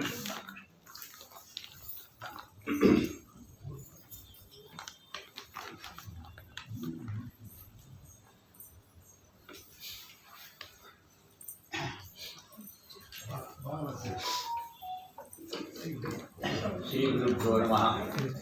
ಕಲ್ಯಾಣಾದ್ವಯಾಶ್ರಯ ಕಾಮಿದಾರ್ಥಪ್ರದಾಯಿನಿ ಶ್ರೀಮದ್ ವೆಂಕಟನಾಥಾಯ ಶ್ರೀನಿವಾಸಾಯ ತೇ ನಮಃ. ಆಚಾರ್ಯರಿಗೆ ನನಗೆ ಮಾತಾಡೋದು ಹೇಳೋದು ನನ್ನದು ಯೋಗ್ಯತೆಯೇ ಅಲ್ಲ ಅಂತ ದೇವರಲ್ಲಿ ನಿಂತು ನುಡಿಸಿದ್ದಾರೆ. ಅದು ಅವ್ರು ಹುಟ್ಟಿದಬ್ಬ ದಿವಸ ನಾನು ಒಂದು ಮಾತು ಹೇಳ್ಬೇಕಂದ್ರೆ ಇವ್ರು ಹೇಳೋ ಭಾಗವತ ನಾನು 25 ಸಲ ಕೇಳಿದ್ದೀನಿ ರೀ. ಸಪ್ತಾಹ ದೇವ್ರ ಮುಂದೆ ಕೂಡೋದು ಆನ್ ಮಾಡೋದು, ದಿವಸ 2 ಅಧ್ಯಾಯ ಕೇಳಿ ಪೂಜೆ ಮುಗಿಸ್ತೀನಿ. ದೇವರಿಗೆ ಹೇಳೋ ಮಂತ್ರ ಎಲ್ಲ ಹೇಳಿಬಿಟ್ಟು ಇದು ಕೇಳ್ತಾ ಪೂಜೆ ಮಾಡೋದು. ಅದು ಎಷ್ಟು ನಾನು ಕೇಳಿ ಸಂತೋಷ ಆಗಿದೆ ಅಂದರೆ, ನಮಗೆ ಯಾರಿಗೂ ಭಾಗವತ ಅಂದರೆ ಏನೂ ಗೊತ್ತೇ ಆಗಲ್ಲ. ಗುರುಗಳ ಮಾತಿಂದ ಅದು ಎಷ್ಟು ನಮಗೆ ಅರ್ಥ ಆಗಿದೆ ಅಂದರೆ ಅದು ಬಿಡಲಿಕ್ಕೆ ಆಗ್ತಾಯಿಲ್ಲ. ದೇವರು ಅದೇ ಥರ ಬುದ್ಧಿ ಒಳ್ಳೆಯದು ಮಾಡಿದ್ದು. ಇದರಲ್ಲಿ ನಮ್ಮ ತಂದೆಯವರು ಸತ್ಯಧ್ಯಾನರಲ್ಲಿ ಓದಿದವರು, ರಾಜಮಠ ಪೀಠಾಧಿಪತಿ ಅವರೇ 3 ವರ್ಷದಿಂದ ಅವ್ರನ್ನ ಬೆಳೆಸಿದವರು. ಅವರಲ್ಲೇ ಸುಧಾಪಾಠ ಓದಿದವರು. ಜಾಲಹಳ್ಳಿ ಶ್ರೀನಿವಾಸಾಚಾರ್ಯ ನಮ್ಮ ತಂದೆ ಕ್ಲಾಸ್ಮೇಟು. ಅಂಥ ಮಹಾನುಭಾವರು ಋತುರಾಜ ಮಠಕ್ಕೆ ಎಂಟೈರ್ ಆಲ್ ಇಂಡಿಯಾ ಪವರ್ ಕೊಟ್ಟಿದ್ದರು ಸತ್ಯಧ್ಯಾನರವರಿಗೆ. ಅಂಥದ್ರಲ್ಲಿ ನಾವು ಇವ್ರು ಕೇಳಿ ನೋಡಬೇಕು ಅಂದ್ಕೊಂಡು ಆಚಾರ್ಯ ಮನೆಗೆ ಬಂದೆ. ಆಚಾರ್ಯ ಹೇಳಿದೆ, ಏನು ನೀವು ಭಾಗವತ ಹೇಳ್ತಾರೆ ಅವರು, ಅವ್ರನ್ನ ಭೇಟಿ ಆಗಬೇಕಲ್ಲ, ನಾನು ನೋಡೇ ಇಲ್ಲ ಅಂದೆ. ನಾನೇ ಹೋಗ್ತಾ ಇದ್ದೀನಿ ಬನ್ನಿ ಅಂದರು. ದೇವರು ನನಗೆ ಅವತ್ತು ಅವ್ರನ್ನ ಭೇಟಿ ಮಾಡಿಸಿದ್ದಾರೆ. ಅವ್ರು ಹುಟ್ಟಿದಬ್ಬ ದಿವಸ ನಮಗೆ ಮಾತಾಡೋದಕ್ಕೆ ದೇವರಲ್ಲಿ ಪ್ರಾರ್ಥನೆ ಮಾಡ್ತೇನೆ. ಅವರು ಹೀಗೆ ಮುಂದೆ ಬರೆಸಿ ನಮ್ಮೆಲ್ಲರಿಗೂ ಆಶೀರ್ವಾದ ಮಾಡಲಿ ಅಂತ ಬೇಡ್ಕೊಂಡು ಯಥಾಶಕ್ತಿಯಿಂದ ನಾನು ಸತ್ಯಧ್ಯಾನರಿಗೂ ಬೇಡ್ಕೊಳ್ತೀನಿ. ಶ್ರೀಮಂತ ಪರಮ ನಮ್ಮಲ್ಲಿರೋ ದೇವರು, ಅವರಲ್ಲಿರೋ ದೇವರು ಎಲ್ಲರಿಗೂ ಬೇಡ್ಕೊಂಡು ಅವ್ರಿಗೆ ಒಳ್ಳೆಯದೇ ಆಗಲಿ. ಶ್ರೀಕೃಷ್ಣ ಆಶೀರ್ವಾದ ಇರಲಿ, ಸದಾ ಇರಲಿ. ಆಯ್ತು.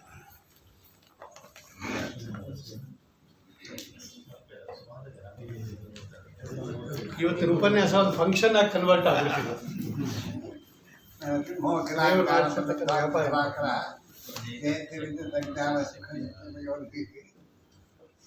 ನಾನು ಆಚಾರ್ಯ ತಂದೆ ಒಂದು ತೀರ್ಥರು ಬಂದು ನೋಡಿದ್ದೆ. ನಾನು ನೆನ್ನೆಗೌಡ ಕ್ಷೇತ್ರದಲ್ಲಿ ಅವರು ಅರ್ಚಕರಾಗಿದ್ದರು. ನರಸಿಂಹಮೂರ್ತಾಚಾರ್ಯರಿಂದ ಅವನು ನೀರು ನೋಡೋಕ್ಕೆ ತುಂಬ ಕೋಪ ಇದ್ದ ಕಾಣ್ತದ್ದು. ಆದರೆ ಅವ್ರಿಗೆ ಎಲ್ಲ ವಿಚಾರವೂ ತುಂಬ ಸ್ಪಷ್ಟವಾಗಿ ಗೊತ್ತಿರೋದು. ಎಷ್ಟೋ ಸರ್ತಿ ಹೋಗಿ ನಾನು ಮಾತಾಡಿದ್ದೀನಿ. ಭಾಳ ಶಾಸ್ತ್ರದ ತಪ್ಪು ಮಾಡಿದರೆ ಮಾತ್ರ ಅವರು ಇದು ಮಾಡೋದು ಅವರು ಇದು. ಆಮೇಲೆ ಎಷ್ಟೊಂದು ದಿವಸ ನನಗೆ ಆಚಾರ ಪರಿಚಯ ಇರಲಿಲ್ಲ. ಒಂದು ಸರ್ತಿ ನನ್ನ ದಿವಸ ಸಂತೋಷ ಅಂತಿದ್ದಾನೆ ಇದರಲ್ಲಿ ತಂತ್ರದಿಂದ ಒಂದು ಅಧ್ಯಾಯ ಪಾಠ ಮಾಡಿದ್ದ. ಅದರ ಮಕ್ಕಳಿಗೆ ಕರೆದ. ಅವಾಗ ಹೋಗಿದ್ದೆ. ಆವಾಗಿಂದ ಆಚಾರ್ಯರು ನಾನು ತುಂಬ ಸ್ನೇಹಿತರಾದರು. ಆಚಾರ್ಯರು ತುಂಬ ಅಹಂಕಾರ ಅಂತಂದು ನಮ್ಮ ಆಚಾರ್ಯರು ಕಂಡೇ ಇಲ್ಲ. ನಾವು 13 ವರ್ಷದಿಂದ ದೇವರಾಯನ 15 ವರ್ಷ ಆಯಿತು. ದೇವರಾಯನ ದುರ್ಗದಲ್ಲಿ ಬಸವನವ್ರನ್ನ ನಡೆಸ್ಕೊಂಡು ಬರ್ತಾಯಿದ್ದೀವಿ ನಾವು. ಅದಕ್ಕೆ ಆಚಾರ್ಯರೇ ಅದ್ವೈತಗಳು. ಹೀಗೆ ಪಾದಯಾತ್ರೆ ಈ ಉದ್ದಾನವಾಕ್ಯ ಆದಮೇಲೆ ಪಾದಯಾತ್ರೆ ತುಮಕೂರಿಂದ ಹೋಗುತ್ತೆ. ಒಂದು ಸರ್ತಿ ಪಾದಯಾತ್ರೆಗೆ ನಾವೆಲ್ಲ ಆಚಾರ್ಯರು ಬಂದಿದ್ರು. ಎಲ್ಲರೂ ಅವರು ಸ್ವಯಂ ಪಾಕ, ಅವ್ರು ಬೇರೆ ಯಾರ ಕೈಲಿ ಊಟ ಮಾಡೋದಿಲ್ಲ. ಅವ್ರು ಅಡುಗೆ ಮಾಡ್ಕೊತಾಯಿದ್ರು. ನಾನು ಮೇಲ್ಗೇನೈತೆ ಏನು ಮಾಡ್ಕೊಂಡಿದ್ದಾರೆ ಅವ್ರದ್ದು ಅಂತ ನಾನು ನೋಡೋಕ್ಕೆ ಅಂತ ಹೋದೆ. ನಾನು ನೈವೇದ್ಯಕ್ಕೆ ಇಟ್ಕೊಂಡಿದ್ದೆ. ಆಚಾರ ದೊಡ್ಡವರು ನೀವು ಬಂದಿದ್ದೀರಿ, ನೀವು ಗೋವಿಂದ ಅನ್ನೇ ನೇರ್ಸ್ಬೇಕು ನಾವು ಮೇಲ್ಗೇನಲ್ಲಿ ಅಂದರೆ ಅವರಿಗೆ ಎತ್ತಿಂತ ಅಹಂಕಾರವಿಲ್ಲ. ಅವ್ರಿಗೆ ದೊಡ್ಡವರಲ್ಲಿ ಏನು ಗೌರವ ಕೊಡಬೇಕು ಏನು ಅದು ಅವರು ಯಾವ ವಿಚಾರ ಕೇಳಿದ್ದು ಪುರಾಣ ನಾನು 4 ಸರ್ತಿ ಕೇಳಿದ್ದೇನೆ. ಲೌಕಿಕ ವಿಚಾರ ಮಾತೇ ಆಡೋದಿಲ್ಲ ಅವರು. ಭಾಗವತ ಸೂತ್ರ ಭಾಷಾ ಅದು ಬಿಟ್ಟು ಬೇರೆ ಲೌಕಿಕ ಏನು ಮಾತೇ ಆಡೋದಿಲ್ಲ ಅವರು. ಅದರಿಂದ ನನಗೂ ಅವ್ರದಿಂದ ಒಂದು ಸಪ್ತಾಹ ನಮ್ಮಲ್ಲಿ ಮಾಡಿಸ್ಬೇಕು ಅನ್ನಿಸ್ತು. ಫೋನ್ ಮಾಡಿದೆ. ಒಂದೇ ಮಾತು ಫೋನ್ ಬಿಟ್ಟವರು. ಇಂಥವ್ರು ನಮಗೆ ಸಿಕ್ಕಿದ್ದು ಇದು ಸ್ನೇಹ ಆಗಿರೋದು ನನ್ನ ಪುಣ್ಯ ಒಂದು ನಿಜವಾದ್ದು. ಇದು ಅವರಿಗೆ ಇನ್ನೂ ಇತೋಪೇಕ್ಷವಾಗಿ ಆಯುರಾರೋಗ್ಯಗಳನ್ನು ಕೊಟ್ಟು ಹೀಗೆ ಭಾಗವತ ಸಪ್ತಾಹಗಳು ಇದನ್ನೆಲ್ಲ ಮಾಡಿಸಿ ಶಾಸ್ತ್ರ ಭಾಷಾ ಇದನ್ನೆಲ್ಲ ಮಾಡಿ ಅವರ ಶಿಷ್ಯರಿಗೂ ಉದ್ಧಾರ ಮಾಡಿ ಅವ್ರಿಗೂ ದೇವರ ಆರೋಗ್ಯವನ್ನು ಕೊಟ್ಟು ಕಾಪಾಡಲಿ ಅಂತೇಳಿ ನಮ್ಮ ಮನೆ ದೇವರು, ಅವರ ಮನೆ ದೇವರು ಕರಗಿ ನರಸಿಂಹ ದೇವರಲ್ಲಿ ನಾನು ಪ್ರಾರ್ಥನೆ ಮಾಡ್ತೀನಿ. ಆ ಮಧ್ವನವಮಿ ಫಂಕ್ಷನ್ಗೆ ಬನ್ನಿರಿ ಎಲ್ಲ. ತುಂಬ ಚೆನ್ನಾಗಿರುತ್ತೆ ಅದು. ಅದು ರಾತ್ರಿ ಎಲ್ಲ ಶಾಸ್ತ್ರ ವಿಚಾರ ಮಾಡ್ತೀವಿ. ಅವತ್ತು ಹಿಂದಿನ ದಿವಸ ಹೋಗಿರ್ತೀವಿ ದೇವರಾಂತರದಲ್ಲಿ. ಇವ್ರದ್ದು ಕೊಪ್ಪಳ ಪಂಚಮುಖಿ ದಾಸರ ಕೊಪ್ಪಳ ನಡೆಯುತ್ತೆ. ಅವತ್ತು ರಾತ್ರಿ ನರಸಿಂಹದೇವ್ರ ಸನ್ನಿಧಾನದಲ್ಲೇ ಭಾಗವತ ಇರುತ್ತೆ. ಶನಿವಾರ ಅಲ್ಲಿ ಒಂದು ಸ್ಕಂದ ಭಾಗವತ ಹೇಳಿಬಿಟ್ಟು ಆಮೇಲೆ ಪಳಾರ ಮಾಡಿದ್ಮೇಲೆ ಸುಮಾರು 11:30-12 ಗಂಟೆ ತನಕ ಶಾಸ್ತ್ರ ವಿಚಾರ ಮಾಡ್ತೀವಿ. ದೊಡ್ಡವರೆಲ್ಲ ಸೇರಿಕೊಂಡು ಋಷಿಕೇಶ ಮಠದ ಅವರೆಲ್ಲ ಬಂದಿದ್ದರು ಹಿಂದೆ. ಭಾಳ ಚೆನ್ನಾಗಿರುತ್ತೆ. ಒಂದ್ಸಲ ಬನ್ನಿ. ಮಾರನೇ ದಿವಸ ಪವಮಾನ ಹೋಮ, ಸುಮಧ್ವಜ ಪಾರಾಯಣ, ಮಧು ಅಭಿಷೇಕ, ನರಸಿಂಹ ದೇವರಿಗೆ ಉತ್ಸವ ಬರುತ್ತೆ. ಎಲ್ಲ ಚೆನ್ನಾಗಿರುತ್ತೆ. ಈ ವರ್ಷನೂ ತಿಳಿಸ್ತೇವೆ, ಅವರ ನೇತೃತ್ವದಲ್ಲೇ ನಡೀತಾ ಇರೋದು. ಬನ್ನಿರಿ, ತುಂಬ ಚೆನ್ನಾಗಿರುತ್ತೆ. ಅವಕಾಶ ಮಾಡ್ಕೊಂಡು ಬನ್ನಿರಿ. ಅಂತಹ ಅಕೇಶನ್ಗಳು ಸಿಗೋದೇ ಕಷ್ಟ. ಅದು ದೊಡ್ಡ ಕ್ಷೇತ್ರ. ಅದು ಅಂತಹ ಮಧ್ವರಾಯರ ಉತ್ಸವ ಅಲ್ಲಿ ಮಾಡಬೇಕು ಅಂದರೆ ಅದೊಂದು ದೊಡ್ಡ ಇರುತ್ತೆ. ಅದು ಎಲ್ಲರೂ ಬನ್ನಿರಿ. ಈ ಸಲ ಆಚಾರ್ಯ ತಿಳಿಸ್ತಾರೆ. ಬಂದು ಪಾರಾಯಣ ಮಾಡಿ ಎಲ್ಲ ಮಾಡಿ. ಹಿಂದಿನ ದಿವಸ ರಾತ್ರಿ ಬರೋದು ತುಂಬಾ ದೊಡ್ಡದು. ಹಾ? ಹಿಂದಿನ ದಿವಸ ಬರ್ಬೇಕಲ್ಲ, ಬಂದರೆ ಚೆನ್ನಾಗಿರುತ್ತೆ. ಒಳ್ಳೆ ಚೆನ್ನಾಗಿ ಓಪನ್ ಸ್ಟೇಷನ್ ಅದು ಎಲ್ಲಾದ್ರೂ ಓಪನ್ ಡಿಸ್ಕಷನ್ ಹಿಂಗೆ ಇರುತ್ತೆ. ಎಲ್ಲರೂ ಹೆಂಗಸರು ಎಲ್ಲ ಪಾಲ್ಗೊಳ್ತಾರೆ ಅದರಲ್ಲಿ. ಹಂಗೇನು ಹಿಂಗೇನು ಎಲ್ಲ ಕೇಳ್ತಾರೆ.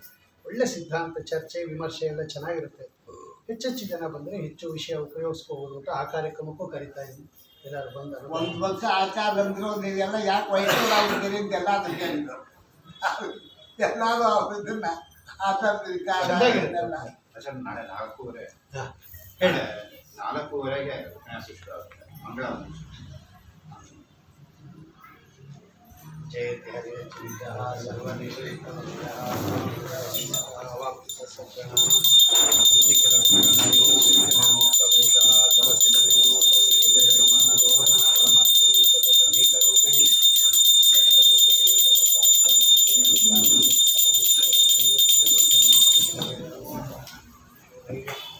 ನಿರ್ಭಯ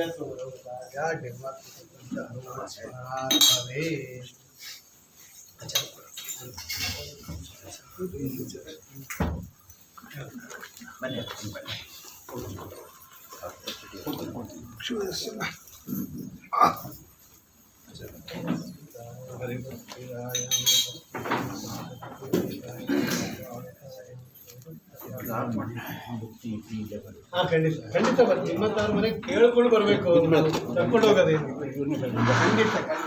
ಖಂಡಿತ ಬರ್ತೀನಿ.